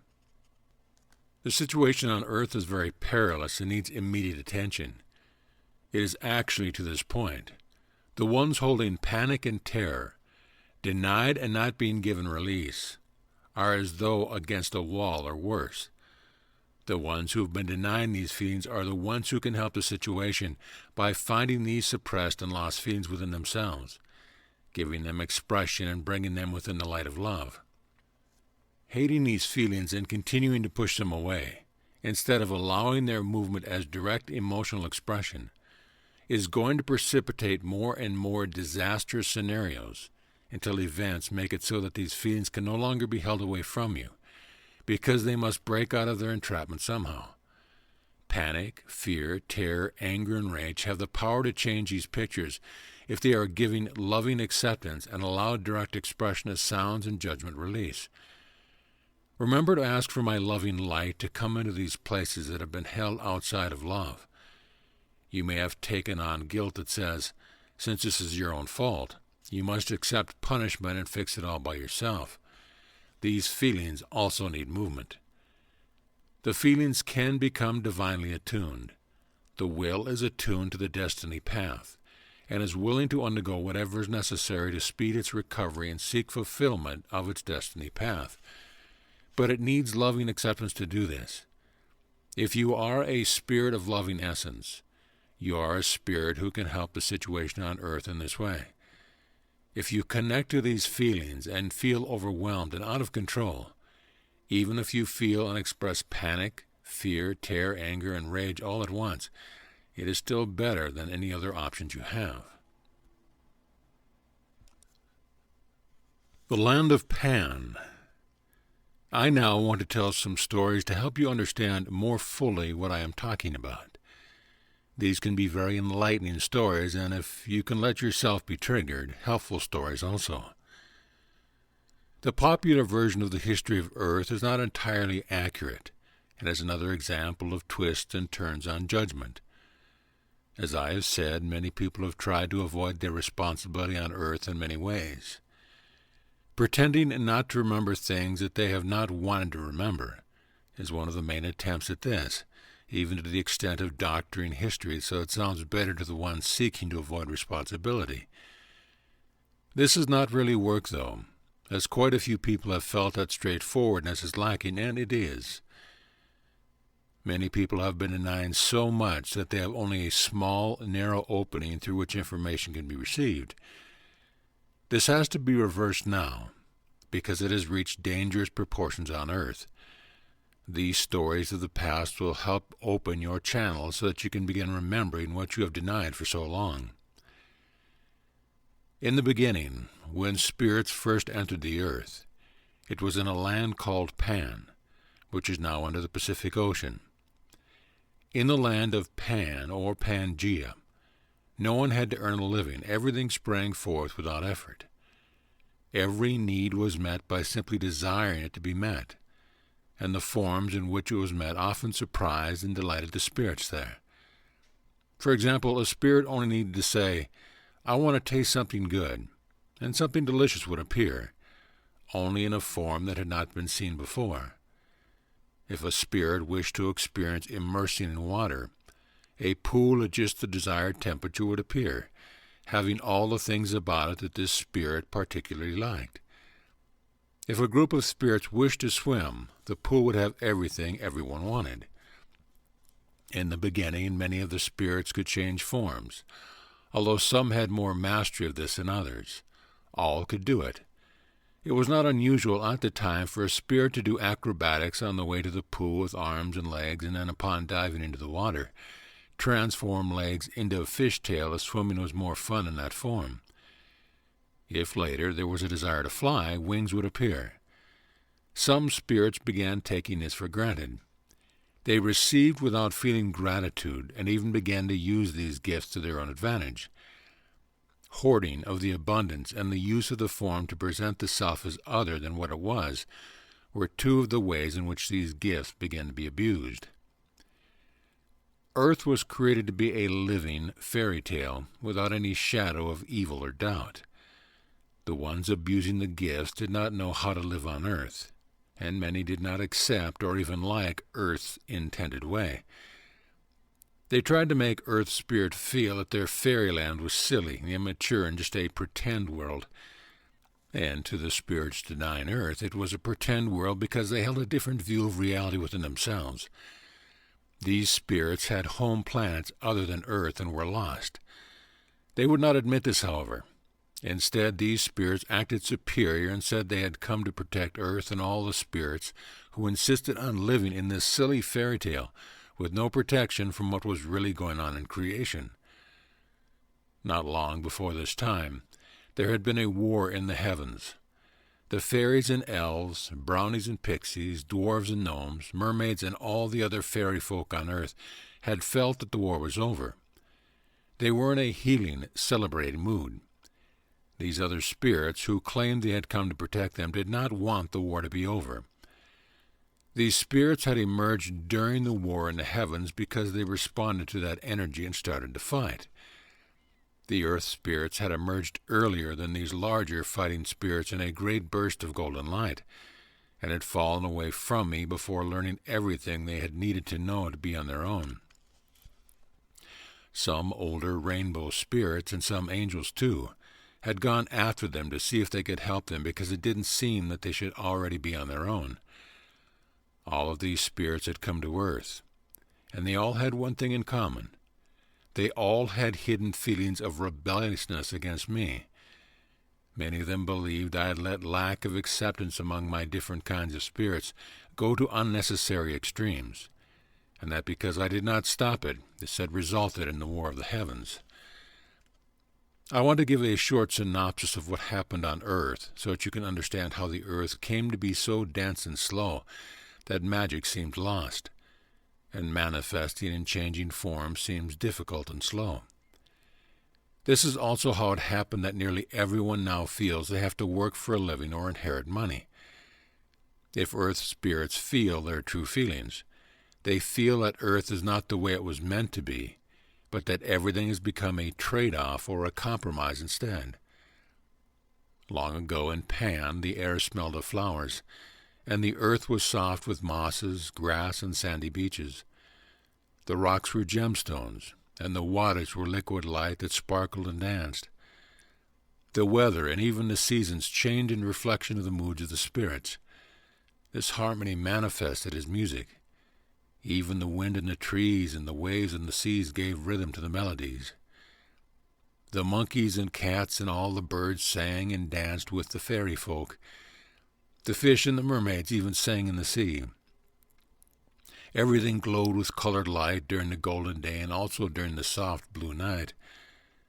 Desire manifested reality so easily that a loving spirit could extend a hand toward a tree, and that tree would flower immediately. Reality appeared to change magically, affected by every spirit's feeling of how it should be. I have to speak lyrically here because Pan was so magical, musical, and free, and is what many fairy tales are based on. The spirits there allowed entry of many spirits who claimed they wanted to be part of this reality, but many of these spirits only came to disagree with them about how Earth should be. They invaded Earth and claimed they did not. These were fighting spirits who said they were warriors sent by me. The rebellious ones had too much fear to ask me to make it clear. They feared that I was angry with them for leaving me too soon. They feared the spirits who were telling them they were wrong and were speaking for me. They dreaded and feared that they deserved punishment. These fairy folk did not know these warriors had another place they were supposed to go. They did not understand that these warriors would create conflict wherever they went, because conflict was what had called them forth. These warriors claimed that they were just in the nick of time to hold the line against danger that was lurking all around and protect these childish spirits who were refusing to see what actually lurked hidden in everything they could see. In fact, these warriors did find danger and strife lurking wherever they looked, because that was how they wanted it to be, and that was all that they could see. The more the warriors claimed to be finding danger on Earth, the more the other spirits began to fear that the warriors really had reason to be there. The more the Earth spirits began to fear, the harder it became for them to stay clear. They no longer felt sure that joy and freedom had much allure, and if they were being naive about danger lurking near. Some even feared that struggle and strife were a necessary part of me and of life. These spirits also had fear that they had to listen to these warriors because they couldn't depend on me anymore, or on what they thought creation was meant to be. They even thought I didn't look much to Earth because they weren't interesting to me, and that what they were doing didn't have much worth. Judgments were made here that changed their reality. It was no longer considered appropriate to be creative, wild, and free. Everyone now was supposed to be orderly. The warriors reflected these fears by saying the Earth spirits wouldn't be hearing directly from me anymore. They said I had sent them as my emissaries and intermediaries to head up Earth, implement my orders, and protect them from realities full of hidden dread. They were lying, but the Earth spirits didn't suspect this at first. In this way, step by step, the warriors began to lead the spirits on earth exactly where they dreaded to be. Everyone on earth still tried to be gay and free and play and say they still could live in their old way. The warriors said that they had saved the day. The earth spirits felt they couldn't be sure. The warriors wanted earthlings to live by rules, because they said, "We cannot protect unpredictable fools." The head of the warriors then began to say that there were so many marauding spirits flying around that we need more protection that was already found. He was not completely wrong either, for as long as the warriors were there was always going to be something to fear. They have a purpose in my creation, and I am not unloving toward them, but earth is no longer their right place. The head warrior called for more protection over and over, more and more, so loud and long that earth finally answered the call by placing some protective fire dragons in the skies. These fire dragons had taken on the intimidating form that was huge enough to encircle the earth. They hung out in the skies, watching everything with very sharp eyes. With their breath of fire, they blew away spirits they didn't want to enter the earth. But they didn't remove any that were already there. They did not believe that they could or should, and so denied their true feelings there. There were many on earth that they wanted to send away, but feared it was wrong, and that they might scorch others who got in the way. If they had accepted their own true feelings, they could have found a way.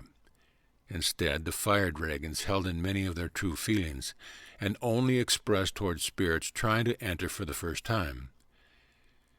These denied feelings became dense within them because they were not allowed to move. When their density caused them to sink toward earth, they began to take turns in the sky while the others went to the fire seas deep into the earth to purify themselves of what had made them too dense to hang in the skies. They got there through secret and guarded passageways that opened only to the fire dragons. In the fire seas, the fire dragons vented their feelings, which often meant dumping them out. While the fire dragons regularly purified, their denied and pushed away feelings opened the way for one among them to become treacherous and foul. In actuality, this fire dragon feared his own worth, and had externalized this as a right place issue of power and position. He interpreted right place in my creation as a judgment of worth, which it is not. The fire dragon saw self-worth as who had the most important place. He actually wanted to take my place, but he planned to begin by awarding himself what he saw as the most important power position on earth. He decided he was going to make himself head fire dragon. He wanted to be the one to say who could come and go from earth.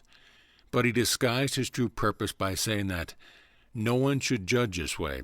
Instead, let all spirits enter. Let all spirits stay. He did not feel good to the other fire dragons, and his words did not ring true. But the fire dragons' own denial did not let them know what to do. He implied that he was more loving than they. He said they were judging him and others who wanted to be on earth.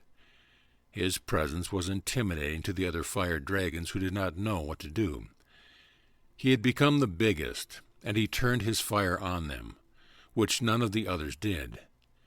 Fearing they dared not speak up, the others vented underground when the fire dragon was not around.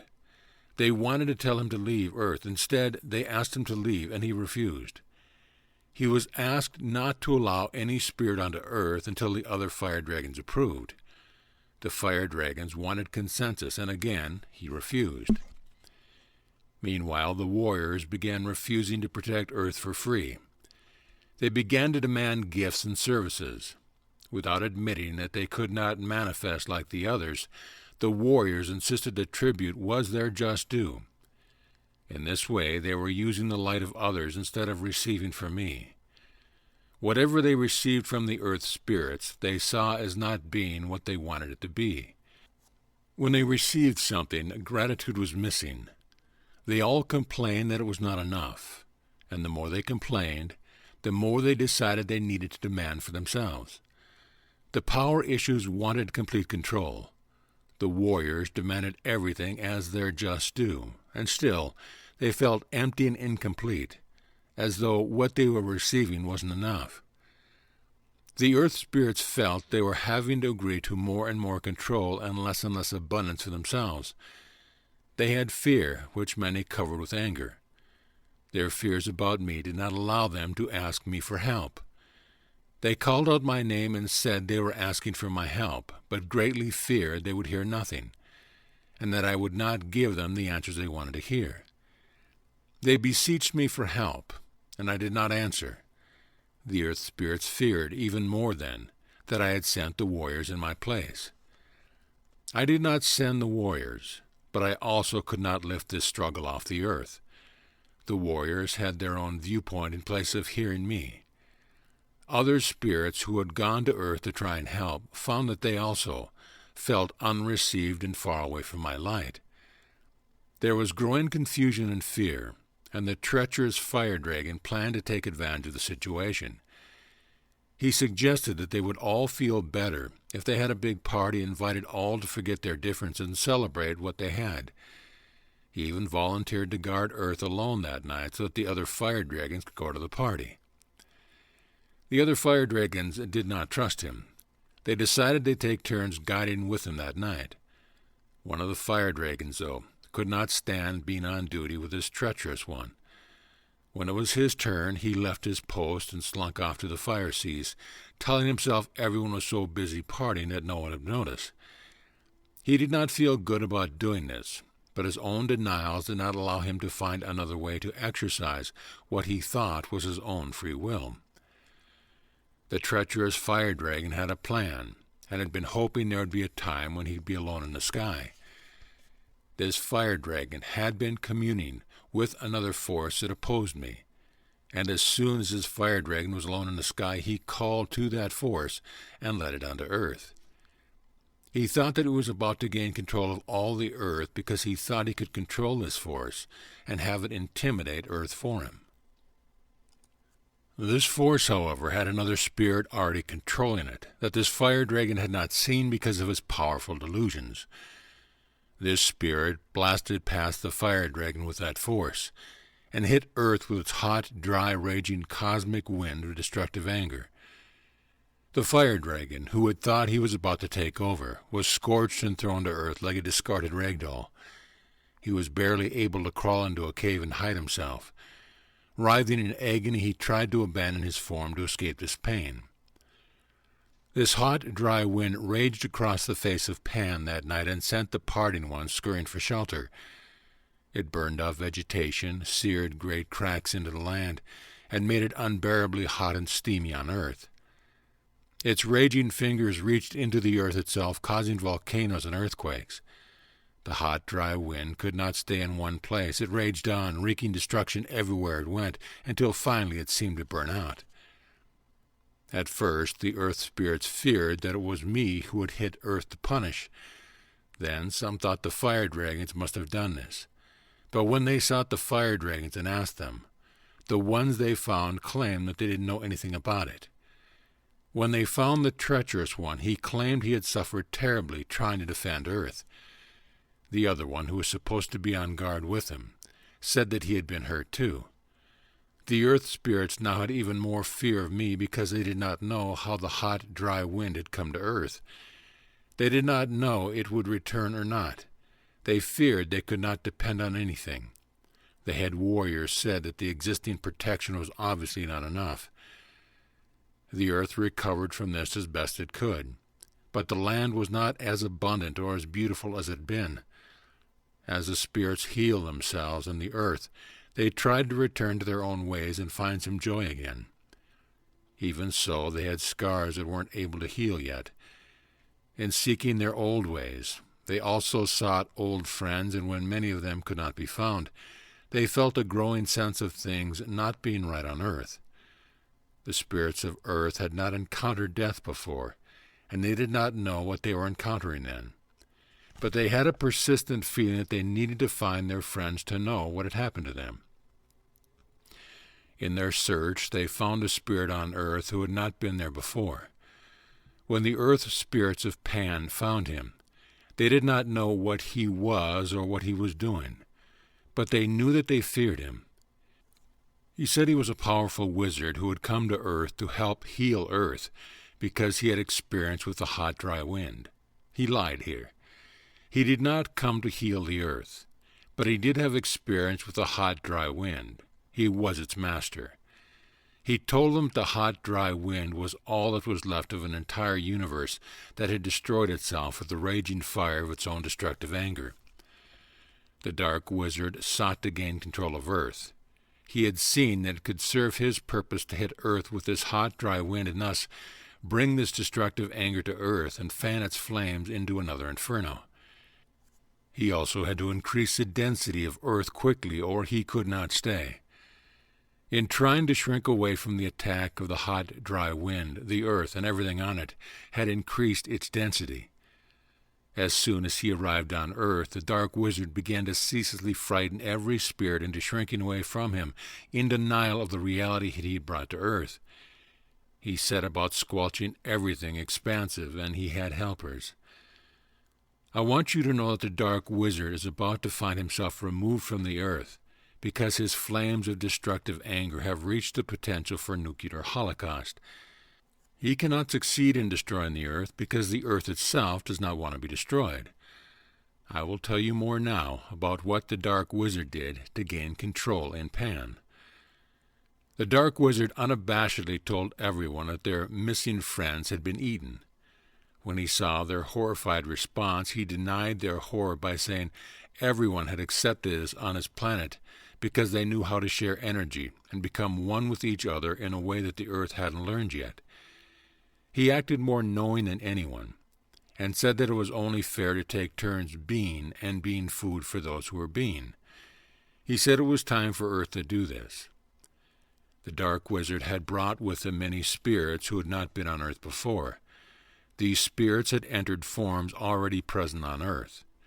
As the dark wizard spoke, he pointed his finger at some of these spirits, and beings who had not done this before began fighting, killing, and eating each other. This was frightening and strange. Until then, no one on Earth had ever eaten anything other than what had manifested solely to be eaten. No one had overpowered another against their will to this extent on Earth before. These spirits were fighting, overpowering others and disappearing them by eating them. The spirits being eaten were screaming with pain and terror. This traumatized the spirits on Earth. The dark wizard said they were screaming in ecstasy and denied that any of these spirits had overpowered the forms they had entered. He said that they were all well received because many wanted to learn this lesson. The warriors liked fighting, and even though they maintained a stoic presentation, the earth spirits feared that the warriors liked this. The earth spirits felt very alone and afraid. The dark wizard denied everything that the earth spirits felt here by saying that these beings were only becoming one with each other. Then he said, "How could it be overpowering? It's impossible to overpower anyone against their will." He was right, but only if there is no denial present. Once denial of true feeling got started, it increased until it began to overwhelm the very spirits who had thought denial would protect them from being overwhelmed. In the beginning of Pan, denial was not extensive. The dark wizard had his work cut out for him. He did not mind, though. He was driven by rage and hatred for me and my creation. He was intent on increasing denial and density as much as he could, and the spirits he brought with him helped him do this. I call these spirits denial spirits because denial fuels them. These spirits have been helping the denial wizard everywhere he went.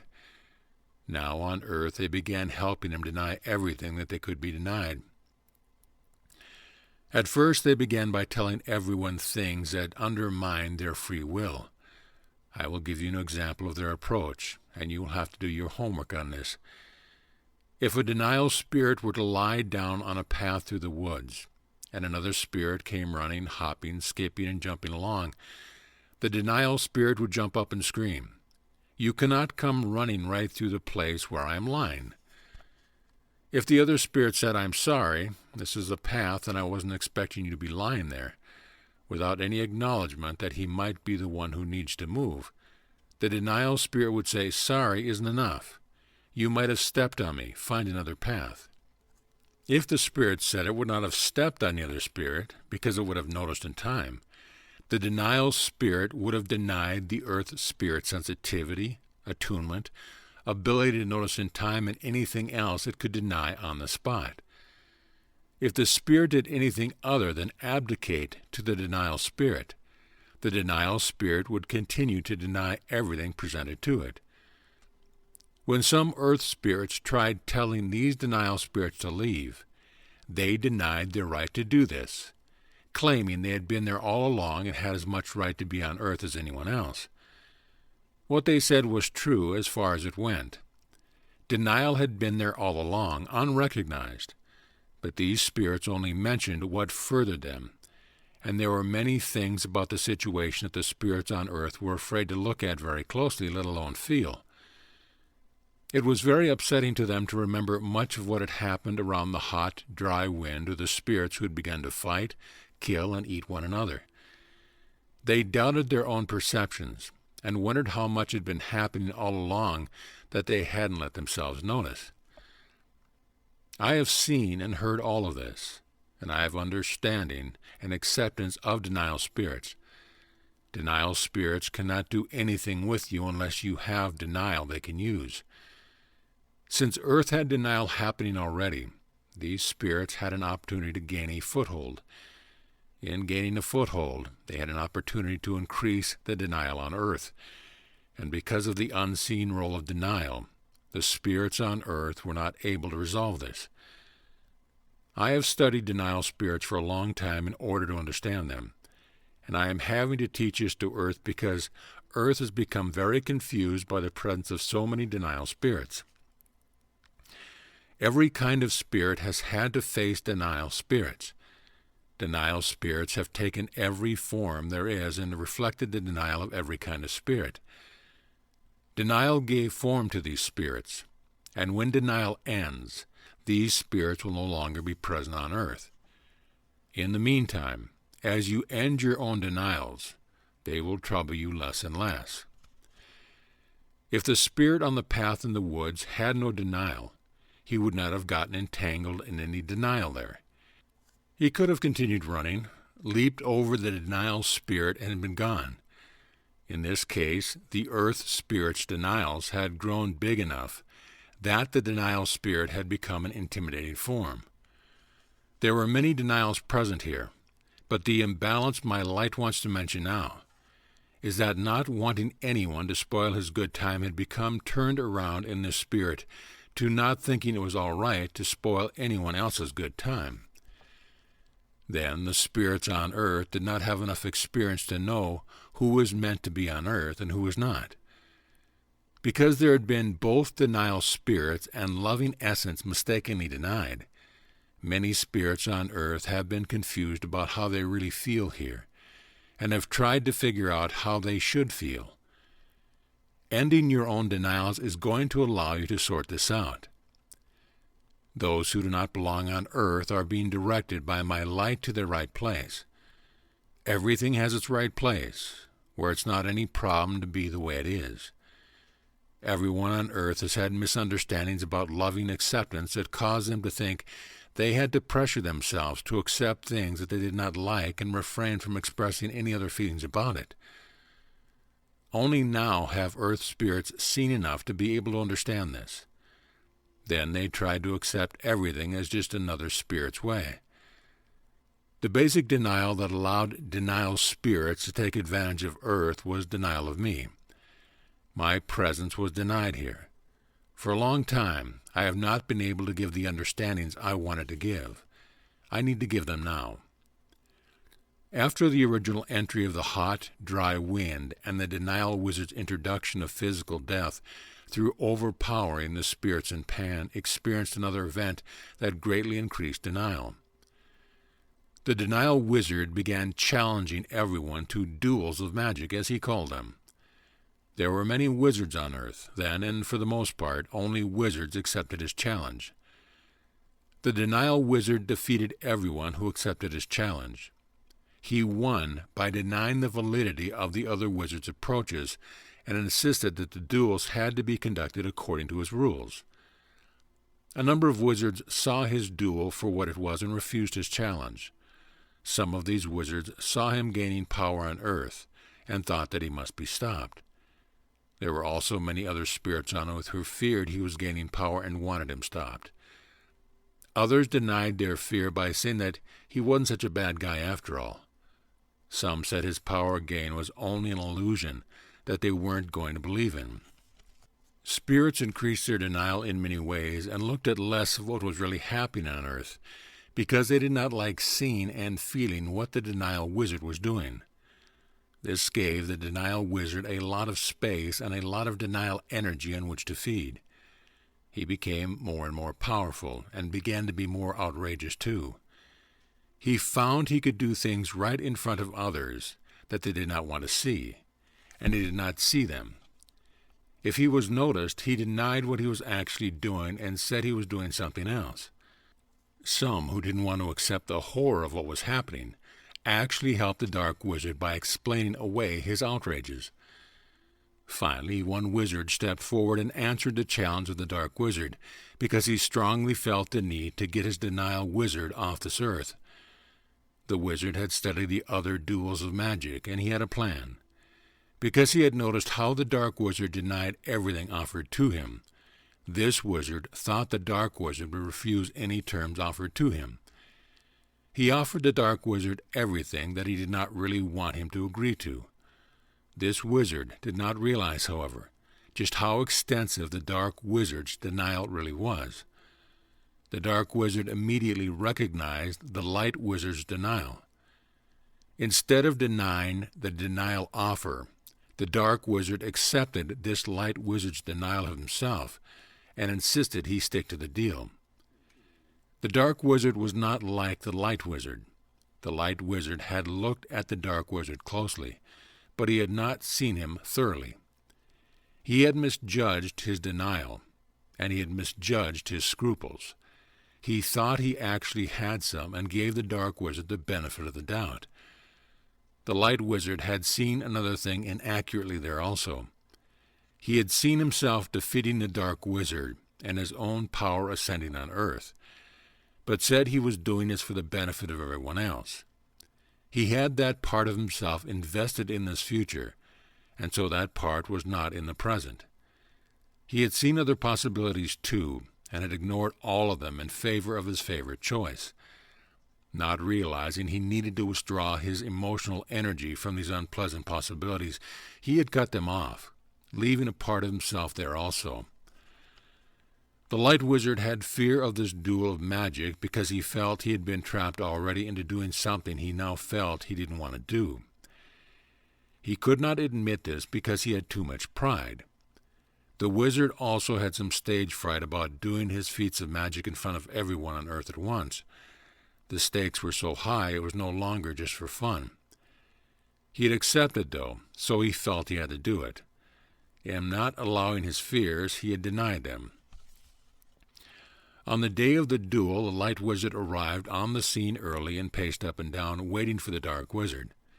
Many spirits were already crowding into the area where the dark wizard arrived. The dark wizard only acknowledged denial, so he did not acknowledge many of the spirits who were there. Although he didn't understand the impact of his own denial, and did not call it denial, the light wizard feared denial and for the most part really wanted to help Earth. The light wizard began the duel of magic by hurling lightning bolts into the air. The dark wizard responded by drying up a lake and withering trees. The light wizard did not like this, but according to the rules he was not allowed to complain. The light wizard feared the dark wizard was using these duels as an opportunity to do additional harm to a lot of things on Earth. The light wizard was trying to think of what he could do that would not give the dark wizard an opportunity to do harm, when the dark wizard began accusing him of being too slow. He announced that if the light wizard was so slow he probably couldn't do it. All the denial spirits chimed in on this. The other spirits thought it was unkind and unfair to ridicule anyone, so they did not say anything at all except some encouragement for the light wizard that was drowned out in the ruckus. The dark wizard pressured the light wizard to hurry up. The light wizard suggested that they go immediately into form changes, thereby turning things inward instead of onto the earth. The light wizard changed himself into a succession of animals and ran around doing everything they would do. He returned to his own form and received the applause of many spirits who loved him. The dark wizard smiled a superior smile and said he would not stoop to such silliness. He insisted that the light wizard try something really difficult. Otherwise, it wasn't even a duel of magic as far as he was concerned. The light wizard felt very denied here, and said that if his form changes were so easy, the dark wizard should do it. The dark wizard scoffed. As he stood there scoffing, he slowly turned himself into a black stone. The light wizard was aghast because he dreaded that particular challenge. The light wizard knew that the validity of anything he did, other than turning himself into a stone, was going to be denied by the dark wizard and made to look silly.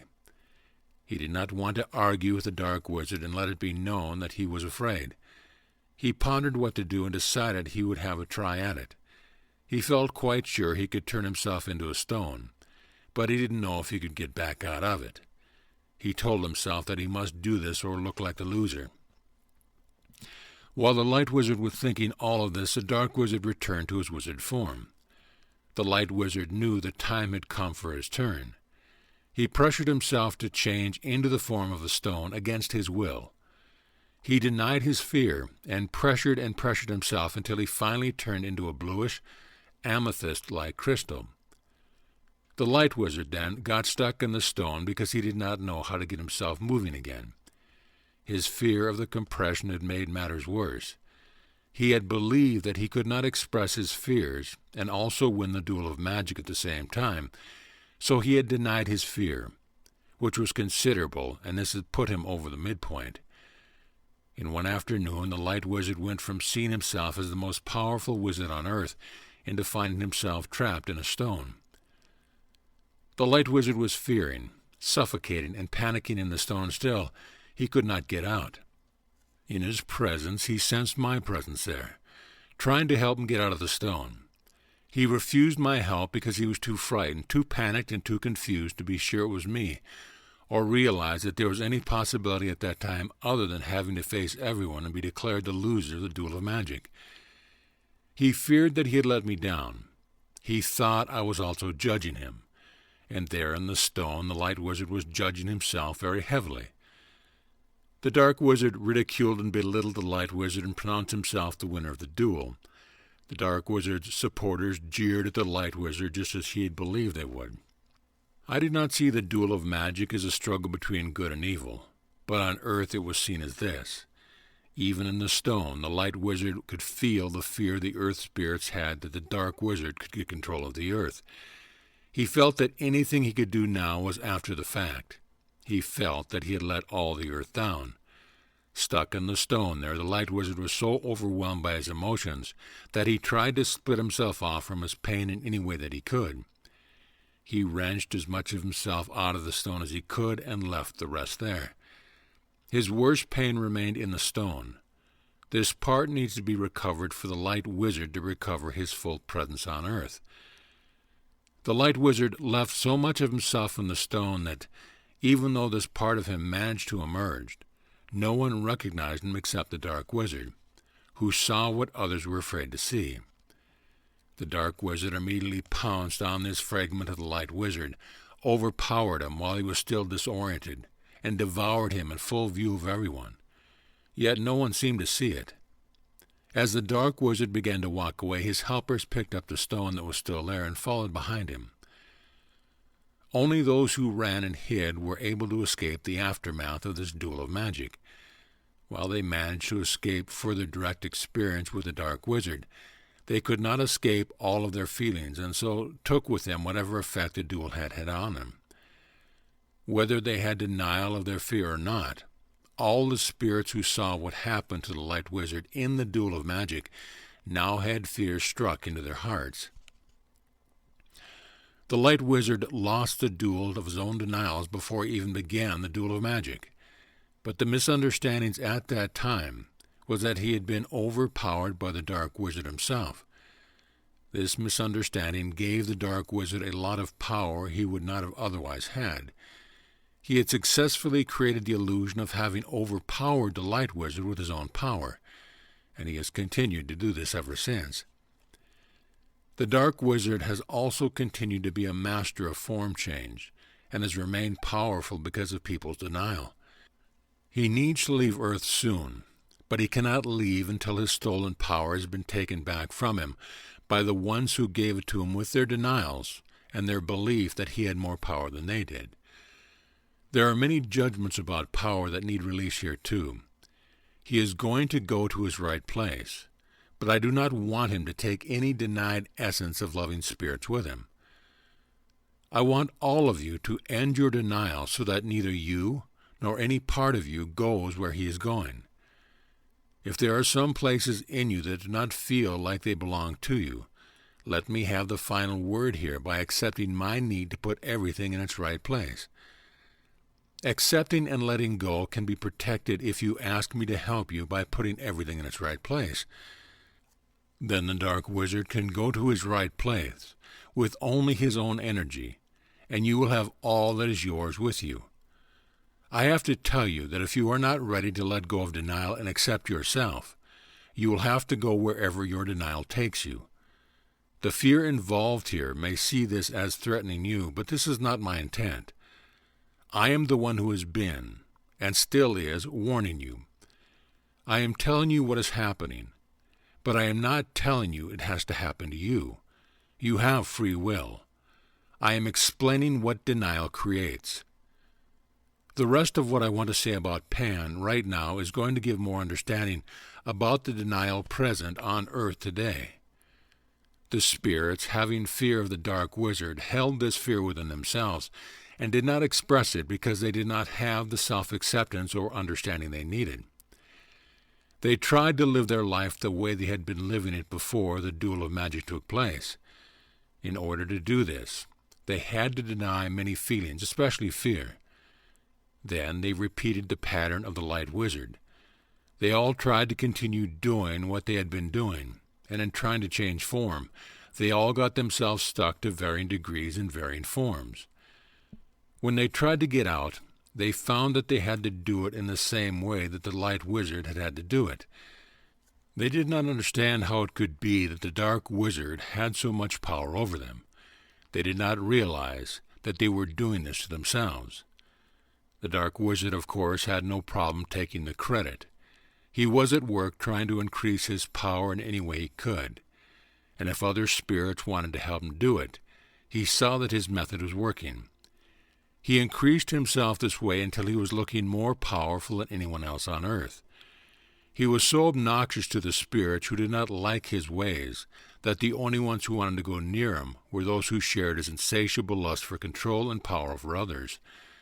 This reflection gave earth spirits many more judgments that need to be looked at now. I did not intervene then, because I saw that these experiences were necessary in order to gain certain understanding, and yet I have felt the pain of everyone involved.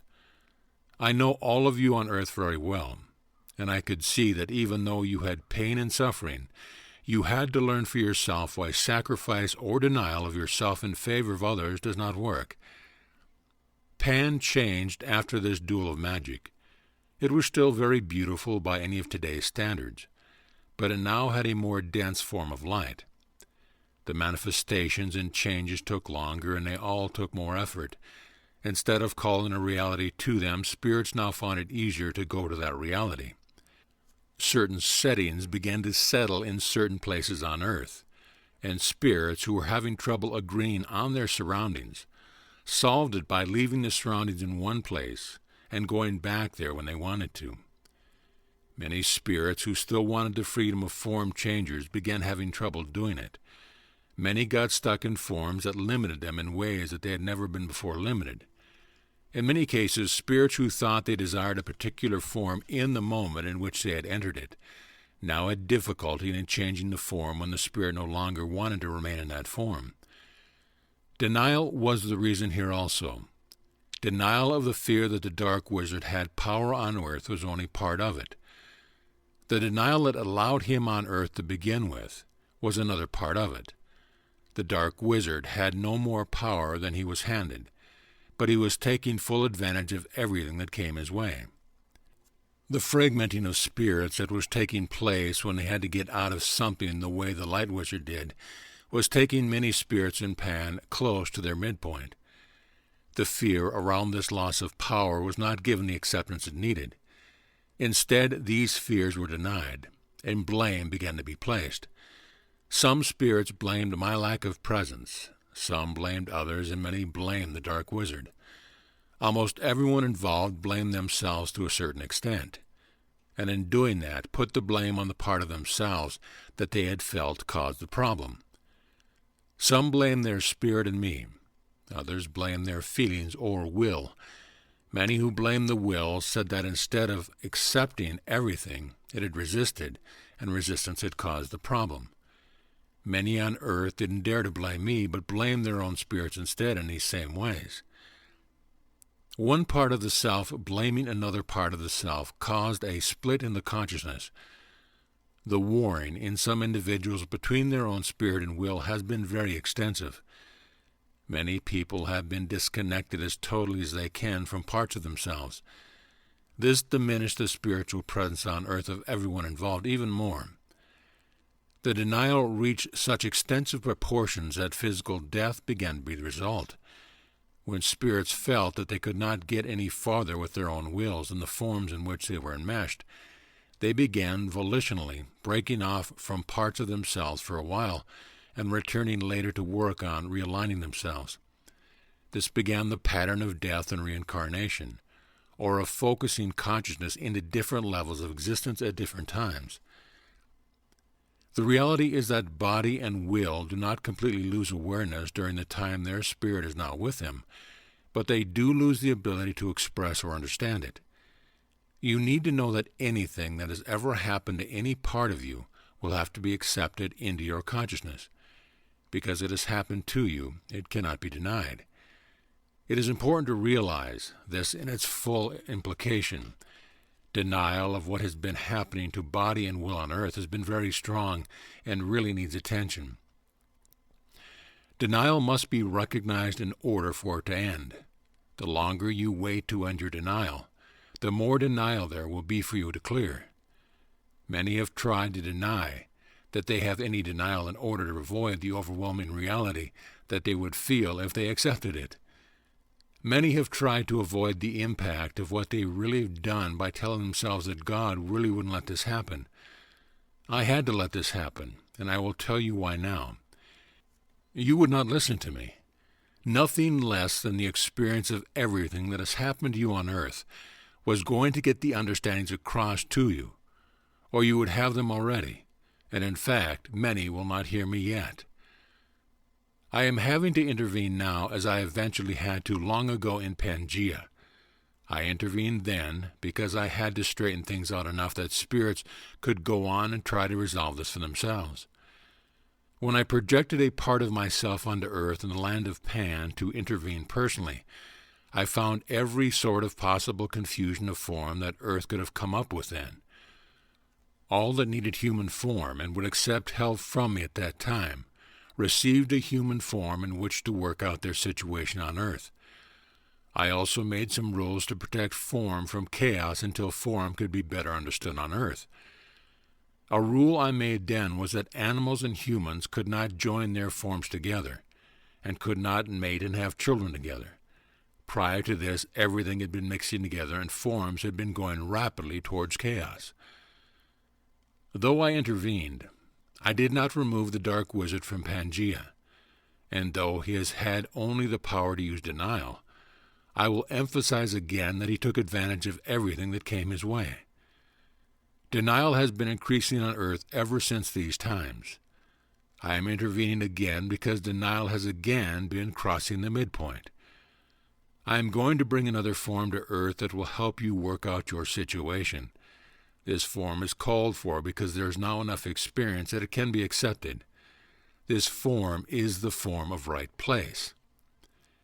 I now want to go on and follow these experiences through 2 subsequent civilizations on earth that also had my intervention. I stepped in to restore the balance point because it was necessary, and that is what I am having to do now. Lemuria.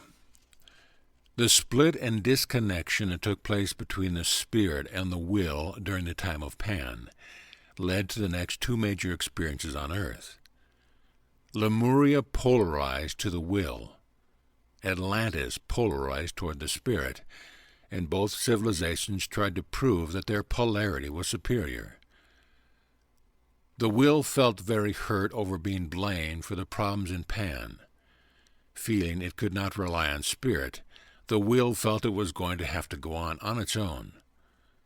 Ultimately, this is not really possible, but the attempt was a necessary experience. Because of the judgments present, the will in Lemuria was not able to receive the loving light of spirit, release their pain over what had happened, and reconnect with their spirit there. Lemurians called their land the motherland. Many of the spirits whose home planet is the earth lived in Lemuria. The name Lemuria means lemurs to mind, but the Lemurians were not lemurs. The people were small and brown, slender and lithe, but they had no tail, and they were not covered with hair. Although the will still held a great deal of pain there, the split between spirit and will had given the Lemurians a feeling of freedom from what they had been experiencing as the admonishing presence of spirit, and not feeling continually judged, they were able to evolve the will to a high degree. They enjoyed this time of feelings as though they had more self-acceptance, but they also had feelings they held in the background that feared this was not all right with my light, and that they were going to be punished for this. Lemuria had a lovely civilization in its height. It was set in a subtropical garden that had no insects or reptiles. Flowers and fruits were everywhere for the picking, and no one ever had to think about how daily needs were going to be met. Everyone made sure that everyone was well taken care of and had a place in the housing compounds. These compounds were much like Spanish haciendas that enclosed lovely gardens in the middle. They were plastered white with a plaster that resisted the subtropical rains. Pottery was a developed art, and so fresco painting. Groups of people often made combinations of the plentiful foods available, served them in large pottery dishes, and offered them to everyone around. They made baskets and soft matting for sleeping. The Lemurians had whatever clothing they wanted for fun and adornment, but clothing was a necessity for them. The Lemurians were again able to feel like children playing and having fun, and they often made music and danced for hours every day. They were happy to be recovering again and felt they could do anything they willed themselves to do. They could teleport themselves with the power of their will, but they also enjoyed leaping, jumping, and soaring. They were natural acrobats and were more adept than any monkey in the trees and vines. There were also others in Lemuria to whom I had given human form. However, many were people who had been trapped in the monkey family in Pan. There they had learned just what monkeys do and later had been restored to a fuller consciousness, in part as a result of their acceptance of the state of consciousness they had inhabited in monkey form. The Lemurians learned to do many things with sound directed by the will, including moving of rocks and other things, some sculpture and healing if anyone had the need. They had spiritual beliefs of a mother in the heavens who, together with their father, had made this home for them. They acknowledged that they had a father, and many of the things they did were because of the presence of my loving light that did love the will. But they related more directly to the divine presence of a mother and longed for her warm embrace. Spiritual teachings were given to everyone, and many understandings, since lost about the will, were known then and taught. Their hearts were open, especially to the will energy, so they were very warm, as was their climate. But not wanting any more loss, they were also possessive. They had close ties with others, pride in their will orientation, their way of life, and in the ways that they were developing. The Lemurians were able to recover much of their lost understanding, but not all of it. They were of a very high people, though, and though they were very joyful and loving and accepting of everything, except their own spirits, which they felt had judged them and abandoned them to their earlier entrapment. They felt they had evolved out of their predicament in Pan without the help of their spirits, and not having felt helped by their spirits, they did not feel very inclined to let their spirits come back and reap the benefits of their recovery.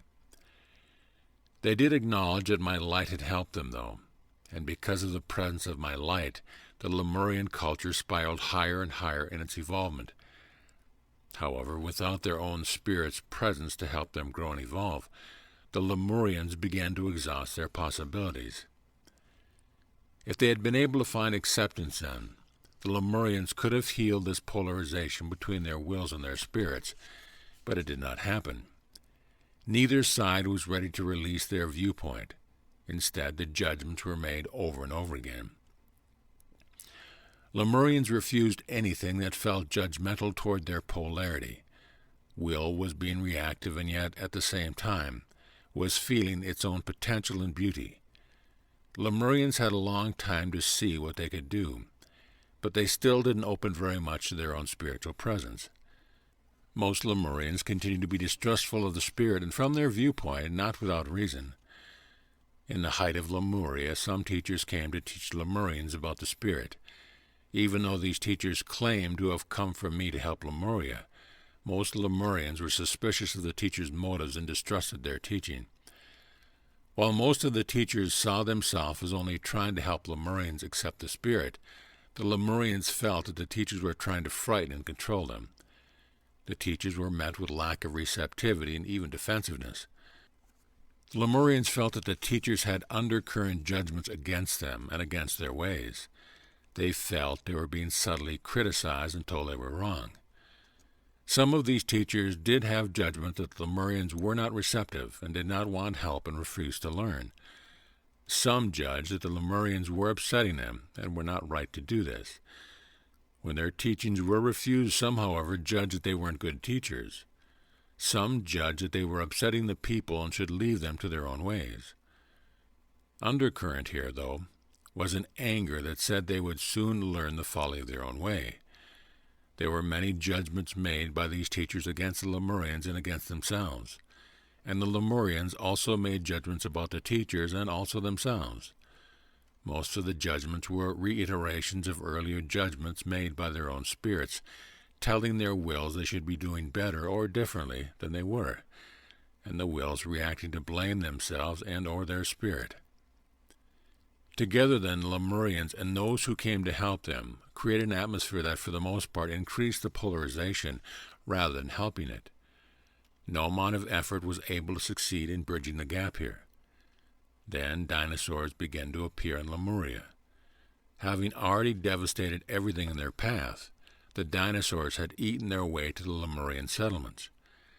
When dinosaurs first began to appear in Lemuria, most Lemurians felt that teachers had drawn them. The teachers, for the most part, didn't see themselves as responsible for the dinosaurs. They saw the Lemurians as having drawn this. When the dinosaurs came to Lemuria, many Lemurians were afraid that I had sent them as punishment. Many thought the teachers shared the blame for desiring punishment for the Lemurians.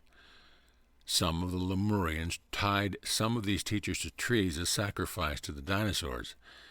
When these teachers died a physical death being torn apart by dinosaurs, they found that they were trapped on Earth. Although they were already trapped and hadn't realized it, they blamed the Lemurians for this and made many judgments against the will. Lemurians also made many judgments here about spirit and my light.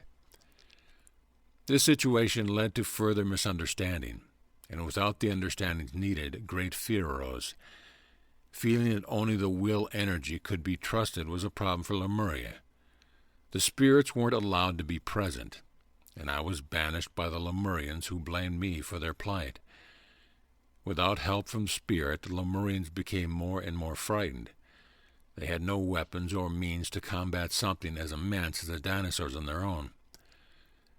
The dinosaurs destroyed Lemuria's beautiful vegetation. Many Lemurians moved as far away from the dinosaurs as they could and went underground to protect themselves. By the time that the Lemurians were living underground and dinosaurs were destroying everything on the surface, their wills were very undermined again. Pressured and threatened by the dinosaurs, the mental capabilities of many Lemurians began to seriously deteriorate. Living in this constant survival threat, they became savage in many of the ways the base nature of man has so often been pictured to be, and became like early humans or cavemen that modern science discovered later. Some Lemurians, however, remained more intact than others. They had some receptivity to spirit and were able to trust enough to be shown the way to escape from Lemuria. I gave them a reed boat design that could withstand turbulent water. They managed to build these boats and leave Lemuria in search of other places to live. Some of the Indians of the western United States and into Central and South America, many of the Polynesians and some Hawaiians are descendants of the people who fled Lemuria in this way. They all have legends about this, and their legends are accurate, according to what they themselves experienced. If there is disagreement among these legends, it is because a small band of people had somewhat different experiences, but they did escape Lemuria, and then Lemuria sank and took most of the dinosaurs with it. Even though it has been a long time, these past experiences are not cleared yet. The understandings needed about Pangaea and Lemuria are many. Many who went to the polarity of Atlantis made judgments against the will as Lemuria was going down. If you had these experiences, you will be able to feel them in your own consciousness when you are ready to heal them. Seeing the understanding is only part of it, though. The feelings need to be brought forward into the spirit's consciousness as well. Connecting to your own experience here can trigger the release of the feelings. Allow the feelings without judging them to be the permanent state of affairs. Freeing the feelings can give you understanding that can, in turn, allow release of the judgments. Atlantis. Atlantis began to flourish as a civilization toward the end of Lemuria's time. Atlantis was a huge continent, most of which is now under the Atlantic Ocean. It was a brilliant manifestation of spirit energy, unfettered by any of what they viewed as limitations from the will. A popularly held image is that Atlantis was the highest civilization ever to exist on Earth. While many hold fond memories, or think they do, of Atlantis, most of the people holding these memories also have a strong affinity to the polarity of the spirit. The Atlantean civilization was peopled by those who had serious misgivings about free will from the beginning, and also by many who had become disenchanted with the polarization to the will in Lemuria. Atlanteans wanted unfettered expansion on all levels. They wanted to elevate all manifestations of the spirit and use and control the intuitive, feeling will. The Atlantean approach to life showed this polarization in all of its aspects. While communication in Lemuria was largely body language and empathic communication of feelings, communication in Atlantis was verbally articulate and developed expressions of complex thought patterns and visions that often flashed back and forth quickly and telepathically. They also had many clear and detailed inner visions. Many in Atlantis developed the power of their mind to the point where they could focus thoughts and visions into crystals and store them there for their own later use or for presentation to a group of people. They could influence and control others, and they could also heal or harm with their powers. Music in Atlantis consisted mainly of intricate melodic patterns woven with voices and accompanied by stringed instruments that were also melodic. Music in Lemuria emphasized drums and rhythm. The buildings of Lemuria were earthen, where Atlanteans built refined palatial structures of highly polished stone. Murals, mosaics, sculptures, weavings, pottery, jewelry, and all other art and artisan contributions to everyday life were highly refined examples of the visionary brilliance in Atlantis. Glassware and the carving of stones and gemstones became highly developed arts. Atlanteans felt it was important to study, consider, refine, and develop the expression of the creative impulse. Lemurians, on the other hand, built, created, and expressed with the feelings and spontaneity they valued so highly. While travel for Lemurians consisted of walking, running, swinging through the trees with the help of branches and vines, leaping, soaring, and teleporting rather great distances at a time. Atlanteans did not consider this to be dignified enough for them. They built some roads and stately vehicles, had processions, and regulated individual everyday travel so that it was orderly. Atlantis had everyday individual means of conveyance that could be somewhat described as basket-like. This could move by hovering above the ground and followed guidelines that they had the appearance of narrow roads. They also had majestic ships that could travel on the seas and in the air. Many Atlanteans traveled rather extensively, and some had the means to own their own air and sea ships. Atlantis developed an extensive technology. Repetitious tasks and everything that seemed like drudgery to Atlanteans received help from technology. Whatever was unsuitable for Atlanteans to do and unadaptable to the technology was done by the sub-citizens of Atlantis. Sub-citizens consisted of beings still trapped in forms that limited them. Lemurians who had been brought there by Atlanteans to escape the dinosaurs, but were not like the Atlanteans. And later, some of the strange peoples from the Pangaea that Atlanteans had found in remote parts of the world. Atlanteans used these beings like slaves, and some abused them. Many Atlanteans tried to ignore the humaneness in these beings and rationalize the right of Atlantis to use them however they wanted to. Some Atlanteans wanted to ignore the uncomfortable imbalance with the will that these beings presented, and some wanted to help these beings evolve into the kind of consciousness they had.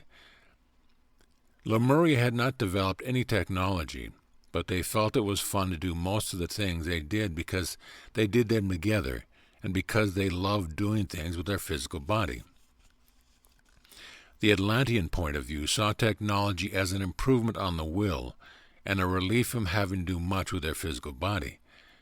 The power source for Atlantean technology was an energy that they had learned to focus, store, and project with the help of crystals.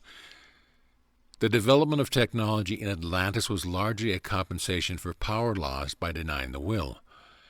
Many more people at the time had a desire to provide themselves with a technological substitute for the powers of the will than had desire to understand and evolve the emotional quality of the will.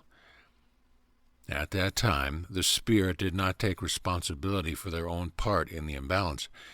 Instead, almost universally, the spirits decided they wanted little to do with the will, and that what will remained with them needed to be controlled, so that there were no repeats of what they judged had happened earlier.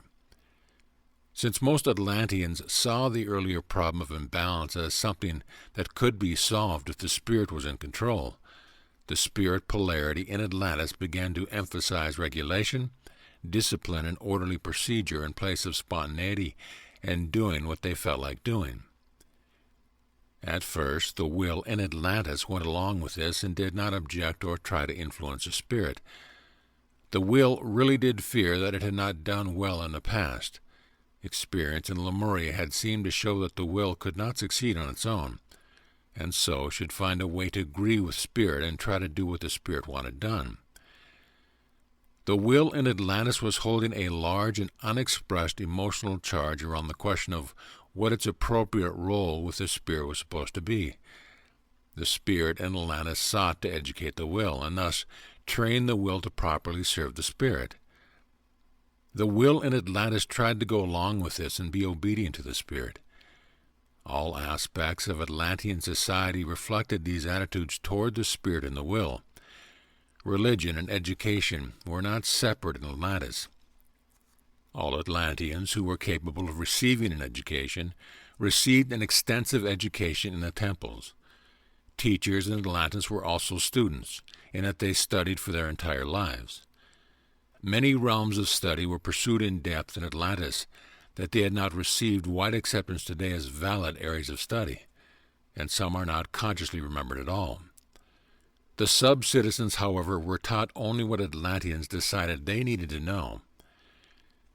Atlantis developed the perceptive or extrasensory powers extensively, and this study opened realms not perceived by many today. Everything Atlantis developed was inspired and guided by those expanded perceptions and the understandings received through them. Even though Atlantis had a scientific orientation, No one at that time considered these perceptions to be unscientific. The Atlanteans' ability to apply inspiration to everyday life also increased the credibility of receiving information from other realities, other kinds of beings, and even from other planets. The Atlantean civilization appeared to be fabulously successful for a long time. Everything they envisioned and decided to try came into manifestation and worked for them. Atlanteans saw this as evidence that they had true understanding. Their touch at that time was so infused with their spirit light that it enlivened in ways seldom experienced now on Earth, and yet most of the will in Atlantis was not being touched by the spirit at all, and was hardly vibrating. Atlanteans did not believe they were judging the will or seeing its role inaccurately, and they did not realize that they had any denials. They believed the will was meant to serve them. There were some reflections of their denials at Atlantis, but rather than accepting these, Atlanteans explained them away and also tried to ignore them. Atlanteans were holding beliefs and judgments about reality, and also being proud of their accomplishments, mistook these judgments for reality. One reflection which Atlanteans found to be uncomfortable and difficult to accept, and was therefore misunderstood, was Lemuria. Many Atlanteans saw the overwhelming emotions held by the will as the reason why Lemurians could not solve their problems. Believing the solution was to control the emotions of the will, this belief powered much of the Atlantean approach. Total understanding and full acceptance was not fully present in the consciousness, and so what has taken place has been necessary, and yet it was, for the most part, a terrible experience for the will in the last days of Pangaea, and Lemuria, and in Atlantis. Rather than denying the experience of the will further, there is much that can be learned about balance by studying these experiences of the past and releasing the feelings still held from them. The Lemurians had developed the magnetic will energy to a place of great power. By nature, magnetic will energy is meant to attract the spirit to it. Since the will in Lemuria feared it was unaccepted by the spirit and responded by reacting against it, Lemurians were unable to draw to themselves the increase in spiritual presence necessary to guide the increased magnetic energy. Instead, the Lemurians drew to themselves, without realizing how they were doing it, not only manifestations of denied spirit, but also a light that denied them. One of the forms this took was the dinosaurs, whose forms embodied every aspect of the judgment against spirit that so many Lemurians held. Seeing this experience, many spirits saw it as dangerous for the will to vibrate unless the spirit filled the space with light. Judging they were not going to be allowed to fill the space further fueled many spirits in Atlantis to believe they had to make the will be obedient to them. This has to be understood individually, but some understandings can be given to help point the way. Many Lemurians had fear that the spirit was an unloving, insensitive, domineering, controlling, overpowering, punishing monster that abandoned the will right when the will needed the spirit the most, and had sent this upon them when they were doing their best to live on their own, as they believed the spirit wanted them to do. There was a firm belief in the will that it was caught in a reality where the spirit wouldn't help it, and that the will was not supposed to ask for the spirit's help or need it. Many in the will polarity felt that the spirit had been, and still was, capable of hurting the will by denying it, and forcing experiences on it that were unpleasant and impossible for the will to handle. Many even felt that spirit was trying to kill it. A secret fantasy of quite a few Lemurians was that if their situation became desperate enough, maybe the spirit would realize it needed and loved the will, and would then dramatically rescue the will and heal the spirit. This fantasy of hope was accompanied by a counterweight of fear that the spirit would not help and would not come down into the murky realms where the will was trapped. When I did not seem to help with divine intervention in the form that the Lemurians were seeking, some Lemurians finally appealed to the Atlanteans for help. Lemurians hoped that the Atlanteans would solve their problems for them, and yet their judgments against the spirit were also acted out there. The Atlanteans were resistant to doing anything to help the Lemurians. They delayed for quite a while. When they finally did arrive on the scene, they were uncomfortable with the emotionality of the Lemurians. It was just what they sought to escape by living in Atlantis, and yet the Atlanteans did decide to help. They wanted to help Lemuria as quickly and with as much detachment as they could and leave as soon as possible. The Atlanteans decided to try out their crystal power by focusing it into the nesting grounds of the dinosaur. The Lemurians felt an instinctive objection to this, which was a disregard by the Atlanteans as superstition and resistance to help. The Atlanteans offered to take to Atlantis any Lemurians who were willing to go. Many Lemurians felt this would be an unpleasant experience, and only could detach them from their homeland enough to go. The Atlanteans saw the Lemurians as overwhelmed by undirected emotion that lacked the vision and detachment necessary to solve their problem. They also saw it as necessary to take matters into their own hands, as in their own view, nothing was going to be acceptable to the Lemurians. The will in Lemuria felt denied by the spirits once again, and felt it could only watch powerlessly as a rather cold and detached spirit dealt with the failures of the will. In denial of their own wills, the Atlanteans were unable to see themselves as having any causal role here. They did not see their own involvement in how denied emotion was creating its own reflection in the dinosaurs. The focus of crystal power only temporarily set back the dinosaur population and directly resulted in volcanoes and earthquakes that in the end sank Lemuria. This was just what the institutional will in Lemuria had feared, and was another experience that seemed to further prove the judgments against the spirit. Some Lemurians also saw that their magnetic willpower had drawn exactly what they feared. They judged against themselves and their fear. This experience, without the understanding needed, led to a substantial increase in the polarization between spirit and will, and reinforced denial of the will and its power, even among many of those who had formerly believed in the will or had viewed themselves as sympathetic toward the will. The Atlanteans did not admit that they had anything to do with the sinking of Lemuria, but they did come back to Lemuria in its last days and offer again to take back to Atlantis any and all Lemurians who would agree to go. In Atlantis, these Lemurians received a mixed reception and, with few exceptions, were treated like sub-citizens. Many Atlanteans had not wanted to take in the Lemurians in the first place, and did not regard as valid any information that linked the sinking of Lemuria to the use of crystal power. This experience of polarizing to the spirit was necessary because the spirit at that time did not understand the will enough to balance with it. Without receptivity from the spirit, the will felt it had to wait. The accumulating charge in the will during Lemurian times was causing many wills to feel unable to do anything. This paralysis seemed to further the Atlantean theories that the will could not be the determining factor. Most Atlanteans began scheduling their lives to substitute for the loss of direction from the will. The spirit's conceptualized vision pushed on the rest of the being to act. A common judgment reiterated then was that the will holds the spirit back, and that the lower nature should not be allowed influence, since the spirit is willing, but the flesh is weak. Atlantis went ahead after Lemuria sunk and explored the rest of the world to see what there was. The many varied peoples and animals discovered in the world at that time both fascinated and disquieted them, but the Atlanteans chose to focus on their fascination and, for the most part, ignored their disquietude. On the earth at that time were many scattered bands of people who had fled Pangaea. These different groups had varying residual effects from the land of Pan, depending on their particular experiences and their point of view.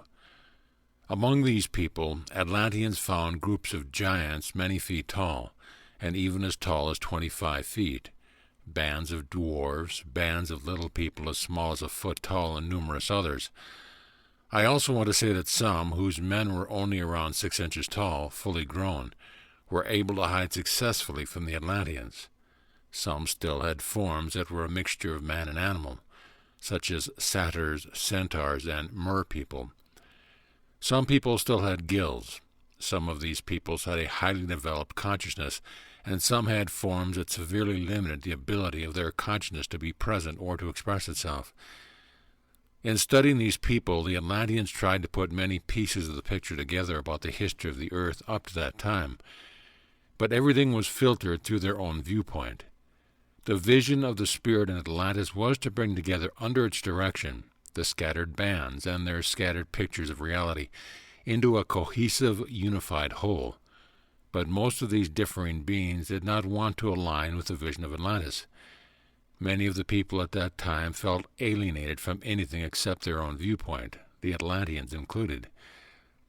The Atlanteans did not know how to bring this diversity into willing alignment, and so, once again, the will was blamed and judged as being in opposition to the spirit. Undercurrents of frustration, fear, and anger grew behind these judgments, and since the Atlanteans had left no avenue open to accept these feelings and bring them into loving alignment, they concluded that they had no recourse but to overpower these people. Objections voiced directly to the powers in Atlantis often resulted in imprisonment. Their own denied feelings empowered the action they took. Atlantis resorted to a demonstration of the destructive power of their great crystal, hitting a settlement they feared, but thought they hated the most, a settlement of giants. They showed pictures of this destruction to the people who did not want to accept Atlantean dominion, and feeling powerless against its force, most of the people gave in or appeared to give in. Atlantis, then, became the undisputed ruler of the world. Understandings cannot come disconnected from experience. Understandings must come in a progression as experience creates a readiness to receive them.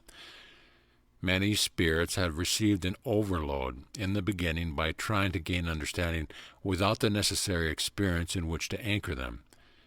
Many of these spirits still continued trying to preach to their wills, telling them how they should perform in relationship to the understanding the spirit thought it had, but in actuality were only conceived of by the spirit at that time, and had need of will and body's experience to grow to maturity. The will was distrustful of spirit, because it was feeling overwhelmed by experiences that were much more complex and difficult than the spirit's concept had represented them to be. Instead of receiving the will here, the spirit was denying and maligning what will and body were experiencing.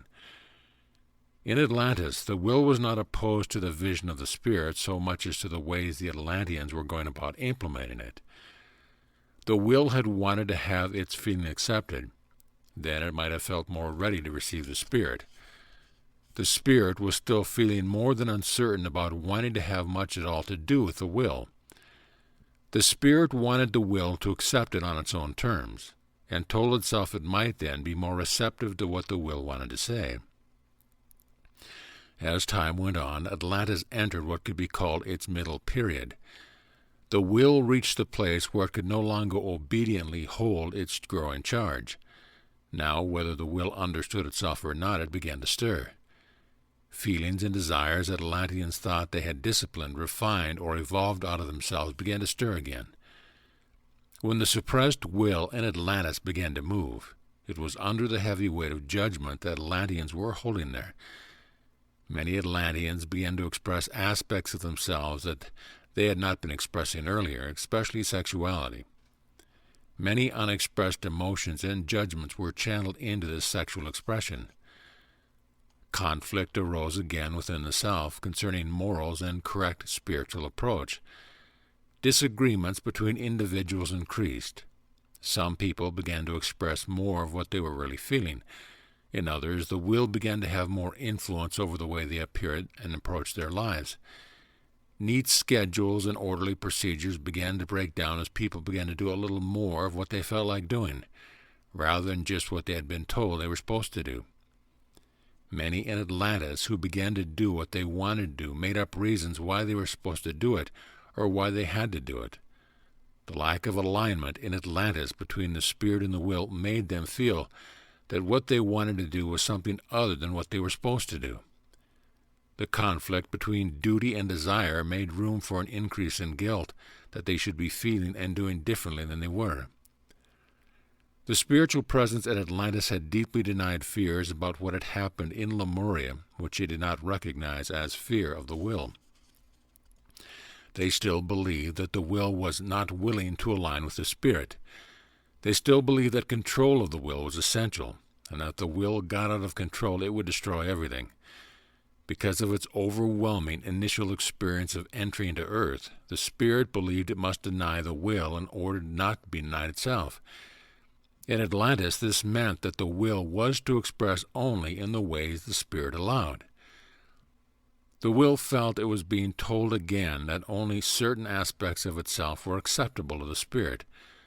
The spirit seemed to confirm this by not touching the will with its light in these judged against areas. The will, however, had the feelings that it had about its experience on Earth, whether the spirit accepted them or not. The spirit denied these feelings because they did not feel good to it, and tried to avoid these feelings in the will by not allowing them to move and express. The spirit believed that if it did not allow the will to move freely, the will could not move into the areas that had been so unpleasant for the spirit. The will, then, had tremendous obstacles to being able to clear what it was holding. When the will began to stir again in Atlantis, the Atlanteans responded with more control, regulation, discipline, and pressure to conform. When the will in Atlantis could not continue to hold its growing charge, it still tried to move in any way it could. When the will cannot gain release, at least some of the will's overload is held in the physical body. When the physical body could no longer hold what the emotions were not being allowed to express, the physical body tried to move it into physical way. Discord, violence, sexual expression, and illness increasingly became a body's avenue of expression for attempting to clear itself. As the denial of the will went on, the health of the Atlanteans began to break down. Instead of allowing illness to express and tell its story of imbalance so that balance could be found, the Atlanteans applied their sound, light, and other therapies for healing body with greater fervor to combat this growing sabotage of will and body. Medical treatment and treatment of insanity took a punitive and suppressive approach toward the body and the emotions. In some cases, Atlanteans even resorted to surgery. Although when problems have advanced too far and no other means of healing are known or understood, surgery and other drastic measures may be necessary. The concept of cutting out an alien part of the body and throwing it away is not really more advanced in human sacrifice. Both of these approaches believe a part can be sacrificed for the good of the whole. In both cases, understanding can bring balance before such drastic measures are needed. If an accident is manifested or a part of the body is ailing, then something is impeding its ability to receive loving light. What the spirit denied in Atlantis, it did not nourish with its light. When the spirit blocked the clearance that will and body needed, both the will and the body began to feel desperate. This desperation carried Atlantis into its third and final period. The more the spirit tried to control the will, the more the will's held charge grew from fear, anger, and sadness into terror, rage, and heartbreak. The will was feeling denied, overwhelmed, and compressed beyond its ability to endure. The will feared it could not clear itself if the spirit would not allow it, and it could not continue feeling what it was feeling with no relief. The will was not being allowed to vibrate itself. It felt that the spirit was killing it, and in truth, the spirit really was doing this to its own will. The will cannot live unless it vibrates. When the will vibrates, it opens space. When space is opened, something has to fill it. If the spirit does not fill the space with loving light, then denial fills the space. When something in the will is completely ignored, that area of the will receives in effect nothing. When this happens, the experience of the will is the experience of opening to receive nothing, or even worse, opening and receiving unlovingness. No amount of pressure, force, or imposed procedure is going to fill this space in the right way. When the will cannot move, density increases until there is no vibration, which is death. The will has to be free to move, and the spirit has to fill this space with loving light. In the final period of Atlantis, the desperation of the will manifested itself in any way that it could. The old charge of the will was trying frantically to clear itself. The more it tried to move, the harder it was hit with denial. Every attempt it made to release itself that was not met by acceptance from the spirit was met with more denials in the form of controls and reprisals by those still attempting to cling to the belief that control of the will was absolutely necessary. These people continued to hold their judgment against the will and viewed the action of the will as further proof that the will was denying of and in opposition to the spirit. The social manifestation of the will's desperation were many. Increased pressure on the will caused the wills of some to break through the control of the spirit and express in an out-of-control manner. Often the disconnect between the will and the spirit was so severe that it was as though a stranger had taken over the normally spirit-oriented personality. Many could not remember what they had done during these outbreaks. The lack of alignment between the will and the spirit was also acted out on a large scale in society. Wars broke out in outlying regions. Disorder, civil disobedience, and crime increased in Atlantis itself. Denial in Atlantis had placed so much of its energy field outside of loving acceptance that loving essence that was denied and thus placed outside of love became mixed in with unconditional denial. Denial that had no loving essence was already present in Atlantis. Now it began to find more ways to manifest its presence. The will did not want this, and when it felt itself in the presence of this denial, it felt terrified. Some will essence leapt toward the spirit, trying to gain its attention any way it could, even though the will still could not express all the emotion it felt regarding its situation, and so it didn't find out that, by doing this, it could have been able to let go of the denial mixed in with it that did not want love and light. The people of Atlantis had little to no awareness of the role being played by denial. Instead of accepting and growing to understand the will's attempts to clear itself of denial it had received, many Atlanteans still attempted to deny the will further. Society enforced its viewpoint of denying the will by killing, torturing, jailing, drugging, confining to hospital, and otherwise penalizing many in Atlantis who were without conscious understanding of what they were doing, but were trying to clear their wills. The desperate action that some wills were taking in the final period of Atlantis was seen by many spirits as further proof that drastic reprisals aimed at controlling the will were more necessary than ever. Repression was increased, and a deaf ear was turned to the viewpoint of the will. The fear of the will that its attempt to clear itself would only result in further denial was manifesting itself in reality. Based on what the spirits in power positions in Atlantis were still seeing as the resistance, opposition, and limitations of the will toward the spirit, a decision was made to rev up the great crystal in an attempt to display such a force of power that dissidence and rebellion would be quelled. The Atlanteans who did this overamped the great crystal with more energy than it could hold, much of it filled with an intent to destroy the will. This was another reenactment of spirit attempting to rev up and expand without regard for the will's willingness or ability to receive and ground this energy. As a result, the discharge of this excessive energy manifested as an undirected force that did extensive damage and resulted in earthquakes that ultimately sank Atlantis. Toward the end of Atlantis, a number of people who had more openness and really were seeking more balance with the mother energy decided that they had to leave Atlantis. They planned to leave in boats and decided they would have to be built in secret.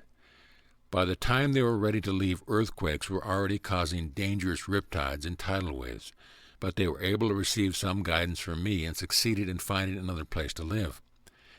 Many of them became the original people of the Eastern and Central American cultures. Even as their land was sinking, many Atlanteans, however, were still denying that there was any connection between their beliefs, the way they implemented their beliefs, and the problems manifesting in Atlantis. Instead, these Atlanteans further intensified the split between the spirit and the will by continuing to claim that their beliefs were correct, and that the reason their belief system was not successful was because the will was at fault. Some of these people escaped from their sinking land and went to what had been outlying regions of Atlantis to try to continue their way of life. Egypt, Persia, and a number of other places that made sudden leaps in their civilization did so because Atlanteans came to live there. Since physical death had become a reality on Earth, many more people died in Atlantis as earthquake and sinking swept the land, and they did not have the means to escape. A number of them died in confinement and imprisonment. The fear of the Spirit the will would deny it, and the fear of the will that the Spirit would deny it, was manifesting in reality. The judgments made again by everyone in the last days of Atlantis were against both the Spirit and the will. Some leaned toward one polarity and some toward the other. Reality is that one polarity cannot be denied without denial of the other polarity also taking place. Most of these judgments are still present, and they have lessened the brilliance of present society. Even so, over and over, many Atlanteans have still wanted to try their approach again, and have continued to hold the dream of restoring the brilliance they once knew in Atlantis. Much of modern society has been primarily Atlantean in outlook. Those discriminated against in these societies have, for the most part, been the more will-oriented and have had a Lemurian approach, or have leaned in this direction. The role played by denial has still been largely ignored. So many judgments have been made during the course of experiences on Earth, and empowered to stay present by unreleased emotions, that these judgments cannot all be listed. The main focus of the judgments in Atlantis was that loss of control is very dangerous, and that the expression of the will brings chaos. That will must not be allowed to express because it is destructive. That the will is, by nature, in opposition to the Spirit and must be disciplined, controlled, and suppressed. That the information from the intuitional faculty of the will cannot be trusted. That the will's contribution to creation is in conflict with the Spirit's vision. That the will is the cause of death, and that there is nothing the Spirit can do about this except rise above it and leave it behind, and that will and body are meant to serve the Spirit, and are not meant to have a say in creation anyway. The presence of Atlantean and Lemurian consciousness on Earth today can show you the judgment still held from these times. The vast wealth of information could be brought forward from the past also cannot be done within the limitation of a book. These stories have brought forward some of the information that needs to be enlarged upon by individual memory. The process of clearing your own will can allow it to tell its own story. Drugs. I am now going to seem perhaps to diverge here and give some understanding on drugs. It is not really a divergence, however, since drugs have been used by people on Earth almost since the original loss of consciousness in Pangaea. Since then, people have used drugs to increase the split between spirit and will, even to the extreme of dying to escape feelings and consciousness they haven't wanted to accept, and also to try and heal the split and regain feeling and consciousness they have believed that they lost. Understandings are needed about drugs, including all the currently popular conscious-altering drugs. The use of drugs is not being recommended by me because there are numerous risks involved. In addition to the known risks, there are also unknown and currently unsuspected risks, including the risk that drugs can open your energy field to things you do not fully understand. While drugs can temporarily alleviate unbearable pain, it is necessary to protect the energy field of the person using drugs so that other influences cannot enter. Drugs can alter your consciousness in ways that your usual, everyday level of vibration does not normally experience. These drugs can show you more that you can assimilate into your consciousness. In this way, some drugs can help you show the way, but they are not the way, and that they cannot do it for you. You must still utilize the information to increase your own awareness and vibration. The use of these drugs is not helpful if the insights gained from them are not integrated into the person's normal state of consciousness. The person using drugs needs to know how they can help. Drugs are not help when they take the form of dependency or addiction. Then you may have to reclaim your personal power from the drugs. This might even mean going over all the steps you thought you were taking towards healing again without the drugs. Drugs have often been used to override, disconnect from, or rise above the will and body. Drugs are substances that can be difficult for the body to eliminate, especially if the will is undermined, and the will of everyone on Earth today is undermined. The accumulation of drug residue can have a gradually increasing and deadening effect on will and body, and can be noticed as reduced function and reduced sensitivity. The dosage of the drug must then be increased to produce a similar effect. This increases the residue, which calls for increased dosage once again. Given the accumulative effects of drugs, these drugs-induced impairments and losses can be gradual enough that they may not be noticed until, for many people, they are irreversible, and sooner or later, except in cases of people who would not be alive without certain medications, results in an earlier death than would have been likely otherwise. Drugs have, so far, shown themselves to be treacherous because of their ability to gain a hold on the ones using them. Any judgment held about drug affects the experience of the ones using them. If someone believes he or she must have a drug, then he or she must have it. If belief is held that a drug is necessary to get high, or that pain can't be handled without drugs, then that will be the person's reality. Some of these beliefs are held at very deep levels and can require a considerable amount of deep movement to shift effectively. Many people have had an uneasy, unsettled, empty feeling that they have tried to avoid in this and other ways. Some people have masked and avoided symptoms with drugs until the body's problems have become extensive and serious. If surgery is required, even anesthesia for surgery will result in eventually having to accept both the pain of the surgery and the other levels of pain that the part of the body accumulated from the denials it received and had to hold when the messages of its symptoms were not being accepted. Drugs have a place like everything else. Sometimes relief from pain is necessary. Sometimes expansion of consciousness is helped. But for many, drugs have declined into a habit pattern which is not helpful. Drugs have actually damaged many more people than they've helped. So be careful with the use of drugs, all drugs. If you want to recover your will, drugs may not be what they seem to be. In more people than not, the relief, the upliftment, the increased consciousness, or whatever was originally sought has, with habit and time, taken them where their conscious mind did not think it was going to go. Habitual, long-term drug use can become the decreased consciousness the drug users were seeking to transcend when they began using the drugs. As your will becomes free and more attuned, you probably will not want to use drugs, but nothing should be entirely ruled out. However, I will emphasize that drugs can be a treacherous path that can lead you into your own pit of denials, whether you are ready or not, and whether you know how to handle this or not. An understanding also needing mention is that people are not ultimately meant to decide about the use or non-use of drugs for one another. Once again, denials have played a large part in this intimidating form. When some people judge drugs to be damaging, they may have been accurate as far as their knowledge went, but the form of a judgment is not useful. More than the drugs, it is the consciousness using them that is the determining factor.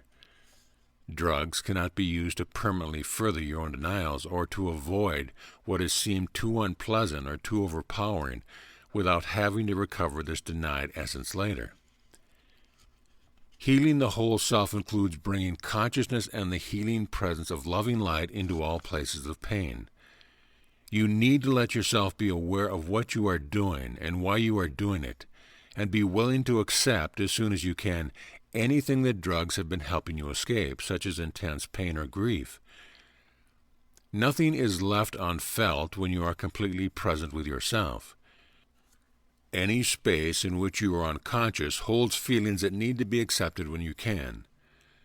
This is not to say that you are always going to be in pain if you don't shut anything out. Unconsciousness is the response of not being able or not being willing to accept something when it is happening. Responsibility for disconnection and denial must be taken as soon as the spirit involved is able to do it. Spirit and heart, as well as will and body, actually do remember the pain of surgery and everything else that has been experienced, and remembers this even from life to life. And so at some point, everything will have to come forward to be cleared and given a place of acceptance. The loss of memory of recent past lives and even distant existences in places such as Pan, Lemuria, and Atlantis is all based in denial. If you use drugs, use them with these understandings in mind and not to increase your own denials. Understandings on denial. Different kinds of spirits like different kinds of situations and societies.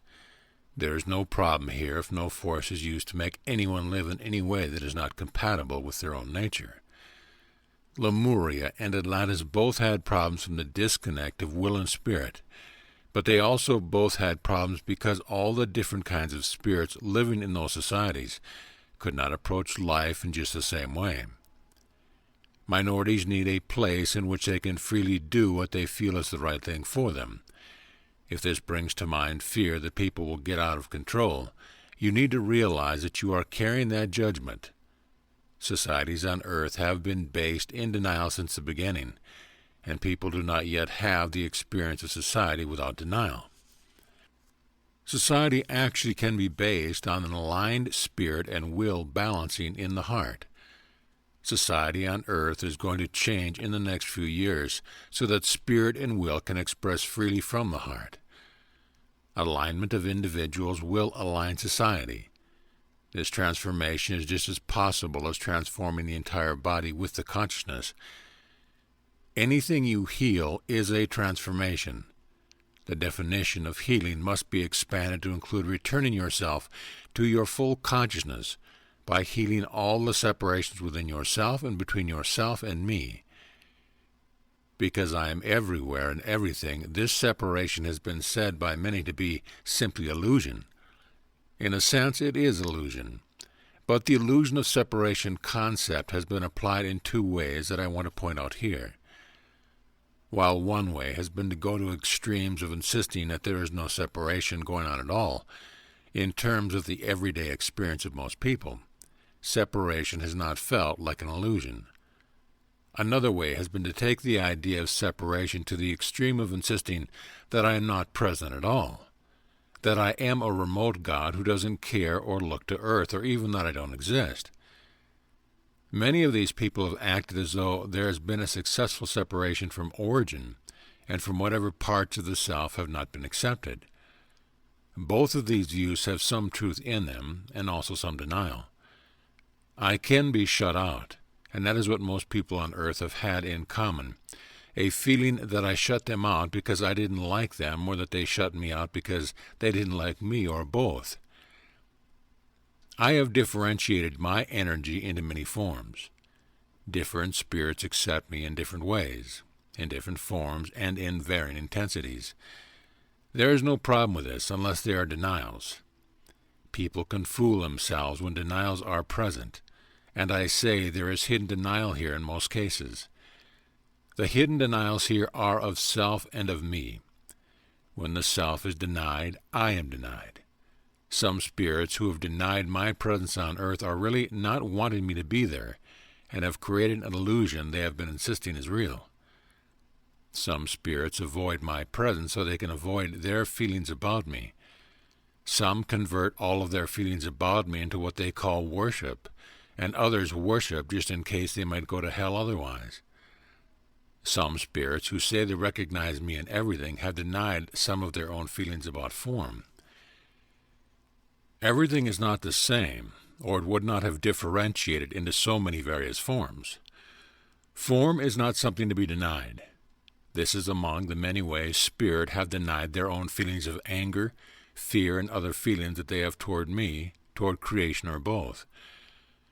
I want to point out that all differentiation of energy into form has been termed an illusion by some.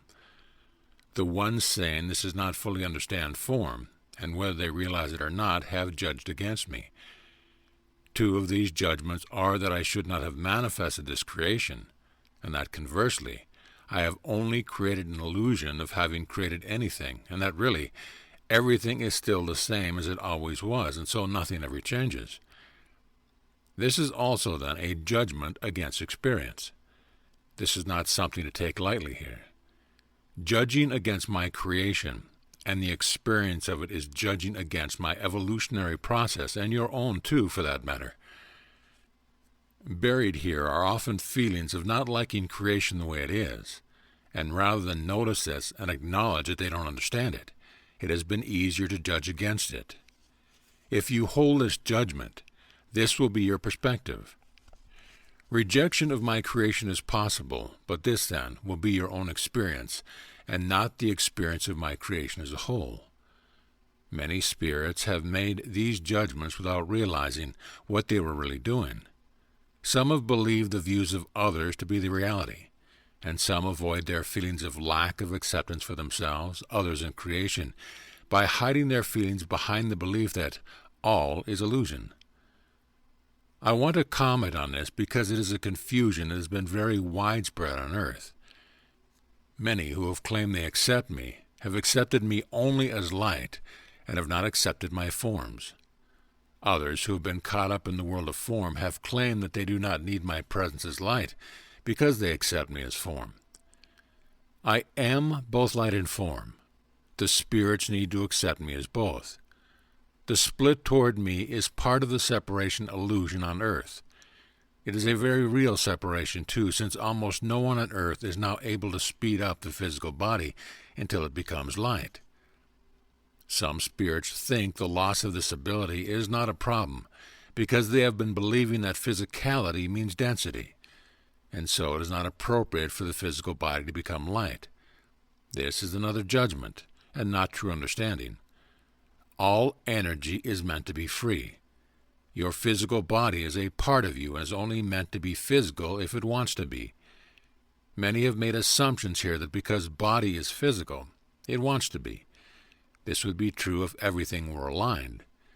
As you clear your energy, your physical body is going to become more and more light-filled, and you are going to regain lost abilities. This is going to proceed at the speed of which your layers of conditioning can truly open to align with and receive my loving light. My words here are not meant to sound like pressure.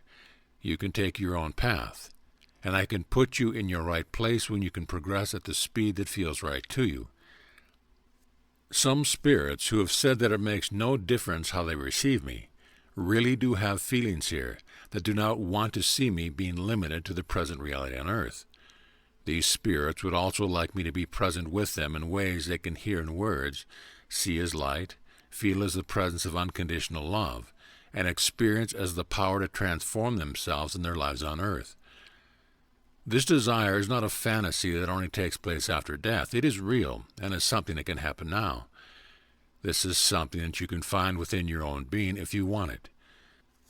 This is not something that is too difficult to do either, but it may involve more than you first thought that it would.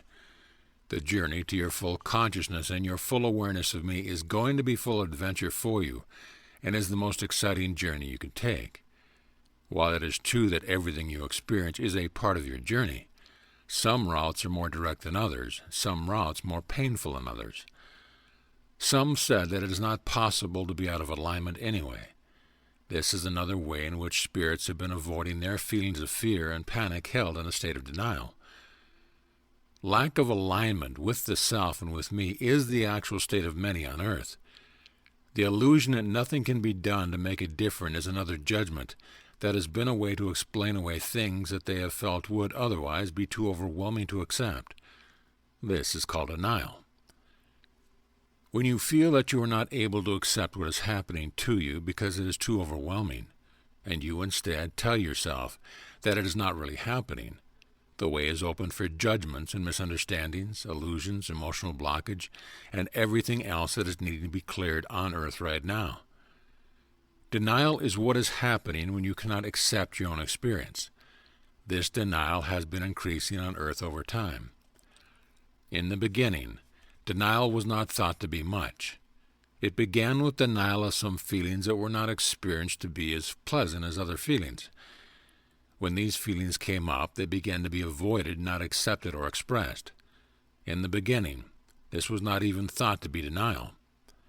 The feelings were not thoroughly understood then, and many thought that they could be accepted or not in the same way that other experiences could be accepted or not. Feelings, however, are not something exterior like other experiences. They are also not something that's just been made up by the mind and so cannot just be rearranged by the mind. Feelings are the counterpoint to the mind and a real part of the self. Many spirits were confused on this issue and rejected feelings they did not like. This was rejecting a part of themselves. Rejecting a part of the self is not possible without reclaiming it later. The increase in denial has mainly taken place in this way. Rather than rejecting experiences that did not feel good, many spirits rejected their feelings about these experiences instead. In the beginning, before the response of the will was warped by denial, the feelings were only responsive. They were not causing an experience to be unpleasant. Feelings are the will's response to what it is experiencing. When they did not like their will's response, many spirits overrode their wills and denied the validity of their will's response. Among all the spirits, the entire spectrum exists from no denial to complete denial. Early experience overwhelmed many spirits because they were not heeding their wills and removing themselves from experiences that they did not like. There was another misunderstanding present here among many spirits, and that was that they should ignore their own limitations and experience everything because I did. The ones trying this had another misunderstanding about right time. They were not ready. Some denied this by saying, time is an illusion. The accumulation of experience is not an illusion, and that amounts to time. There is a pattern of denial here. Some have had this pattern because of confusion and misunderstandings, and some because they thought that they could deny the reality of their own experience in this way. Some have denied ever making judgments. Some have denied that they have any misunderstanding, and some have denied that death is their intent. Once again, intent is the determining factor, and some spirits have been denying what their intent really is. Blockages in the way of my presence can appear to have shut me out, and as my light can be reduced to almost nothing, and sometimes to nothing, I can appear to not be present. I am in fact no longer present in some cases where I have decided to put this essence outside of my light. I am, however, still present in a state of denial in some very dense places. By not recognizing light in such dense forms, some spirits have convinced themselves that they have gotten away from me. Others have convinced themselves that they are with me because they recognize everything as a form of light. If your intention is to end your denial, you can end it once you realize that you have it and begin to recognize what your denials are. Since denial is so extensive on earth right now, I need to point this out. When your denials are effective, you do not realize you have them. You are convinced that your denials are reality. Reality is that once you connect to some of your denials, you will find it easier to connect to the rest of them. Denial on earth needs to be cleared. Reality is going to change soon in such a way as to make the retention of denial impossible if you are going to stay on earth. If you are not ready to end your denials, you can continue them on another planet. A planet has the right to say who can live on it. Earth has chosen to have denial cleared and wants to return to its original vision of itself. This is why no one can remain on Earth and hold denial. I already see many spirits who do not want to remain on Earth. Since I do not want spirits to blame me for removing them from Earth, I want all of you who feel ready to take responsibility for yourself to decide if Earth is for you or not. Remaining on Earth means accepting the full self completely, clarifying intent to end personal denial, and find balance in your heart and being aligned with the Earth itself. Instead of fastening on the idea that you must heal everything immediately, you need to start with yourself by making an unconditional acceptance to how it really feels to be you, and accept those feelings. You need to have a completely committed intent to end denial and heal all of the separation that your denials have created. The spirit must have acceptance for its lack of experience and manifestation, and the will must have acceptance for its emotional response to this. Spirit and will must accept themselves and each other here. then heart and body can receive the balanced energy that they need. Suffering is the path of having experiences that you not really want to have. I have not required suffering in order to come to me. I have not required spirits to test themselves in this way. I have not asked anyone to find out if courage is sufficient to go past fear.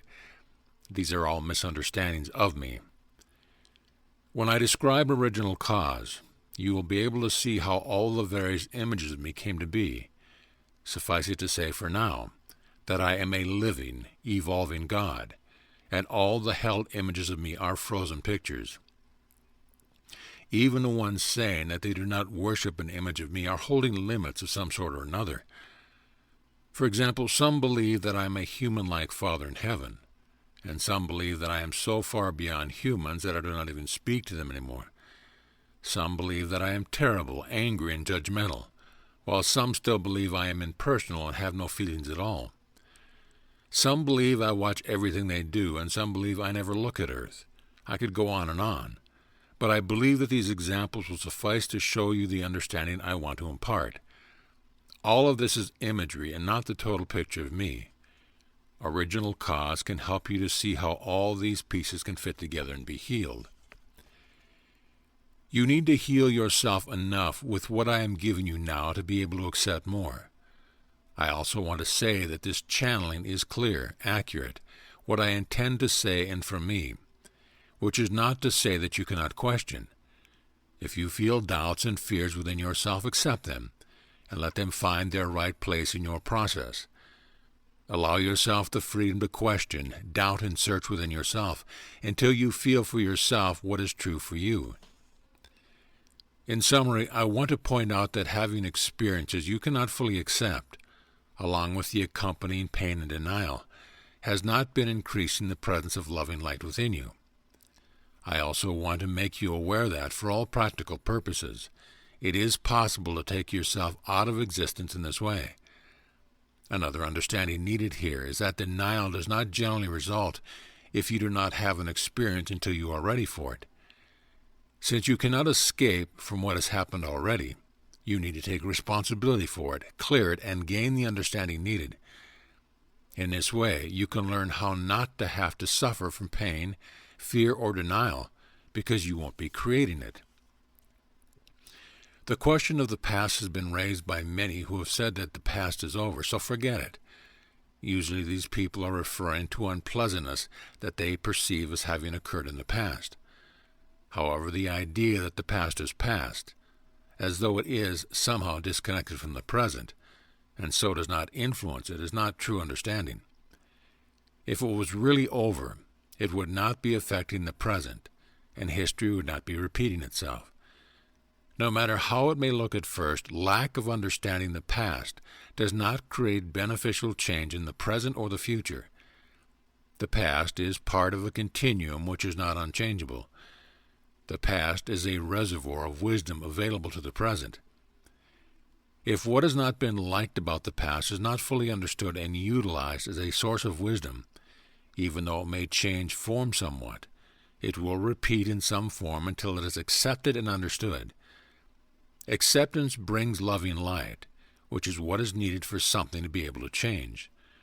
Studying the past for what can be learned actually allows the present to become more free and more creative, more abundant and more open to change. Accepting, understanding, and freeing what's been held in the past can change the present, and since the present is creating the future, it affects the future too. The past 200 years or so in America have much to teach that has been largely denied and ignored. The people originally living in America had preserved everything, so that the continent had everything to offer when America was discovered.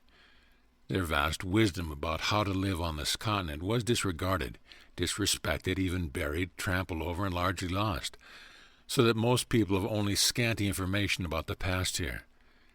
The indigenous people who met the first explorers denied some of their true feelings in favor of the ideas about what they should do. Denied because they did not like to feel them. These deep and mostly lost feelings had manifested an outer reflection that brought to them their karmic involvement in what happened. These old denials, drawn to the American continent, were already affecting the old world, and now affected the entire world, even if only remotely through the pollution and the other side effects their presence was caused. Painful as it has been, and is, these denials need to be seen and understood for what they are. These same beings have incarnated in America for several lives and have each time worked to further denial of true feelings and of the earth itself. Denial has even been going on where you may think that there has only been acceptance. If you study this rather than accepting it as it appears, you can see what I mean. For example, those who conceived the Constitution of the United States were intending to create freedom for themselves only. Form has received so much denial that it can appear to misrepresent itself. For example, what has been represented as the expansion necessary to life has actually been the expansion of denial, compression, and death. Seeing these denials personified as others and not understanding of it, many have thought that this reflection was proving their judgment to be right. These are the kind of experiences that do not need to keep happening if the needed understandings are gained. Technology has been developed that can actually control and kill the earth and everybody on it. I do not want to allow this to happen. Denial of fear and terror in their many forms, and the accompanying old judgments or subconscious imprints has been causing this.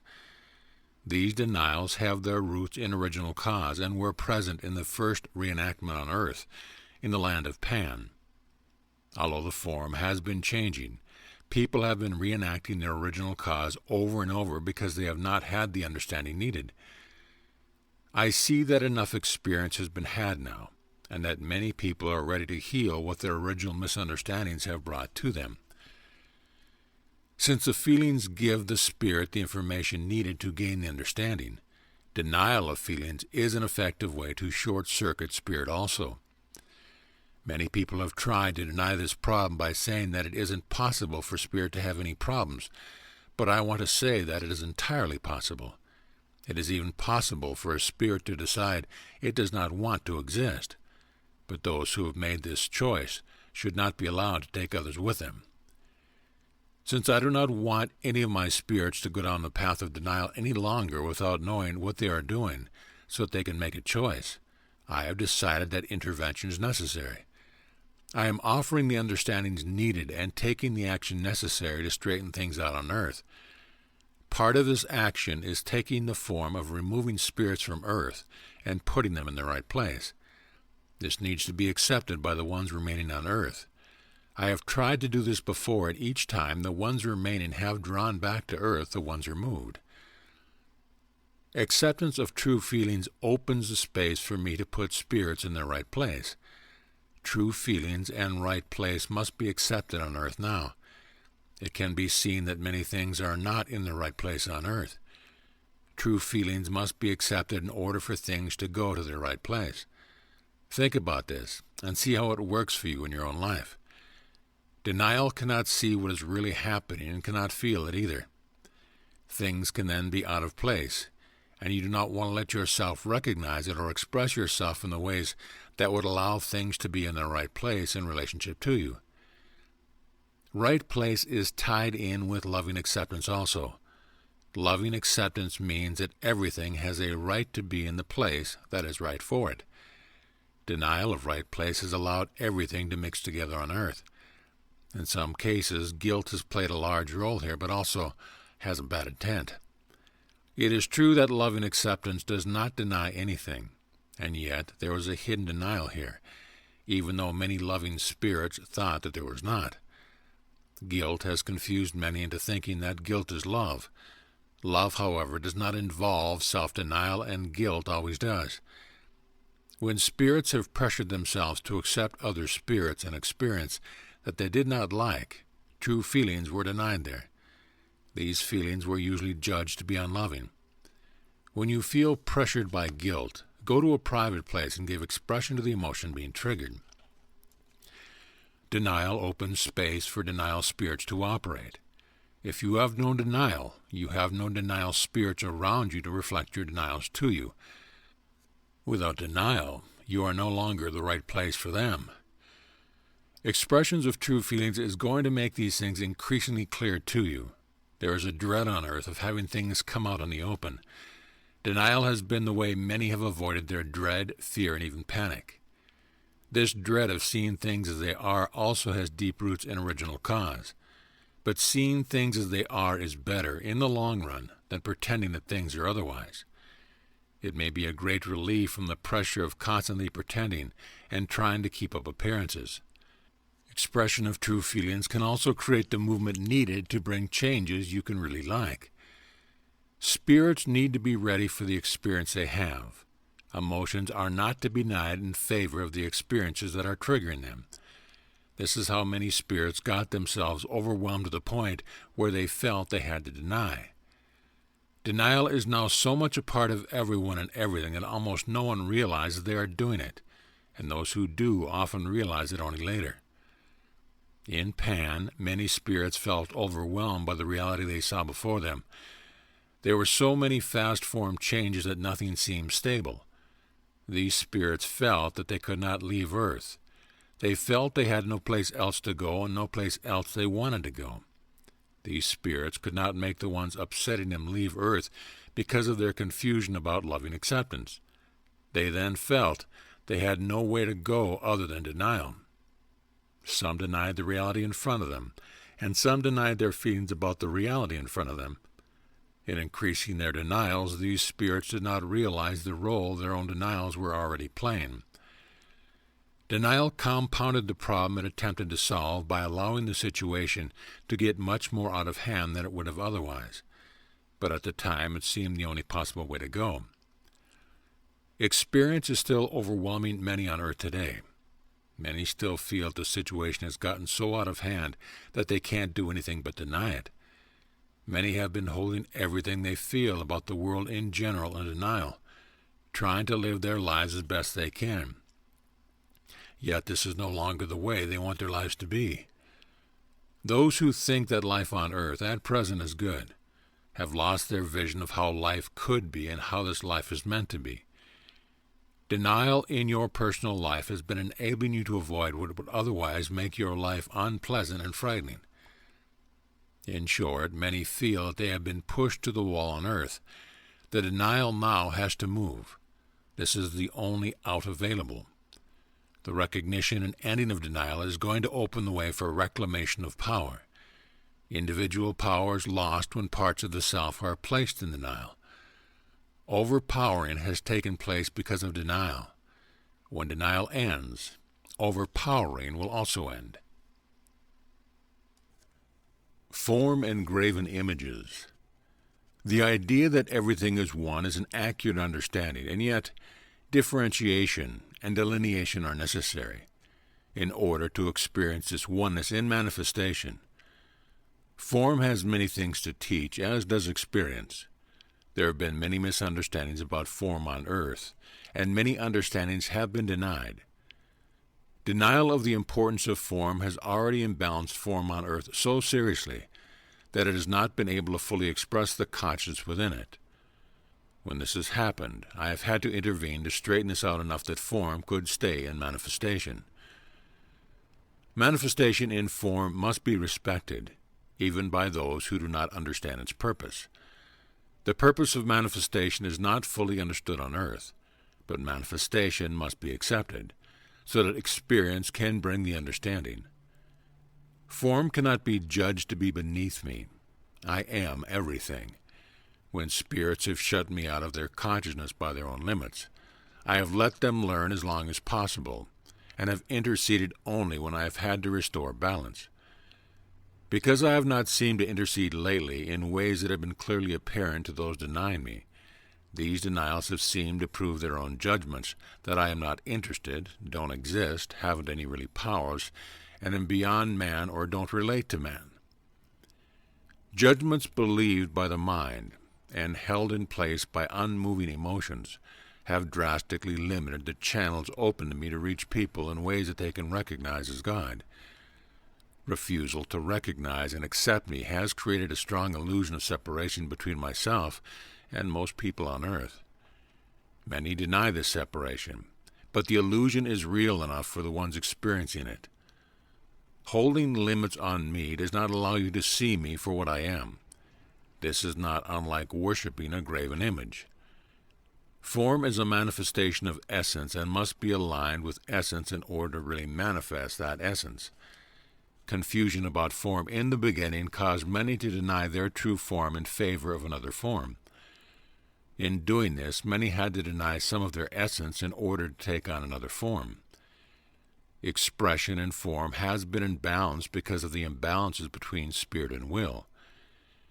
You can restore your true form by aligning your spirit and will.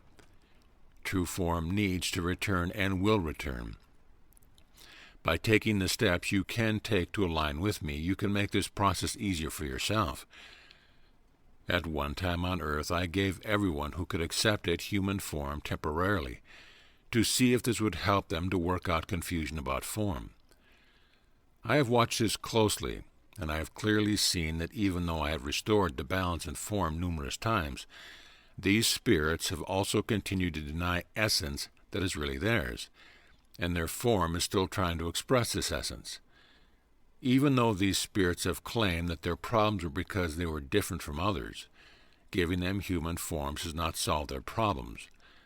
Many on earth are not comfortable in human form, and yet they asked me for it and told me that their true form was not the form they wanted to have. I have given these spirits the maximum amount of time possible to give for experiencing a form other than their true form.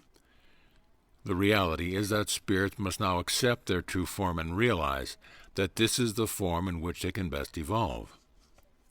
Locking oneself into rigid form, flowing through form changes without realizing why, claiming that form is all there is and claiming that form is something to be transcended, are manifestations of some of the ways in which form has been misunderstood, used, and thus denied. Judgments about form, and the accompanying emotional charge, are needing release along with the rest of your releases so that form can become more freely responsive, and your physical body will have the freedom to reflect your increasing self-acceptance. I want to point out that some spirits do not want their form to reflect their essence. These spirits deny that their form did reflect their essence because they did not want to be seen for what they were. This denial of form confused many others about form and essence, and they began to deny their true forms also. Some denied true form in an attempt to disguise themselves, some to aggrandize themselves, and some in an attempt to diminish themselves. There are many emotions here.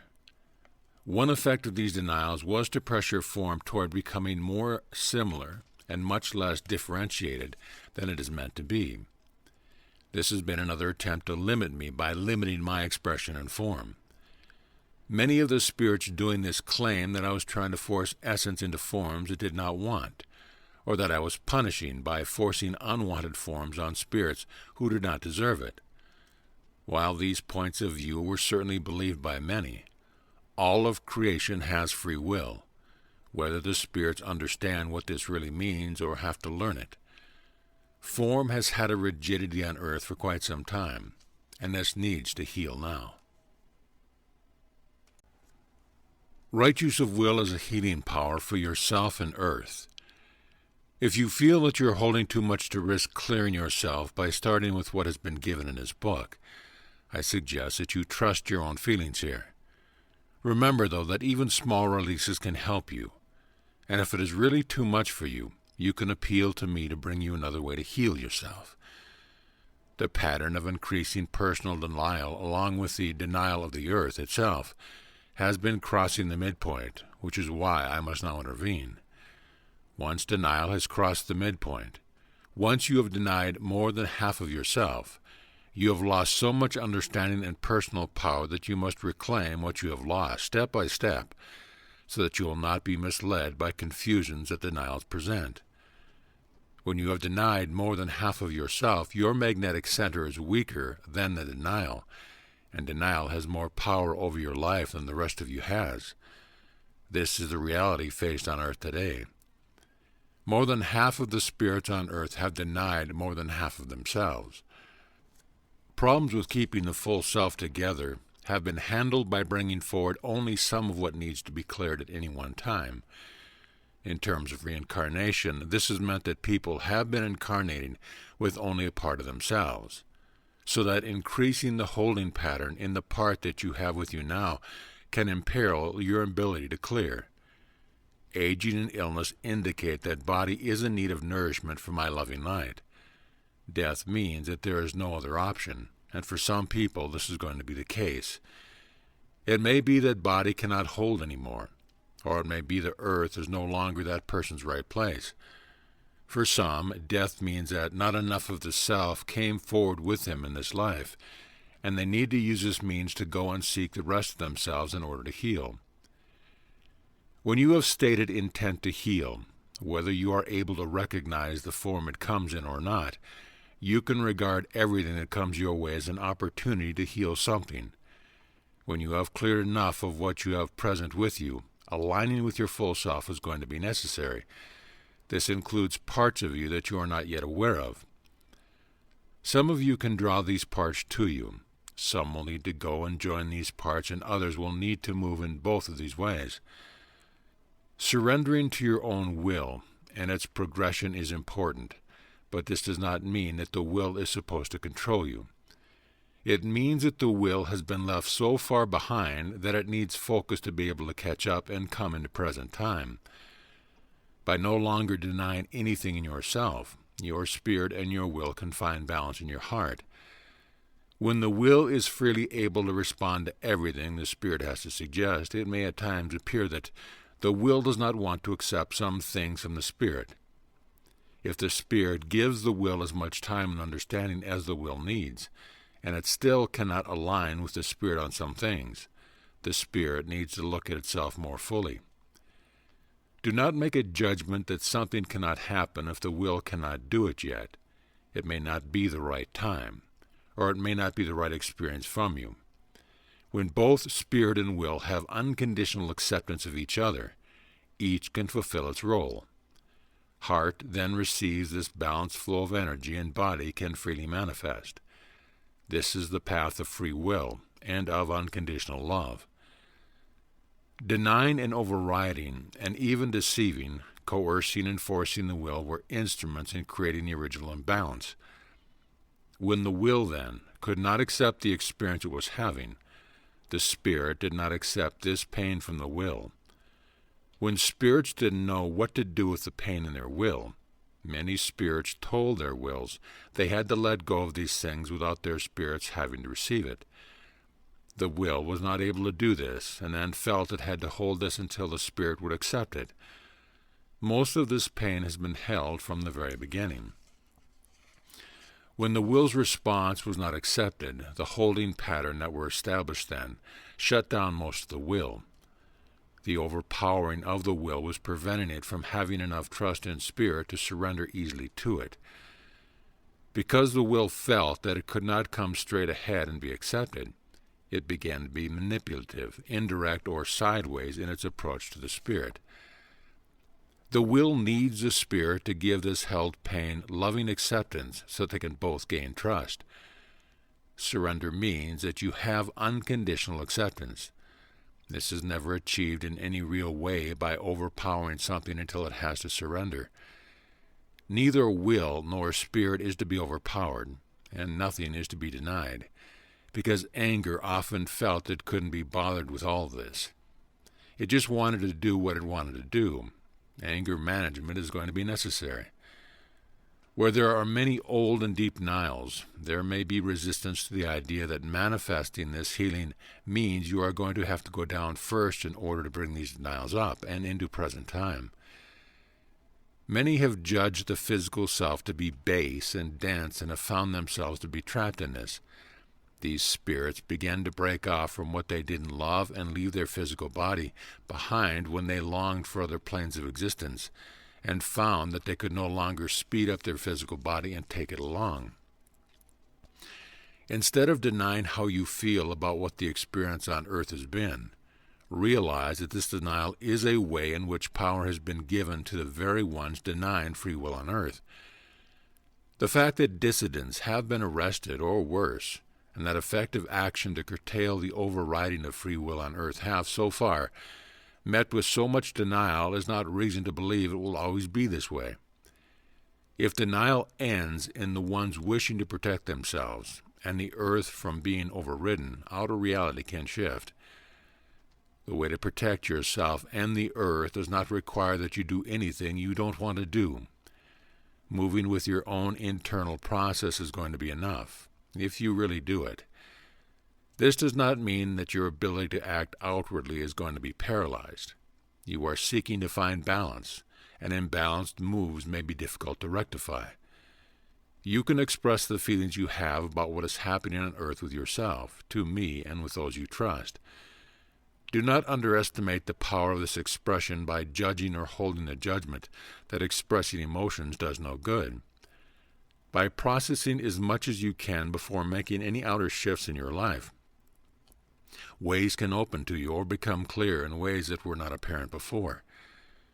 Your internal alignment determines the power you have to get what you want. If, for example, from a place of partial alignment with yourself, you feel a need to ask me to heal the earth, I will respond to that request anyway because it is the highest good of earth. I do like to hear from you that you want this also, but I also want you to realize that this healing must happen in a way that will really bring the full healing that earth needs. If you ask me to heal you and the earth right now, it may appear that I am not answering your request if there is a time lag, or if you do not understand the form that this healing must take. This healing is a process of alignment. If you have denial in parts of yourself, you are not fully in touch with what could be holding back immediate response and instantaneous healing. Your healing must happen in the right way and at the right time. I must help you and the earth to heal in a way that is appropriate. Even though healing is happening, you still need to process all of your responses to what is happening to you and around you. To be able to ask me for something from a place of alignment, you need to know what all of you wants. Original misunderstandings thought that pushing away everything that did not agree with what the conscious part wanted was the way to achieve alignment. As a result, most people have only part of themselves consciously present with them. Because these denials are parts of the self they seek to return.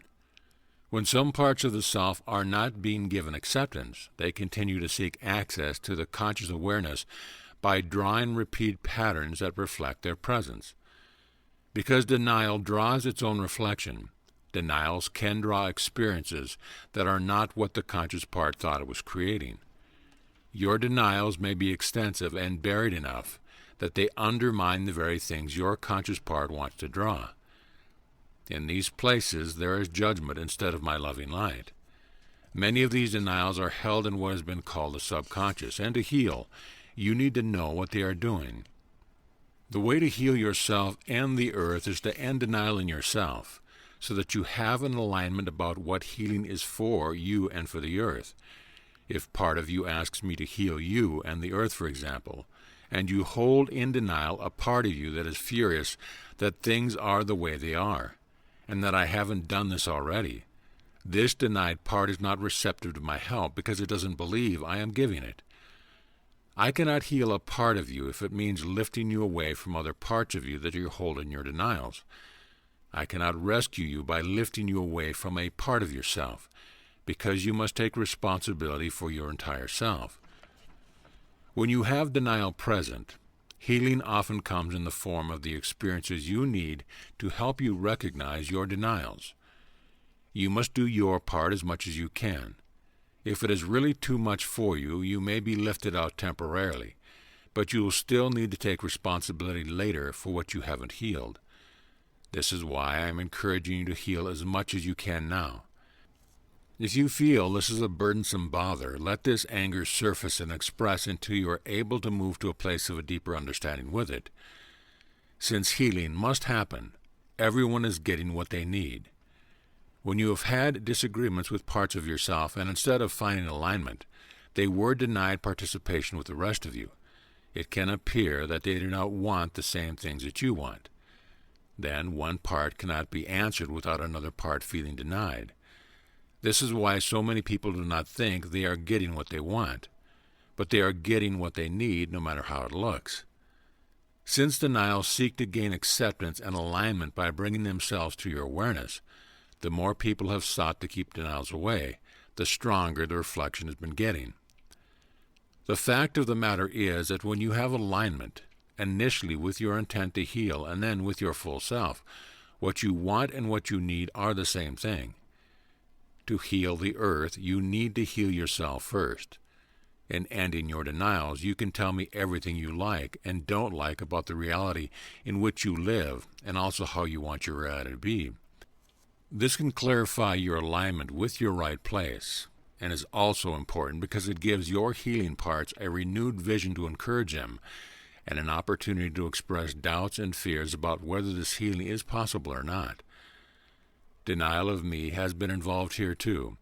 So many people have believed that I am the God they think I am, rather than the God I am, that they have often limited my help to ways in which they can imagine my help. Very often, help from me is right there, and people haven't recognized it. Very often, I am right there, and people haven't recognized me.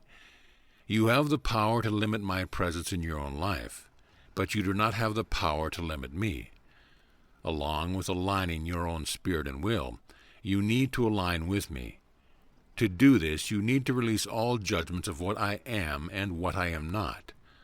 All the emotions that have been powering these judgments also need to surface so they can shift. When you can really feel that I am a loving God, you'll also need to be able to feel what is loving and what is not.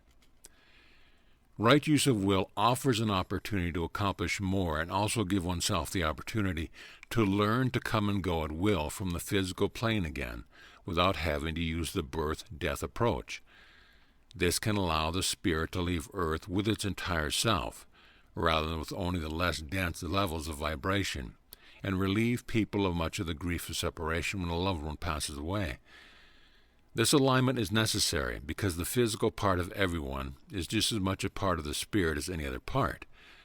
Body is the divine manifestation of spirit, will, and heart, and so is the fourth aspect of my light. When you have aligned in this way, you will be able to ask me to help you and the earth, and know that I am. You will be able to ask me for deeper understanding and to help you understand the needs of everything on earth. You will be able to ask me to restore the earth to its full beauty, purity, and ease of living.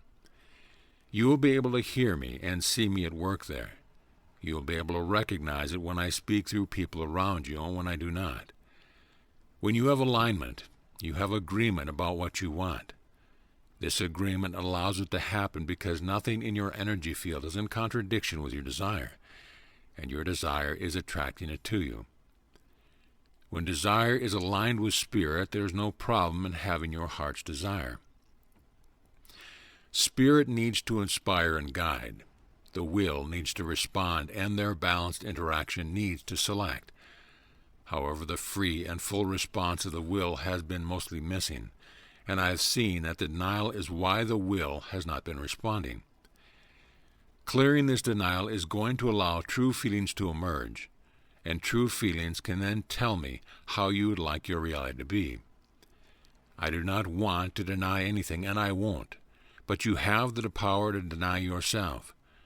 I am offering this information as an opportunity to end your denial so that you can recognize and accept and feel gratitude for what you are being given. This recognition needs to be in all parts of you, not just the part that wants to tell me that you already know this. Healing the earth is something that comes along with healing yourself more than you may be able to recognize in advance of this experience. If you are willing to take the path that leads to your own healing, you need only begin where you are and let it unfold. You can tell me anything you have in your consciousness and everything you want to have.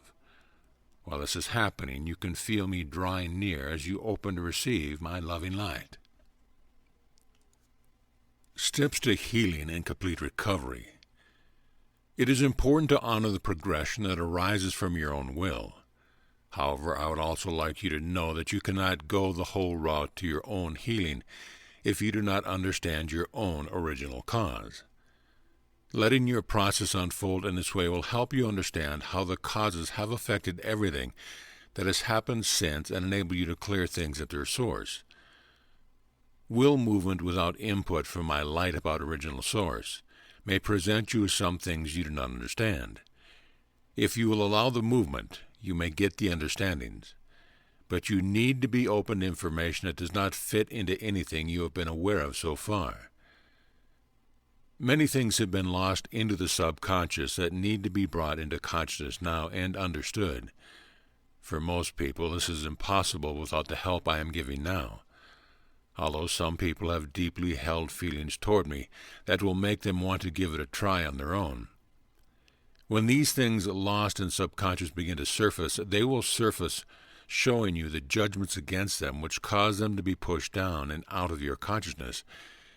These are judgments, and not all there is to the reality of your original experience.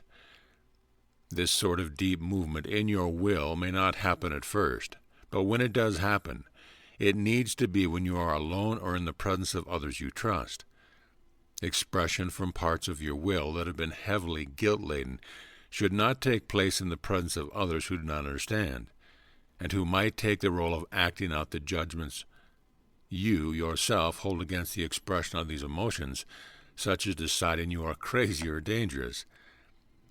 Some of you who are more will-polarized may have upsurging emotions as your will's way of beginning this process. Another way to begin is by recognizing your own denials. A way to do this is by accepting every feeling and thought you would otherwise push away or ignore. By going into them, rather than away from them, you can gain the understanding needed there.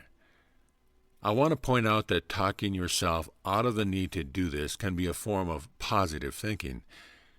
Positive thinking is based in denial when it encourages focus on only a part of the self. Part of you gets better and stronger, and the other part gets weaker and more denied. This is why so many have felt that they have had to use repetitive affirmations, discipline, control, and other means of pressuring themselves to keep away what they have labeled negative. What has been denied here is fear of negativity, as though it causes the problems rather than pointing them out. These denied or judged against aspects of the self have things to teach and need acceptance. As you begin to notice your denials, the next step is to reclaim these denied parts of yourself. In doing this, you must not feel that this is just a mental exercise.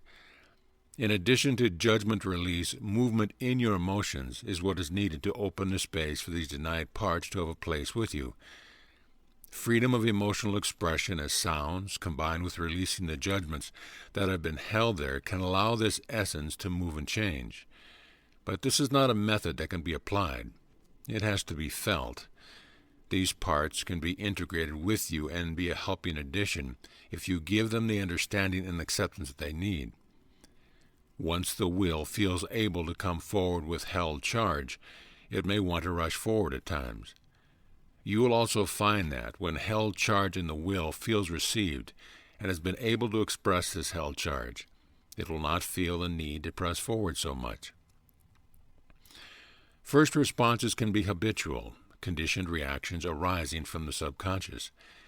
Even though your rational mind may be telling you that there is no real reason to be reacting in the way that you are, your reactions can be explored to find pathways into your subconscious. Gaining understandings can make it possible to shift the reactions you want to shift rather than having to deny and control them. Your first response can also be your intuition. Increasing your attunement to yourself is going to let you know the difference here. When you are getting in touch with more parts of yourself in this way, you may find some things that just do not feel like a part of you. It may be a critical voice, urges to take action that do not feel right to you, or something else. Critical voices can be addressed and told to give good advice and not criticism. Direct expression of emotions as sounds can replace urges to take actions. If this feels like it may be a part of you, but very sickened by its state of denial, you need to nurse it back to health in any way you can. If, however, you do not feel that you can find any way to get the shift you want with these problems, or come to peace with this as a part of you, you can ask me to put it in its right place. Then let it go, and I will do this for you. If freeing your will is your intent, the process of right use of will is going to be ongoing in your life for quite some time, until free will becomes so integrated that it becomes your natural self-acceptance and spontaneity. If you feel that you cannot find all of your denials, you can let outer reality show them to you. This is something that has been a source of much confusion, but feeling it is going to straighten this out. When you look at outer reality, you can let all of your feelings about what is happening in the world around you come up. Express them with yourself first and find out what they really are. See if there's anything you can do that you also feel like doing to shift the situation. Then allow yourself to do or imagine doing it. Do not push yourself into any action until you feel ready. Start with something simple that you can feel you can do. For example, you might start by telling someone who is talking to you for longer than you want to listen that you want to end the conversation. When you feel it should end, tell them in your own words, right then, and don't give them an untrue excuse for ending it. Try to do this before unnoticed anger comes forward and gives it a punch. Even something as simple as this has not been considered polite in many circles.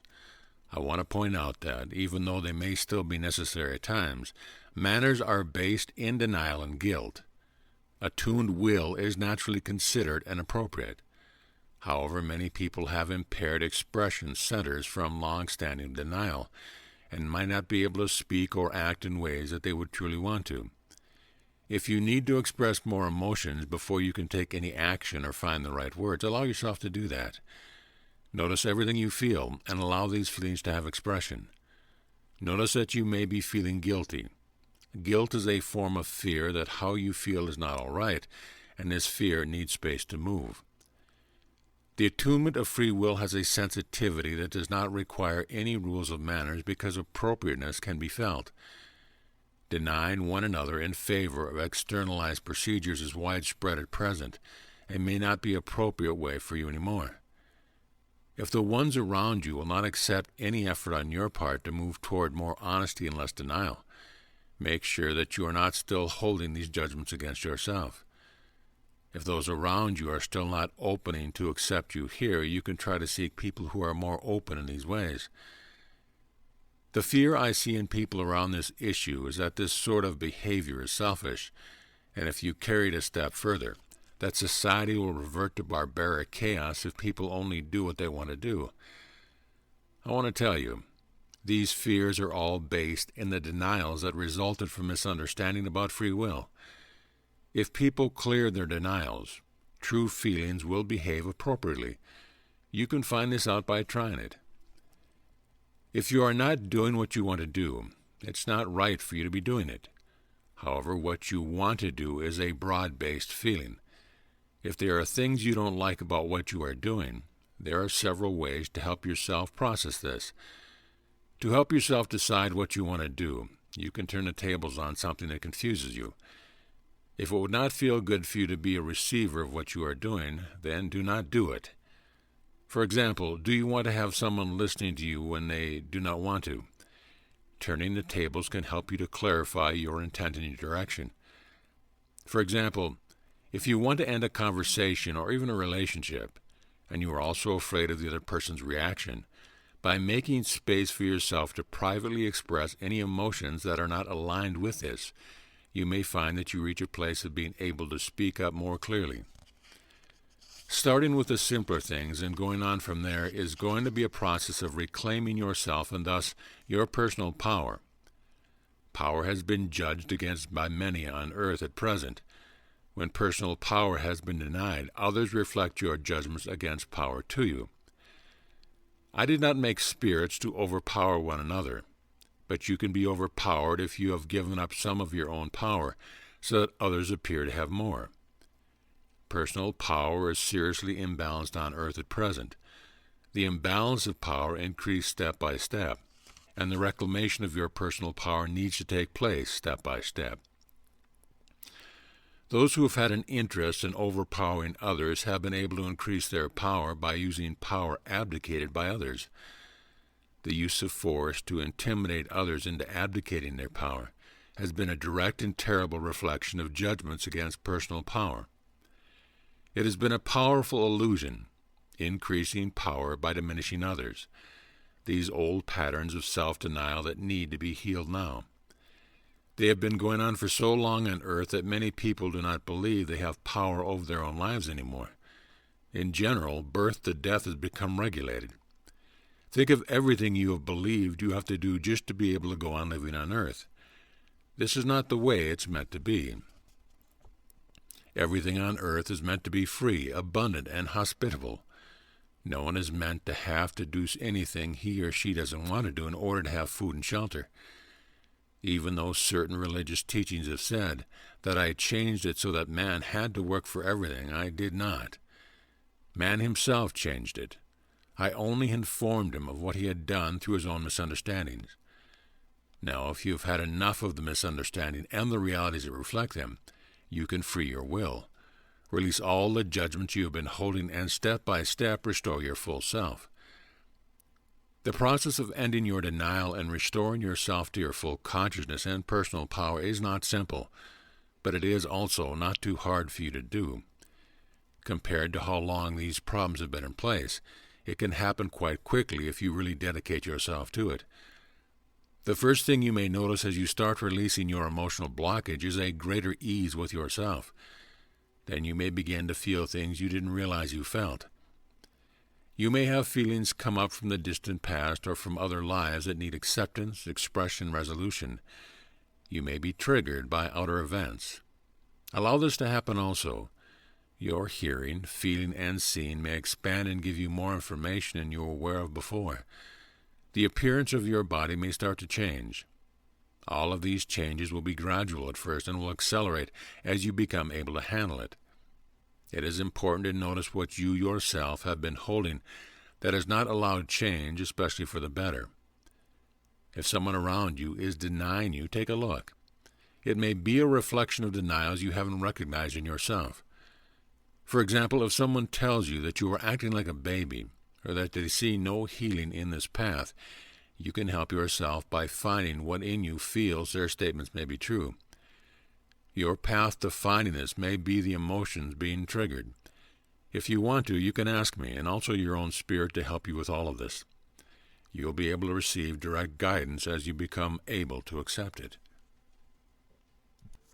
Intimidating form. Form has intimidated many on earth because it has not been understood.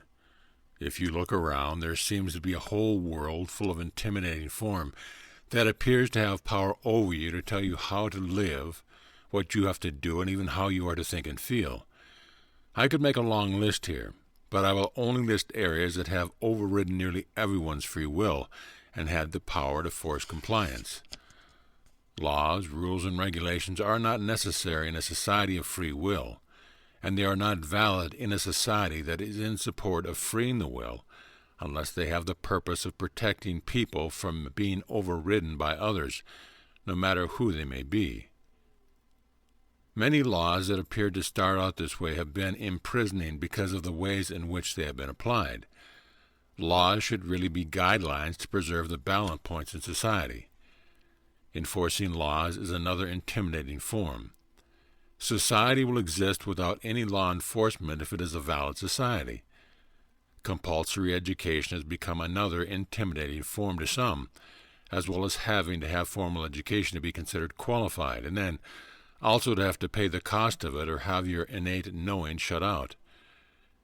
Family pressure can be another intimidating form, and for many, is the first place to begin understanding the presence of intimidating form in your life. Another intimidating form is the idea of land ownership and national borders. Yet another intimidating form is the belief that you have to buy something or pay rent all of your life to have any place to live on earth. Added to that is the idea that you must have a job to pay for it and also pay taxes forever. Another intimidating form that needs mention is the frequently repeated admonition that nobody owes you anything, but meanwhile you are always owing. Industry is another intimidating form. The idea that large companies are needed to manufacture the things needed in everyday life is an intimidating form that has itself been manufactured.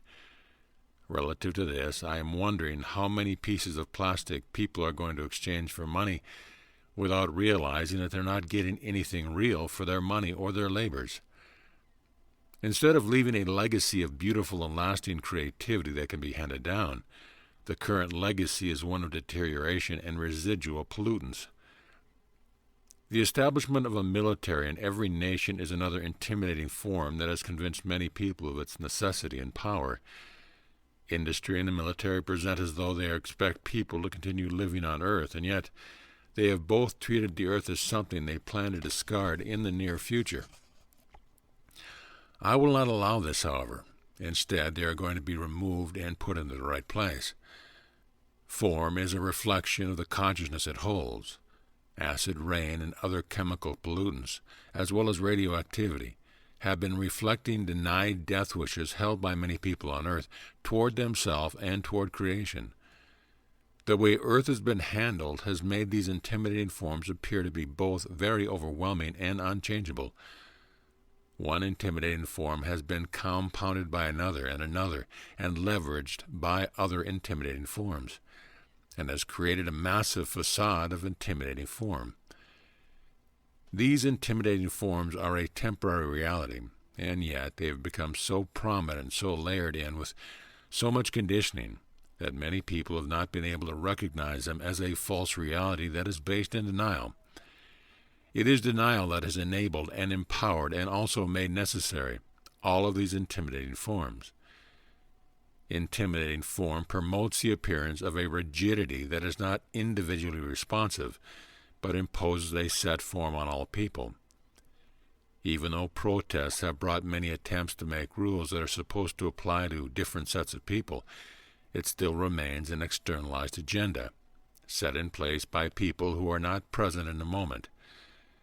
It has been externalized to an outer authority who has awarded itself power over you and what happens in your life. It is not a person feeling another person and deciding how they can help. It is ritualized and divested of subjectivity, which is a form of will denial.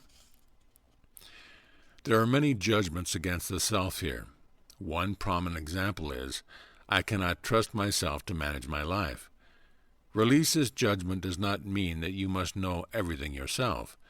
Being told what to do by an outer voice of authority is different than seeking helpful advice and arriving at decisions about how to proceed.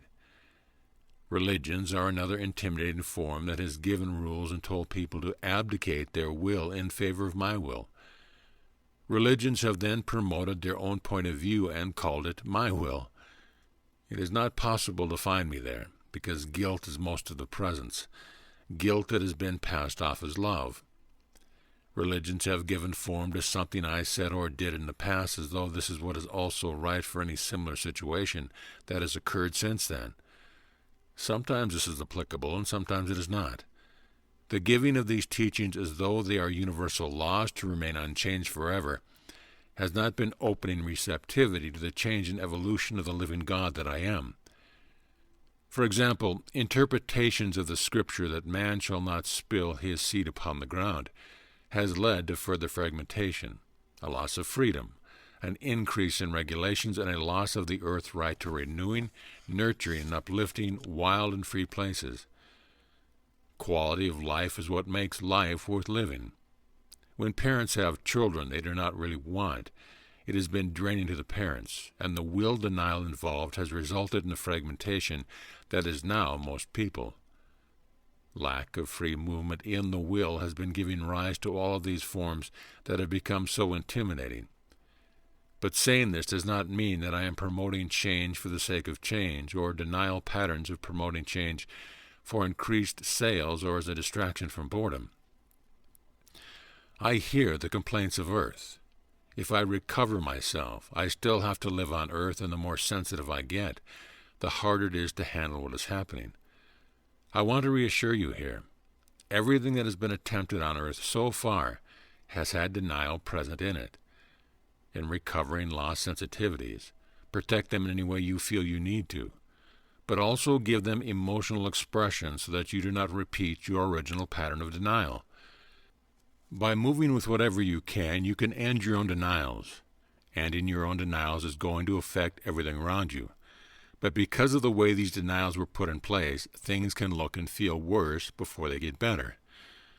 I do not want to tell you any more now, anyway, about how it is going to be later, because fixing on images according to the level of understanding you have now can prevent you from attaining the movement necessary. What you need to know now is that guilt, unlovingness, and denial has had more presence in my loving light on earth.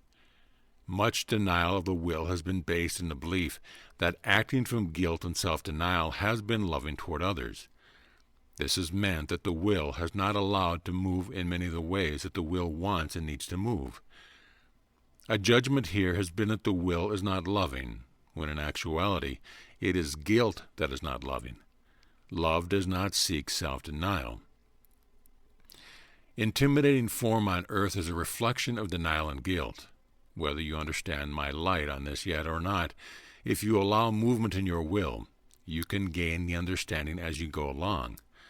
However, the presence of denial and guilt on earth has not wanted to allow this movement, because it has been holding the judgment against it. To get the changes you need in the intimidating form around you that has said you cannot do and say as you want, you need to heal this lost will in yourself first. This caution is necessary for you at least until you know more about what you are doing. Form intimidates only those over whom it has power. Movement within yourself will show you how you have been empowering these intimidating forms with your own self-denial. So take my caution seriously here. Advancing outwardly is not going to be successful for you unless you have done the inner movement first. If you meet what feels like impenetrable resistance, retreat and process whatever has been triggered.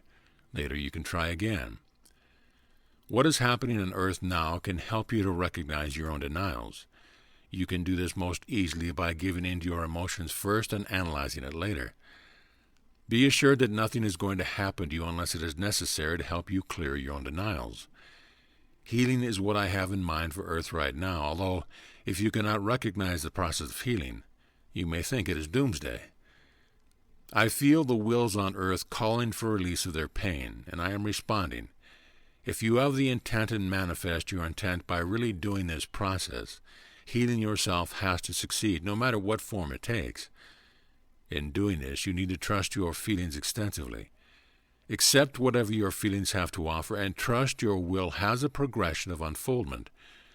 Instead of trying to manage, direct, pressure, or force, allow it. Try not to judge your feelings any more than you already have. Release all the judgment you have been holding on to yourself that you can. Healing in the entire sense is going to heal everything in you, and healing yourself entirely is going to have a transformative effect on your reality. In saying this, I do not mean that there is hope at the end of the long struggle. I mean that this can happen now. You do not have to heal everything in sight immediately. You only need to find your own denials, accept them, and have intent to heal them as soon as you can. If you have been convinced that magic is deceptive or is evil and not part of me, just try what I have presented here and see what happens on earth. I will not say much more now, except that I have completed the teaching for this book, and I know you can do it. I have chosen not to go into depth in any one area because I see how many people already have parts of this information, and also how many people are not yet ready for more. Putting the parts together is my purpose here. In doing this, I have needed to point out what has been holding the parts separate from each other. In healing yourself, look carefully at everything that has held you apart from your full self and from others. This is where emotional blockages and old judgments are held. And this is where denial hides. These are holes in the energy field that have to heal, and can be healed without scars if they are healed completely. I have seen already that Earth has to heal now. I have already seen that Earth can heal now. I have already seen that many people on Earth need to heal now, and I have seen that many people can heal now. I hear the call from many who want to hear from me directly, and I do speak to a number of people on Earth. People hear from me what they are ready to accept. Many people who hear me have not realized it is me speaking to them. Others have wanted to hear from me and have thought that they did when they did not. How to tell the difference between my loving light and other voices is the question here. You must know your own intent and your own heart. The more you clear your own will, the more it can be felt to be my guiding presence or not. You can help yourself by going slowly here and feeling into it. I am everything, and I am in all places in one form or another.